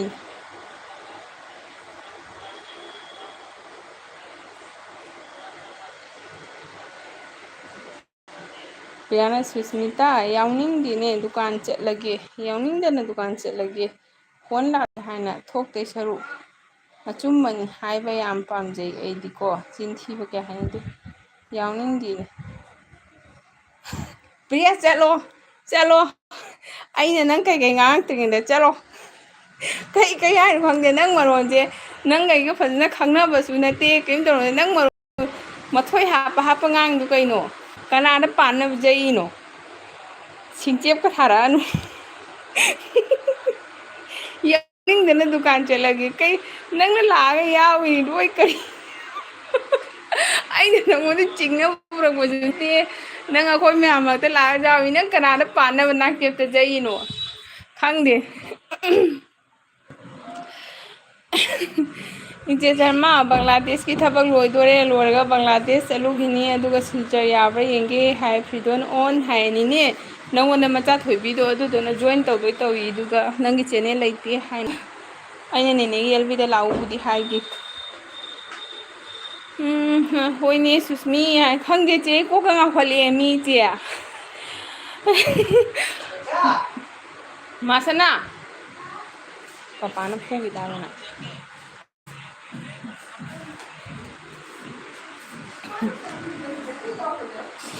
ꯅꯪ ꯉꯥꯡꯉꯣ ꯇꯥꯒꯦ ꯍꯥꯏ ꯉꯥꯡꯉꯔꯣꯏ ꯅꯪ ꯗꯨꯀꯥꯟ ꯆꯠꯂꯣ ꯅꯪ ꯗꯨꯀꯥꯟꯗ ꯄꯣꯠ ꯌꯣꯟꯖꯧꯔꯣ ꯑꯗꯨꯒ ꯄ꯭ꯔꯤꯌꯥꯅ ꯑꯌꯥ ꯃꯤ ꯂꯥꯛꯂꯤꯗꯣ ꯑꯗꯨꯒꯤ ꯅꯠꯇ꯭ꯔꯣ ꯅꯪꯅ ꯂꯥꯏꯚ ꯊꯥꯏꯁꯦ ꯍꯥꯏꯌꯦ ꯑꯗꯣ ꯀꯅꯥꯅꯣ ꯌꯥꯎꯅꯤꯡꯗꯦ ꯍꯥꯏꯔꯤꯗꯣ ꯍꯥꯏ ꯅꯦꯅꯦ ꯄ꯭ꯔꯤꯌꯥꯁꯤꯅꯦꯕꯀꯣ ꯂꯥꯛꯄꯤꯔꯦ ꯐꯔꯦ ꯃꯥꯛꯇꯣ ꯂꯥꯏꯚ ꯊꯥꯏꯁꯦ ꯃꯤ ꯄꯨꯝꯅꯃꯛꯀꯤꯅꯦꯕꯀꯣ ꯍꯣꯏ ꯃꯤ ꯂꯥꯛꯅꯕꯅꯦꯕ ꯂꯥꯏꯚ ꯊꯥꯏꯁꯦ ꯃꯤ ꯂꯥꯛꯑꯒ ꯍꯦꯜꯞ ꯇꯧꯅꯅꯕ ꯍꯥꯏꯅ ꯑꯗꯨꯒ ꯑꯩ ꯃꯈꯣꯡꯒ ꯇꯥꯅꯤ ꯄ꯭ꯔꯤꯌꯥꯁꯦ ꯃꯇꯣꯝꯇ ꯀꯩꯀꯩꯅꯣ ꯆꯣꯏꯔꯣꯟ ꯄꯛꯂꯣꯟꯗ ꯂꯣꯜꯂꯦ ꯑꯩ ꯒ꯭ꯌꯥꯟ ꯑꯃ ꯇꯥꯗ꯭ꯔꯦ ꯑꯩ ꯇꯥꯔꯒ ꯁꯝꯅꯗ꯭ꯔꯦꯕ ꯂꯥꯛꯂꯁꯨ ꯁꯥꯎꯏ ꯅꯠꯇꯦꯕ ꯀꯩ ꯍꯥꯏꯅꯣ ꯅꯪ ꯉꯥꯡꯉꯤꯗꯣ ꯑꯝꯇ ꯂꯧꯕꯝ ꯈꯪꯗ꯭ꯔꯦ ꯃꯆꯥꯒꯗ ꯄꯜꯂꯒ ꯆꯩꯌꯨ ꯏꯆꯦ ꯍꯥꯏꯌꯦ ꯆꯩꯗꯦ ꯅꯥꯏꯠꯕꯣꯠ ꯑꯩꯒꯤ ꯑꯉꯥꯡ ꯑꯍꯟꯁꯦ ꯍꯥꯏꯗꯤ ꯃꯥꯒ ꯑꯗꯨꯒꯨꯝꯕ ꯋꯥ ꯑꯃꯐꯥꯎ ꯉꯥꯡꯗꯦ ꯈꯪꯕ꯭ꯔꯥ ꯉꯥꯡꯗꯦ ꯃꯥ ꯑꯩꯈꯣꯏꯅꯁꯨ ꯉꯥꯡꯗꯦ ꯑꯗꯣ ꯃꯥ ꯈꯨꯜꯂꯛꯇꯁꯨ ꯑꯗꯨꯝ ꯈꯥ ꯀꯨꯏꯅ ꯈꯨꯜꯂꯛꯇꯁꯨ ꯑꯌꯥꯝꯕ ꯆꯥꯎꯔꯛꯏꯅꯤ ꯀꯣꯔꯣꯅꯥ ꯃꯇꯝꯗ ꯆꯍꯤ 2 ꯂꯩꯅꯤ ꯑꯗꯨ ꯃꯌꯥꯝꯅꯣ ꯉꯥꯡꯅꯩ ꯁꯛꯅꯩꯗꯣ ꯃꯥ ꯑꯗꯨꯒꯨꯝꯕ ꯑꯩꯈꯣꯏꯒꯤ ꯁꯤꯒꯨꯝꯕ ꯁ꯭ꯂꯦꯡ ꯂꯦꯡꯒ꯭ꯋꯦꯖꯁꯦ ꯃꯥ ꯑꯃꯠꯇ ꯁꯤꯖꯤꯟꯅꯗꯦ ꯑꯗꯨꯒꯤꯗꯤ ꯏꯁꯣꯔꯅ ꯃꯉꯣꯟꯗ ꯍꯥꯏꯗꯤ ꯆꯥꯟꯕꯤꯔꯦ ꯉꯁꯤꯐꯥꯎ ꯃꯥ ꯑꯗꯨꯏꯗꯣ ꯀꯦꯆꯤꯡ ꯇꯧꯗꯦ ꯑꯗꯨꯅ ꯑꯩꯗꯤ ꯁꯞꯁꯨ ꯇꯧꯕꯤꯔꯦ ꯅꯨꯡꯁꯤꯗ꯭ꯔꯣ ꯑꯩꯁꯦ ꯅꯨꯡꯁꯤꯗꯨ ꯅꯪ ꯆꯨꯝ ꯉꯥꯡꯉꯨ ꯐꯩꯔꯦꯡ ꯇꯨꯔꯦꯡ ꯉꯥꯡꯉꯨ ꯒ꯭ꯌꯥꯟ ꯇꯥꯗ꯭ꯔꯦꯕ ꯅꯦꯅꯦꯅ ꯅꯣꯛꯈ꯭ꯔꯦ ꯄ꯭ꯔꯤꯌꯥꯅ ꯍꯣꯏ ꯏꯆꯦ ꯂꯦꯝꯖꯕꯤ ꯍꯥꯏꯗꯣ ꯑꯗꯨꯒ ꯃꯆꯥꯊꯣꯏꯕꯤꯅ ꯆꯦ ꯑꯩꯒꯤ ꯃꯩ ꯌꯥꯎꯗ꯭ꯔꯦ ꯍꯣꯔꯦꯟ ꯑꯃꯨꯛ ꯊꯦꯡꯅꯔꯁꯤꯀꯣ ꯍꯣꯏ ꯃꯆꯥꯊꯣꯏꯕꯤ ꯅꯦꯅꯦ ꯐ꯭ꯔꯤꯗꯣꯁꯦ ꯃꯥꯒꯤ ꯄꯨꯡ 5ꯗ ꯊꯥꯕꯗꯨꯒ ꯂꯥꯛꯑꯣ ꯐꯪꯅꯅꯕ ꯑꯣ ꯅꯠꯇꯦ ꯄ꯭ꯔꯤꯌꯥꯗ ꯆꯩꯌꯨ ꯍꯥꯏꯕ ꯆꯩꯔꯣꯏꯗ ꯏꯁ ꯑꯩꯈꯣꯏ ꯑꯪꯒꯨꯕꯤ ꯂꯥꯛꯑꯦ ꯑꯪꯒꯨꯕꯤ ꯂꯥꯛꯑꯦ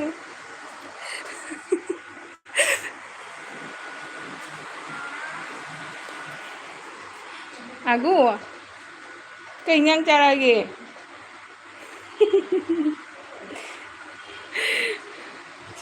ꯁꯤꯔꯦ ꯇꯣꯡꯉꯔꯦ ꯑꯗꯨꯒ ꯄꯦꯅ ꯑꯃꯁꯨ ꯂꯥꯛꯑꯦ ꯑꯁ ꯑꯩ ꯏꯅꯝꯃ ꯏꯅꯥꯎ ꯏꯆꯟꯅꯣ ꯂꯥꯛꯑꯦ ꯃꯌꯥꯝ ꯂꯥꯛꯑꯦ ꯅꯃꯅ ꯑꯩ ꯂꯥꯛꯆꯔꯦ ꯍꯥꯏ ꯂꯥꯛꯑꯣ ꯉꯥꯏꯔꯝꯃꯤꯅꯤ ꯊꯦꯡꯀ꯭ꯌꯨ ꯀꯩ ꯏꯟꯖꯥꯡ ꯆꯥꯒꯦ ꯅꯝꯃꯒ ꯄ꯭ꯔꯦꯔꯅꯥꯒ ꯑꯗꯨꯒ ꯃꯆꯥꯊꯣꯏꯕꯤꯅ ꯍꯣꯏ ꯍꯣꯔꯦꯟ ꯊꯦꯡꯅꯁꯤ ꯂꯥꯛꯀꯦ ꯍꯥꯏ ꯍꯣꯏ ꯃꯆꯥꯊꯣꯏꯕꯤ ꯄ꯭ꯔꯦꯔꯅꯥꯅ ꯆꯦ ꯂꯥꯛꯅꯤꯡꯗ ꯂꯥꯛꯏꯅꯤ ꯀꯩꯗꯧꯔꯦ ꯑꯒꯨꯕꯤ ꯀꯩꯗꯧꯔꯒꯦ ꯍꯥꯏꯔꯣ ꯑꯅꯥꯟꯄꯣꯠꯅ ꯅꯥꯇꯣꯟ ꯕꯥꯏ ꯍꯥꯏ ꯕꯥꯏ ꯃꯆꯥꯊꯣꯏꯕꯤ ꯅꯃꯅ 20 ꯂꯥꯏꯛ ꯗꯥꯟ ꯍꯥꯏ ꯊꯦꯡꯀ꯭ꯌꯨ ꯅꯃ ꯅꯃ ꯑꯩ ꯅꯪꯒ ꯑꯗꯨꯝ ꯋꯥꯔꯤ ꯁꯥꯟꯅꯒꯦꯅ ꯈꯜꯂꯝꯕꯅꯤ ꯑꯗꯨꯒ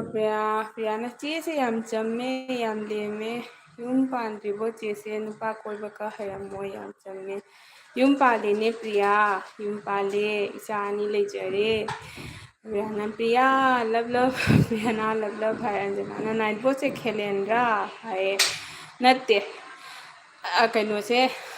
ꯏꯕꯨꯡ ꯈꯦꯂꯦꯟꯒꯤꯗꯤ ꯀꯦꯕꯤ ꯌꯨꯝꯅꯥꯝ ꯍꯥꯏꯅ ꯑꯃ ꯂꯩꯕꯅꯤ ꯐ꯭ꯔꯤꯗꯣꯅ ꯆꯠꯈ꯭ꯔꯕꯣ ꯄ꯭ꯔꯤꯌꯥ ꯍꯥꯏꯌꯦ ꯈꯪꯗꯦꯅꯦꯅꯦ ꯑꯗꯨꯒ ꯆꯦꯆꯝꯃꯥꯅ ꯄꯤꯌꯨ ꯍꯥꯏꯈꯔꯦ ꯀꯩꯗꯧꯔꯝꯃꯣ ꯈꯪꯗꯦ ꯑꯒꯨꯕꯤꯁꯦ ꯂꯥꯏꯟꯗ ꯂꯥꯛꯏꯅꯦ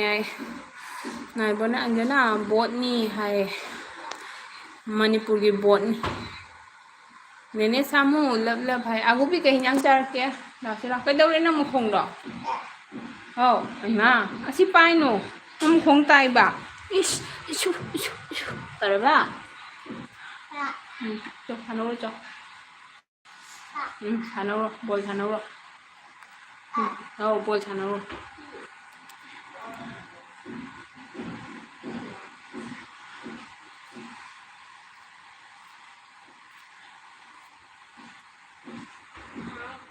ꯅꯃꯅꯁꯨ ꯂꯩꯁꯥꯕꯤꯅꯤ ꯅꯨꯄꯥ ꯑꯐꯕ ꯂꯩꯔꯗꯤ ꯄꯥꯎ ꯍꯥꯏꯕꯤꯔꯛꯎ ꯍꯥꯏꯌꯦ ꯅꯃ ꯅꯪꯒꯤꯔꯣ ꯌꯥꯅ ꯁꯨꯁꯃꯤꯇꯥ ꯅꯥꯏꯠꯕꯣꯠꯅ ꯐꯤ ꯁꯨꯕꯤ ꯍꯥꯏꯗꯣ ꯀꯩꯅꯣ ꯍꯥꯏ ꯈꯪꯗꯦ ꯄ꯭ꯔꯤꯌꯥ ꯑꯩ ꯀꯣꯃꯦꯟꯗꯣ ꯌꯥꯝ ꯒ꯭ꯌꯥꯟ ꯇꯥꯕ ꯍꯧꯗ꯭ꯔꯦ ꯑꯗꯨꯒ ꯅꯃꯅ ꯕꯣꯠ ꯍꯥꯏꯗꯤ ꯀꯅꯥꯅꯣ ꯍꯥꯏꯌꯦ ꯅꯃ ꯃꯤꯅꯤ ꯃꯩꯇꯩ ꯃꯆꯥꯅꯤ ꯅꯪ ꯋꯥꯏꯇꯤꯗ ꯀꯨꯏꯅ ꯂꯩꯔꯒ ꯈꯪꯉꯛꯀꯅꯤ ꯑꯗꯨꯒ ꯆꯦꯁꯣꯃꯥꯅ ꯑꯟꯖꯅꯥ ꯍꯥꯏꯒ ꯅꯣꯛꯈꯔꯦ ꯅꯃ ꯀꯩ ꯏꯟꯖꯥꯡ ꯆꯥꯔꯛꯀꯦ oi namana angkumusu nangi do comment thamamdra mare nangi kaino do ka chelino masana chakino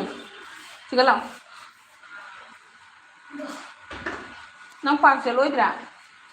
iru thochu chalo nangi phurito wall lagi no na pen puno mo chure chakino macha chakino mi mamangda wall ki pen chure angau bo chure chakino ma macha tunji to ko jade fresh kissing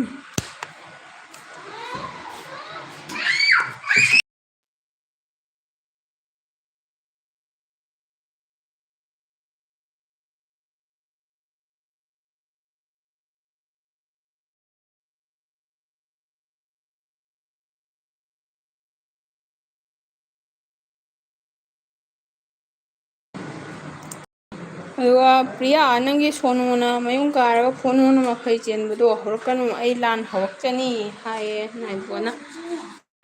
ꯍꯥꯎ ꯑꯠꯆꯥ ꯅꯥꯏꯕꯣꯠꯁꯦ ꯄ꯭ꯔꯤꯌꯥ ꯈꯪꯅ ꯃꯥꯜꯂꯦꯀꯣ ꯑꯗꯨꯅꯅꯤ ꯐꯩꯔꯦꯡ ꯇꯨꯔꯦꯡ ꯉꯥꯡꯅꯔꯝꯃꯤꯁꯦ ꯑꯗꯨꯒ ꯅꯃꯥꯅ ꯑꯩ ꯈꯪꯉꯤꯅꯦ ꯅꯪꯒꯤ ꯊꯝꯃꯤꯔꯣ ꯍꯥꯏ ꯈꯪꯉꯤꯅꯦ ꯍꯥꯏꯗꯤ ꯅꯪ ꯑꯩꯅ ꯌꯦꯡꯉꯝꯃ ꯑꯩ ꯀꯣꯃꯦꯟ ꯂꯩꯔꯝꯕ꯭ꯔꯥꯕ ꯅꯪꯅ ꯉꯥ ꯊꯣꯡꯕ꯭ꯔꯥ ꯀꯩ ꯊꯣꯡꯕꯅꯣꯃ ꯆꯥꯗꯥꯏꯅꯦ ꯀꯥꯎꯊꯣꯛꯈ꯭ꯔꯦ ꯃꯁꯝ ꯊꯥꯗꯣꯛꯑꯒ ꯑꯗꯨꯒꯤꯗꯣ ꯌꯦꯡꯉꯝꯃꯕꯅꯦꯕꯀꯣ ꯂꯣꯏꯔꯕꯅꯤ ꯑꯩꯁꯦ ꯂꯣꯏꯔꯕꯅꯤ ꯆꯦ ꯁꯔꯃꯥꯒꯤ ꯀꯅꯥꯏ ꯐꯣꯔꯦꯅꯣ ꯑꯝꯇ ꯇꯨꯡꯕꯤꯒꯦ ꯑꯗꯣ ꯑꯗꯨꯒ ꯅꯣꯡꯁꯥ ꯅꯪꯒꯤ ꯆꯦꯅꯦꯜꯗꯣ ꯀꯩꯗꯧꯈ꯭ꯔꯒꯦ ꯍꯥꯏꯌꯦ ꯑꯗꯨꯒ ꯅꯥꯏꯕꯣꯠ ꯆꯦꯅꯦꯜ ꯄꯥꯏꯗꯦ ꯍꯥꯏꯔꯣ ꯁꯞꯄꯣꯔꯠ ꯇꯧꯅꯁꯦ ꯚꯤꯗꯤꯑꯣ ꯌꯦꯡꯅꯁꯦ ꯑꯗꯨꯒ ꯚꯤꯗꯤꯑꯣꯅ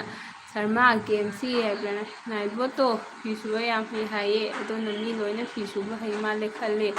ꯑꯩꯈꯣꯏꯗꯤ ꯋꯥꯁꯤꯡ ꯃꯦꯆꯤꯟꯗ ꯁꯨꯏꯌꯦ ꯍꯥꯏ ꯁꯔꯃꯥ ꯏꯅꯝꯃ ꯁꯒꯣꯜ ꯍꯋꯥꯏ ꯏꯅꯝꯃꯗꯤ ꯍꯥꯏꯌꯦ ꯑꯗꯨꯒ ꯅꯥꯏꯕꯣꯟ ꯏꯆꯦ ꯁꯔꯃꯥ ꯚꯤꯗꯤꯑꯣ ꯁꯦꯝꯕ ꯉꯝꯗꯦ ꯑꯗꯨꯅ ꯇꯨꯃꯤꯟ ꯂꯩꯔꯕ ꯍꯥꯏ ꯑꯗꯨꯒ ꯅꯃꯥ ꯂꯩꯔꯤꯕꯣ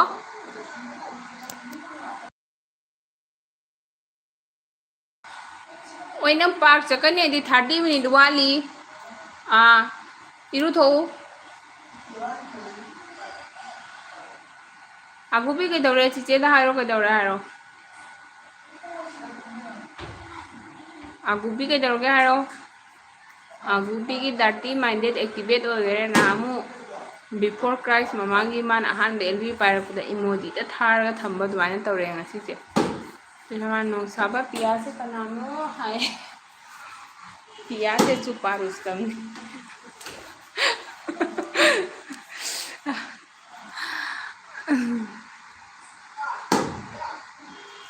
पीयू केएमसी है नाइबो ने पियासु शर्मा नी चे शर्मा पियाना शर्मा नंगा नाइबोट खंगी दुमाइना आइसु खंगबनी को हाय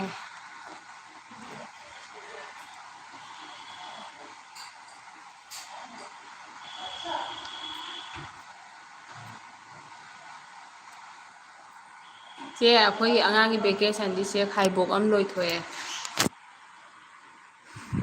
वेकेशन बुदी स्कूल तालपा बुदी हॉलीडे होमवर्क पिरप मयाम दन हेना कोक साइने चे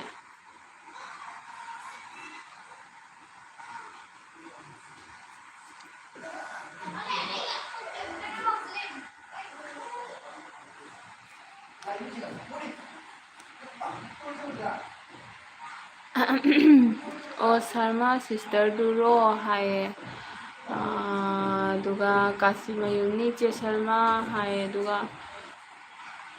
नाइबोना होय इचे शर्मा हाय ए शर्मा सिस्टर कइनोगी सूरज की नुपीदो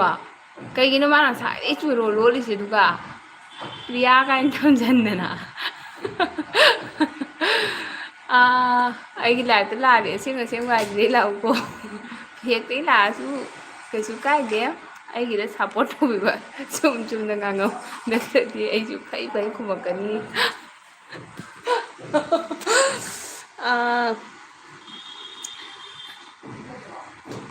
ꯑꯩꯗꯤ ꯈꯪꯗꯦ ꯁꯨꯔꯖꯀꯤ ꯅꯨꯄꯤꯗꯣ ꯑꯣꯏꯔꯕꯣꯔꯦ ꯏꯆꯦ ꯁꯔꯃꯥ ꯍꯥꯏꯗꯣ ꯄ꯭ꯔꯦꯅ ꯑꯩꯔꯣ ꯀꯩ ꯍꯤꯟꯖꯥꯡ ꯆꯥꯒꯦ ꯍꯥꯏꯔꯣ ꯍꯣꯏꯅꯦ ꯑꯒꯨꯕꯤ ꯅꯪ ꯀꯩꯗꯧꯔꯒꯦꯅꯦ ꯆꯍꯤ ꯇꯔꯦꯠ ꯂꯩꯔ ꯀꯨꯝꯃꯩꯗꯣ ꯏꯆꯦ ꯁꯔꯃꯥꯅ ꯑꯣ ꯍꯥꯏꯌꯦ ꯑꯗꯨꯒ ꯀꯩꯅꯣꯅ ꯅꯦꯅꯦꯅ ꯑꯃꯨꯛ ꯍꯋꯥꯏꯅꯤ ꯁꯔꯃꯥ ꯍꯥꯏꯌꯦ ꯅꯦꯅꯦꯒꯤ ꯃꯨꯛ ꯊꯣꯡꯕ ꯆꯥꯏ ꯍꯥꯏꯌꯦ ꯑꯗꯣ ꯄ꯭ꯔꯤꯌꯥꯅ ꯑꯩꯒꯤ ꯃꯤꯡꯗꯤ ꯁꯔꯃꯥ ꯀꯧꯗꯦ ꯍꯥꯏꯌꯦ ꯑꯠꯆꯥ ꯅꯪ ꯃꯃꯤꯡ ꯄ꯭ꯔꯤꯌꯥ ꯀꯧꯕ꯭ꯔꯣ ꯁꯔꯃꯥ ꯀꯩꯒꯤꯅꯣ ꯅꯪ ꯉꯁꯥꯏꯗꯣ ꯌꯥꯝ ꯁꯥꯎꯋꯤꯗꯨꯒ ꯑꯗꯨꯒ ꯁꯨꯔꯁꯇꯤ ꯒꯨꯍꯥꯇꯤꯗ ꯂꯩꯔꯤꯕꯣ ꯅꯪꯅ ꯅꯍꯥꯟ ꯐꯕ꯭ꯔꯥ ꯍꯥꯏꯅ ꯍꯪꯉꯝꯕꯗꯣ ꯑꯩꯗꯣ ꯀꯥꯎꯔꯨꯔꯦ ꯐꯕꯅꯤ ꯐꯕꯅꯤ ꯐꯕꯅꯤ ꯐꯕꯅꯤ ꯁꯨꯔꯖꯇꯣ ꯄ꯭ꯔꯤꯌꯥ ꯋꯥ ꯈꯖ ꯉꯥꯡꯖꯗꯕꯅꯤ ꯌꯥꯝꯅ ꯀꯧꯅꯗ꯭ꯔꯁꯨ ꯂꯩꯅꯀꯣ ꯋꯥ ꯈꯖ ꯉꯥꯡꯖꯗꯕꯅꯤ ꯅꯨꯄꯤꯗꯒ ꯆꯀꯤ ꯆꯀꯤ ꯇꯧꯗꯕꯅꯤ ꯌꯥꯝ ꯐꯕꯅꯤ ꯑꯗꯨꯒ ꯄ꯭ꯔꯤꯌꯥꯅ ꯑꯩꯔꯣ ꯆꯦ ꯁꯜꯃꯥꯅ ꯁꯨꯁꯃꯤ ꯍꯥꯏꯗꯤꯒ ꯊꯤꯅꯨ ꯅꯪꯒꯤ ꯁꯥꯄꯣꯠ ꯊꯤꯌꯨ ꯑꯩ ꯆꯨꯝꯃꯤ ꯆꯦ ꯁꯜꯃꯥ ꯀꯣ ꯅꯥꯏꯕꯣꯅ ꯕ꯭ꯔꯍꯃꯆꯥꯔꯤ ꯃꯌꯨꯝ ꯄ꯭ꯔꯤꯌꯥ ꯁꯔꯃ ꯍꯥꯏꯗꯨꯅꯤ ꯍꯥꯏꯗꯤ ꯄ꯭ꯔꯤꯌꯥꯅ ꯑꯩ ꯀꯅꯥꯗ ꯁꯥꯎꯒꯦ ꯍꯥꯏ ꯅꯪ ꯗꯨꯀꯥꯟ ꯆꯠꯂꯕꯣ ꯗꯨꯀꯥꯟ ꯐꯝꯕ꯭ꯔꯣ ꯅꯪ ꯀꯥꯏꯗ ꯐꯝꯒꯦ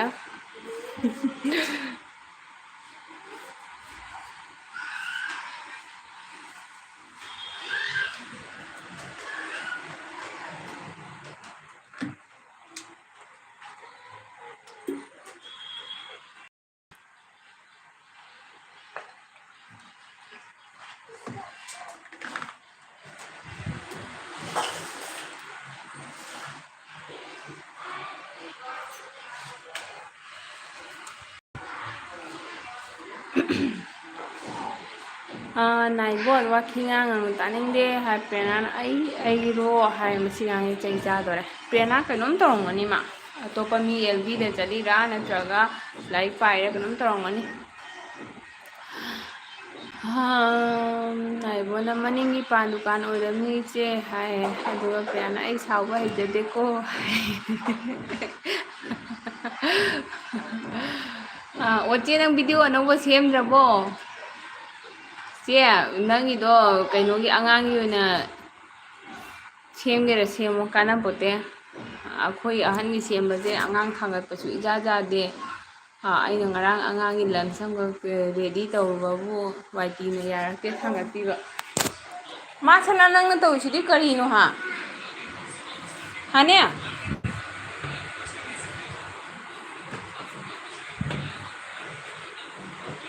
ꯃꯃꯥ ꯆꯦ ꯄꯦꯜꯂꯦ ꯐꯤ ꯂꯣꯏ ꯊꯨꯞ ꯊꯝꯕ ꯊꯥꯗꯔꯅꯤ ꯌꯦꯡꯉꯨꯅꯦ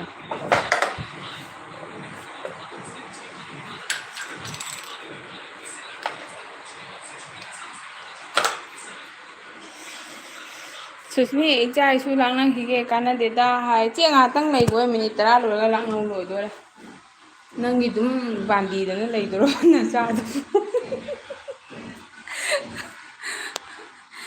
ꯑꯗꯨꯒ ꯄ꯭ꯔꯦꯔꯅꯥꯅ ꯑꯩ ꯍꯋꯥꯏ ꯍꯥꯏꯌꯦ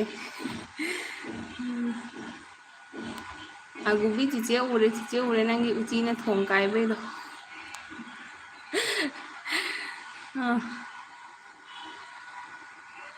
ꯑꯒꯨꯕꯤ ꯀꯩꯗꯧꯔꯦ ꯉꯁꯤ ꯅꯪ ꯆꯤꯆꯦꯗ ꯋꯥ ꯑꯃꯕꯨ ꯉꯥꯡꯗ꯭ꯔꯗꯤ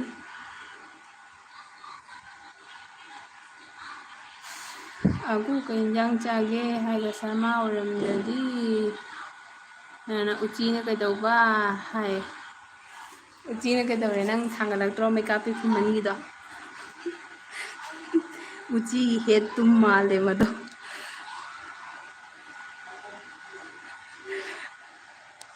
ꯏꯆꯦ ꯁꯜꯃꯥ ꯑꯉꯥꯡ ꯀꯌꯥ ꯁꯨꯔꯒꯦ ꯁꯦꯁ ꯋꯥꯍꯪꯗꯣ ꯍꯥꯏꯔꯦ ꯆꯦ ꯁꯜꯃꯥ ꯁꯦꯃꯤꯁꯇꯔ 2 ꯊꯥꯔꯕꯅꯤ ꯄꯨꯟꯁꯤꯁꯦ ꯁꯨꯃꯥꯏꯅ ꯑꯗꯨꯝ ꯇꯧꯔꯒ ꯂꯣꯏꯅ ꯃꯤꯒꯤ ꯑꯍꯟ ꯑꯣꯏꯁꯤꯜꯂꯛꯏꯅꯤꯗ ꯁꯤꯕꯒꯤ ꯂꯝꯕꯤ ꯇꯪꯈꯥꯏ ꯑꯃ ꯆꯠꯅꯔꯤꯅꯤ ꯀꯅꯥꯝ ꯈꯪꯉꯄꯣꯠꯇꯦ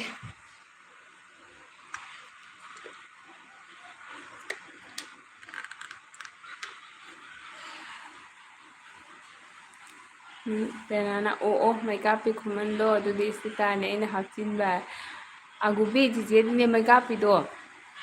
ꯀꯩꯗꯧꯅꯣ ꯃꯥꯅ ꯋꯥ ꯉꯥꯡꯕꯗ ꯃꯃꯤꯠ ꯑꯃꯈꯛ ꯎꯏꯁꯜꯂꯒ ꯅꯣꯛꯄꯗꯣ ꯑꯩ ꯍꯩꯅꯗꯕꯅ ꯃꯗꯨ ꯑꯣꯏꯕꯣ ꯊꯦꯛꯀꯣꯏ ꯅꯥꯀꯣꯏ ꯑꯗꯨꯃꯥꯏꯅ ꯇꯧꯔꯗꯅ ꯍꯩꯃꯥꯅ ꯇꯧꯕꯗꯣ ꯌꯥꯝꯅꯅꯦ ꯃꯤꯗꯨ ꯅꯣꯛꯍꯟꯅꯤꯡꯕ ꯍꯥꯏꯇꯥꯔꯦ ꯖꯕꯔꯗꯁꯇꯤꯗ ꯅꯝꯐꯨꯗ ꯅꯣꯛꯁꯟꯕ ꯍꯥꯏꯇꯥꯔꯦꯕꯀꯣ ꯍꯥꯏꯗꯤ ꯄ꯭ꯔꯤꯌꯥꯅ ꯁꯨꯁꯃꯤꯇꯥ ꯆꯍꯤ ꯀꯌꯥꯅꯣ ꯍꯥꯏꯌꯦ ꯌꯦꯡꯉꯨꯗꯅ ꯅꯣꯏ ꯍꯁꯕꯦꯟꯗꯣ ꯆꯍꯤ ꯀꯌꯥ ꯁꯨꯔꯦ ꯑꯗꯣ ꯀ꯭ꯂꯥꯁꯃꯦꯠ ꯑꯣꯏꯗꯤ ꯃꯥꯅ ꯍꯟꯕ ꯈꯪꯗꯦ ꯑꯩꯅ ꯍꯟꯕ ꯈꯪꯗꯦ ꯆꯍꯤ ꯑꯃꯅꯤ ꯃꯥꯅ ꯍꯟꯕ ꯈꯪꯗꯦ ꯑꯩꯅ ꯍꯟꯕ ꯈꯪꯗꯦ ꯑꯗꯨꯝ ꯂꯩꯅꯗꯣꯏꯅꯦ ꯑꯗꯨꯒ ꯐ꯭ꯔꯤꯗꯣꯅ ꯑꯦꯜꯕꯤ ꯅꯨꯡꯉꯥꯏꯕꯅ ꯂꯣꯏꯔꯦ ꯍꯥꯏꯔꯅꯤꯅꯦ ꯅꯦꯅꯦꯒꯤꯗꯁꯨ ꯅꯨꯡꯉꯥꯏꯍꯟꯒꯦ ꯑꯗꯨꯒ ꯅꯦꯅꯦ ꯑꯩꯁꯦ ꯍꯥꯟꯅ ꯋꯥ ꯑꯃ ꯉꯥꯡꯉꯝꯗꯦ ꯌꯨꯝ ꯄꯥꯜꯂ ꯃꯇꯨꯡꯗ ꯑꯩꯒꯤ ꯌꯨꯝ ꯄꯥꯟꯕ ꯏꯃꯨꯡꯗꯣ ꯄꯔꯤꯕꯥꯔ ꯌꯥꯝ ꯆꯥꯎꯋꯦ ꯖꯣꯟ ꯌꯥꯝ ꯌꯥꯝꯃꯦ ꯑꯉꯥꯡ ꯌꯥꯝ ꯂꯩꯕꯀꯣ ꯑꯗꯨꯒꯤ ꯋꯥꯁꯦ ꯑꯗꯨꯝ ꯉꯥꯡꯕ ꯑꯗꯨꯝ ꯍꯩꯈꯔꯦꯅꯤꯅꯦ ꯌꯨꯝ ꯄꯥꯟꯅꯩꯅ ꯋꯥꯁꯦ ꯑꯃꯐꯥꯎ ꯉꯥꯡꯉꯝꯗꯦ ꯁꯤ ꯑꯆꯨꯝꯕꯅꯤꯀꯣ ꯅꯤꯅꯦ ꯁꯤꯁꯨ ꯃꯥꯅ ꯅꯣꯡꯁꯥ ꯏꯁꯇꯥꯔ 2 ꯅꯞꯄꯦꯅꯦ ꯍꯥꯏ ꯅꯣꯡꯈ꯭ꯔꯦ ꯆꯦ ꯅꯪꯒꯤ ꯗꯤꯄꯤꯗ ꯂꯩꯁꯤꯗꯤ ꯅꯨꯄꯤ ꯃꯆꯥ ꯀꯌꯥꯝ ꯃꯥꯜꯂꯤ ꯈꯪꯕ꯭ꯔꯥ ꯑꯩꯈꯣꯏ ꯃꯆꯥꯇꯣꯟꯒꯤ ꯃꯥꯟꯕ ꯑꯗꯨꯃꯥꯏꯅ ꯄꯤꯌꯥꯅ ꯃꯩꯀꯥꯞꯄꯤꯗꯣ ꯅꯨꯡꯉꯥꯏꯕꯤꯗꯦ ꯅꯣꯏꯅ ꯄꯪꯍꯥꯞꯇ ꯍꯥꯞꯆꯤꯟꯕꯤꯕ ꯑꯗ ꯃꯥꯏ ꯈꯨꯅꯣꯛꯇꯨꯅꯦ ꯉꯥꯎꯔꯤꯁꯦ ꯃꯃꯤꯠꯀ ꯎꯏꯁꯜꯂꯒ ꯈꯤꯈꯤꯈꯤꯒ ꯅꯣꯛꯄꯗꯣ ꯑꯃꯨꯕꯤ ꯉꯧꯔꯕ ꯃꯥꯅ ꯂꯣꯛꯇꯥꯛꯇ ꯁꯤꯡꯖꯨ ꯆꯥꯕꯩꯗꯣ ꯑꯣꯏꯃꯥ ꯑꯣꯏꯃꯥ ꯅꯣꯡ ꯇꯥꯔꯛꯑꯦꯗꯣ ꯄ꯭ꯔꯤꯌꯥꯅ ꯑꯩꯁꯨ ꯍꯥꯏꯁꯦ ꯁꯃꯥꯅ ꯑꯩ ꯅꯨꯡꯉꯥꯏꯖꯈ꯭ꯔꯦꯗ ꯃꯩꯀꯥꯞꯄꯤꯗꯣ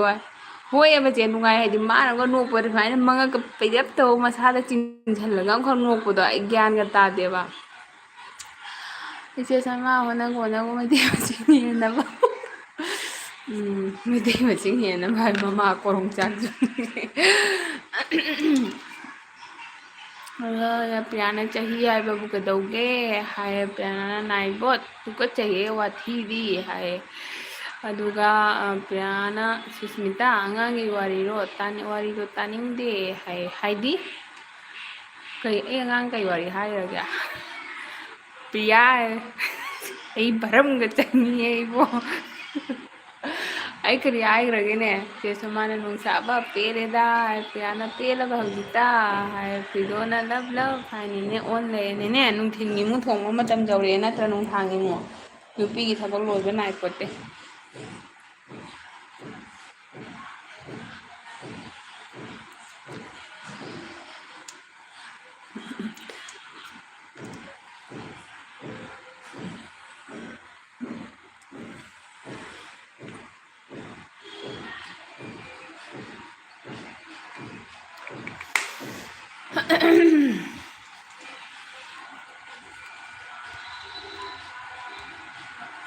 ꯄ꯭ꯔꯤꯌꯥꯒꯤ ꯆꯦꯅꯦꯜ ꯃꯣꯅꯣ ꯑꯣꯏꯔꯕꯣ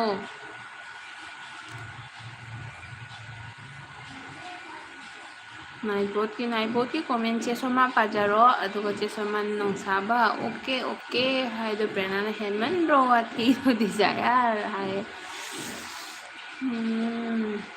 ꯑꯃꯨꯕꯤ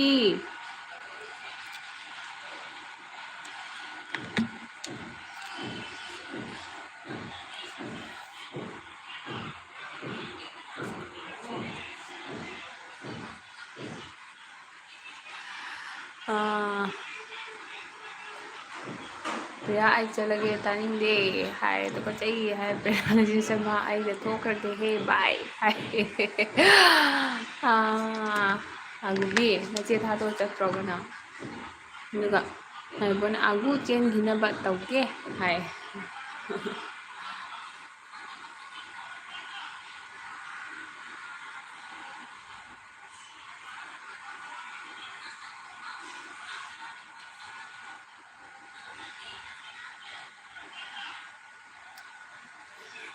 ꯑꯩꯈꯣꯏ ꯑꯒꯨꯕꯤ ꯁꯥꯎꯔꯦ ꯉꯁꯤ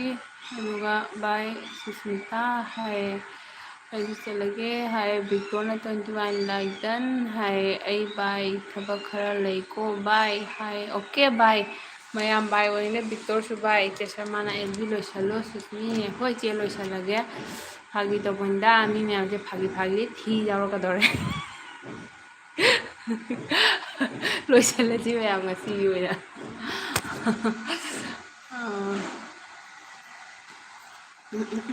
ꯑꯒꯨꯕꯤ ꯁꯥꯎꯒꯅꯨ ꯆꯤꯆꯦꯗ ꯑꯥꯏꯖꯤꯗ ꯀꯩꯅꯣ ꯇꯧꯔꯣ ꯚꯤꯛꯇꯣꯔ ꯕꯥꯏ ꯕꯥꯏ ꯇꯥꯇꯥ ꯍꯥꯏ ꯍꯣꯏ ꯉꯁꯤ ꯕꯥꯏ ꯑꯣꯏꯔꯁꯤꯔꯣ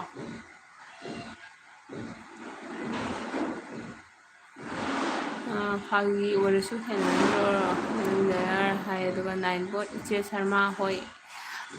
ꯏꯆꯦ ꯁꯔꯃꯥ ꯍꯣꯏ ꯏꯃꯥ ꯍꯣꯏ ꯑꯩ ꯃꯒꯨꯟ ꯐꯖꯅ ꯈꯪꯕꯅꯤꯀꯣ ꯍꯥꯏꯌꯦ ꯍꯣꯏ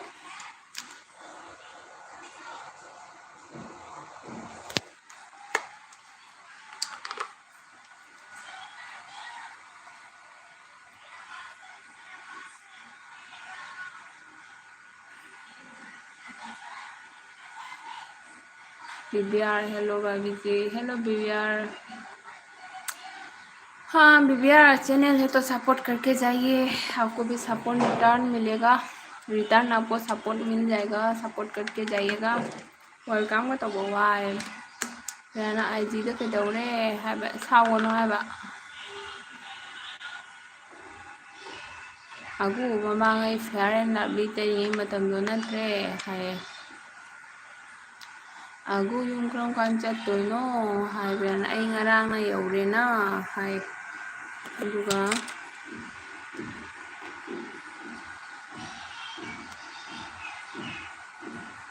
ai pera di teidre ai agubi nangi kaino se kaino profile de kari profile na dp se BBR gaming मैं असम से हूँ, मैं हिंदुस्तान से हूँ। BBR आप कहाँ से हो?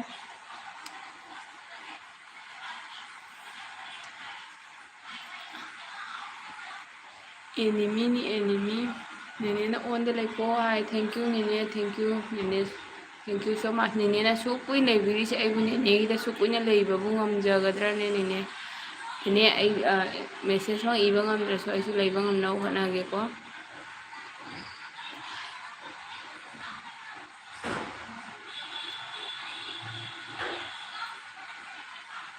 नाइबो नागु टोनी टाइब्रो हाय दो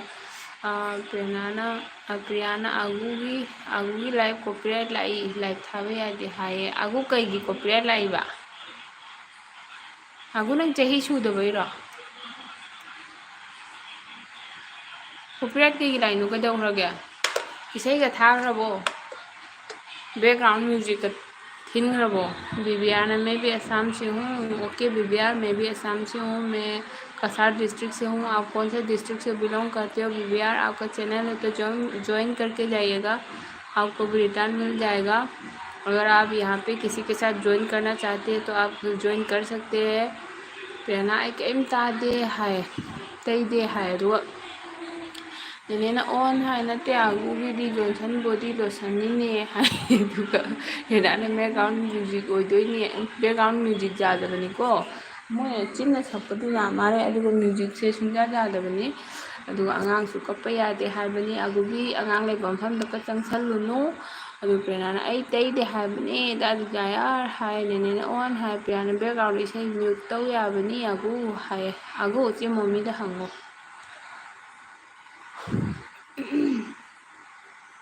aina haida ini no haiba agubi ko chiche mommy da hang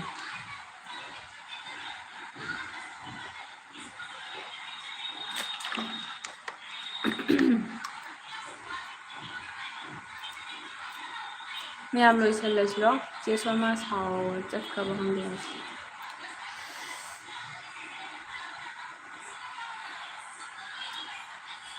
IG दा लाओ हाय होय होय चिचे संगदी लाके को नंग मैसेज ड्रॉप तौरमु संगदी चाके निने ऑन हाय निने की सुमा तम जवराबने आइसु ngahak लोइसल्लगे थबक अमा मंगा संदागी लोइसल्लगे मंगांग सु कन पाक चसियाना थौरी अगु नना मकदो एप्रोली नो हाय नुगा मैम बाय ओरसिको बाय अमता हाइबिरो अगु कायदा पुरक्लगे हाय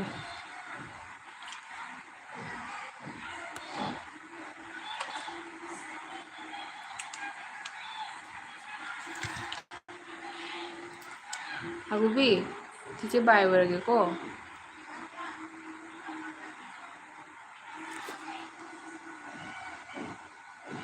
बाय बाय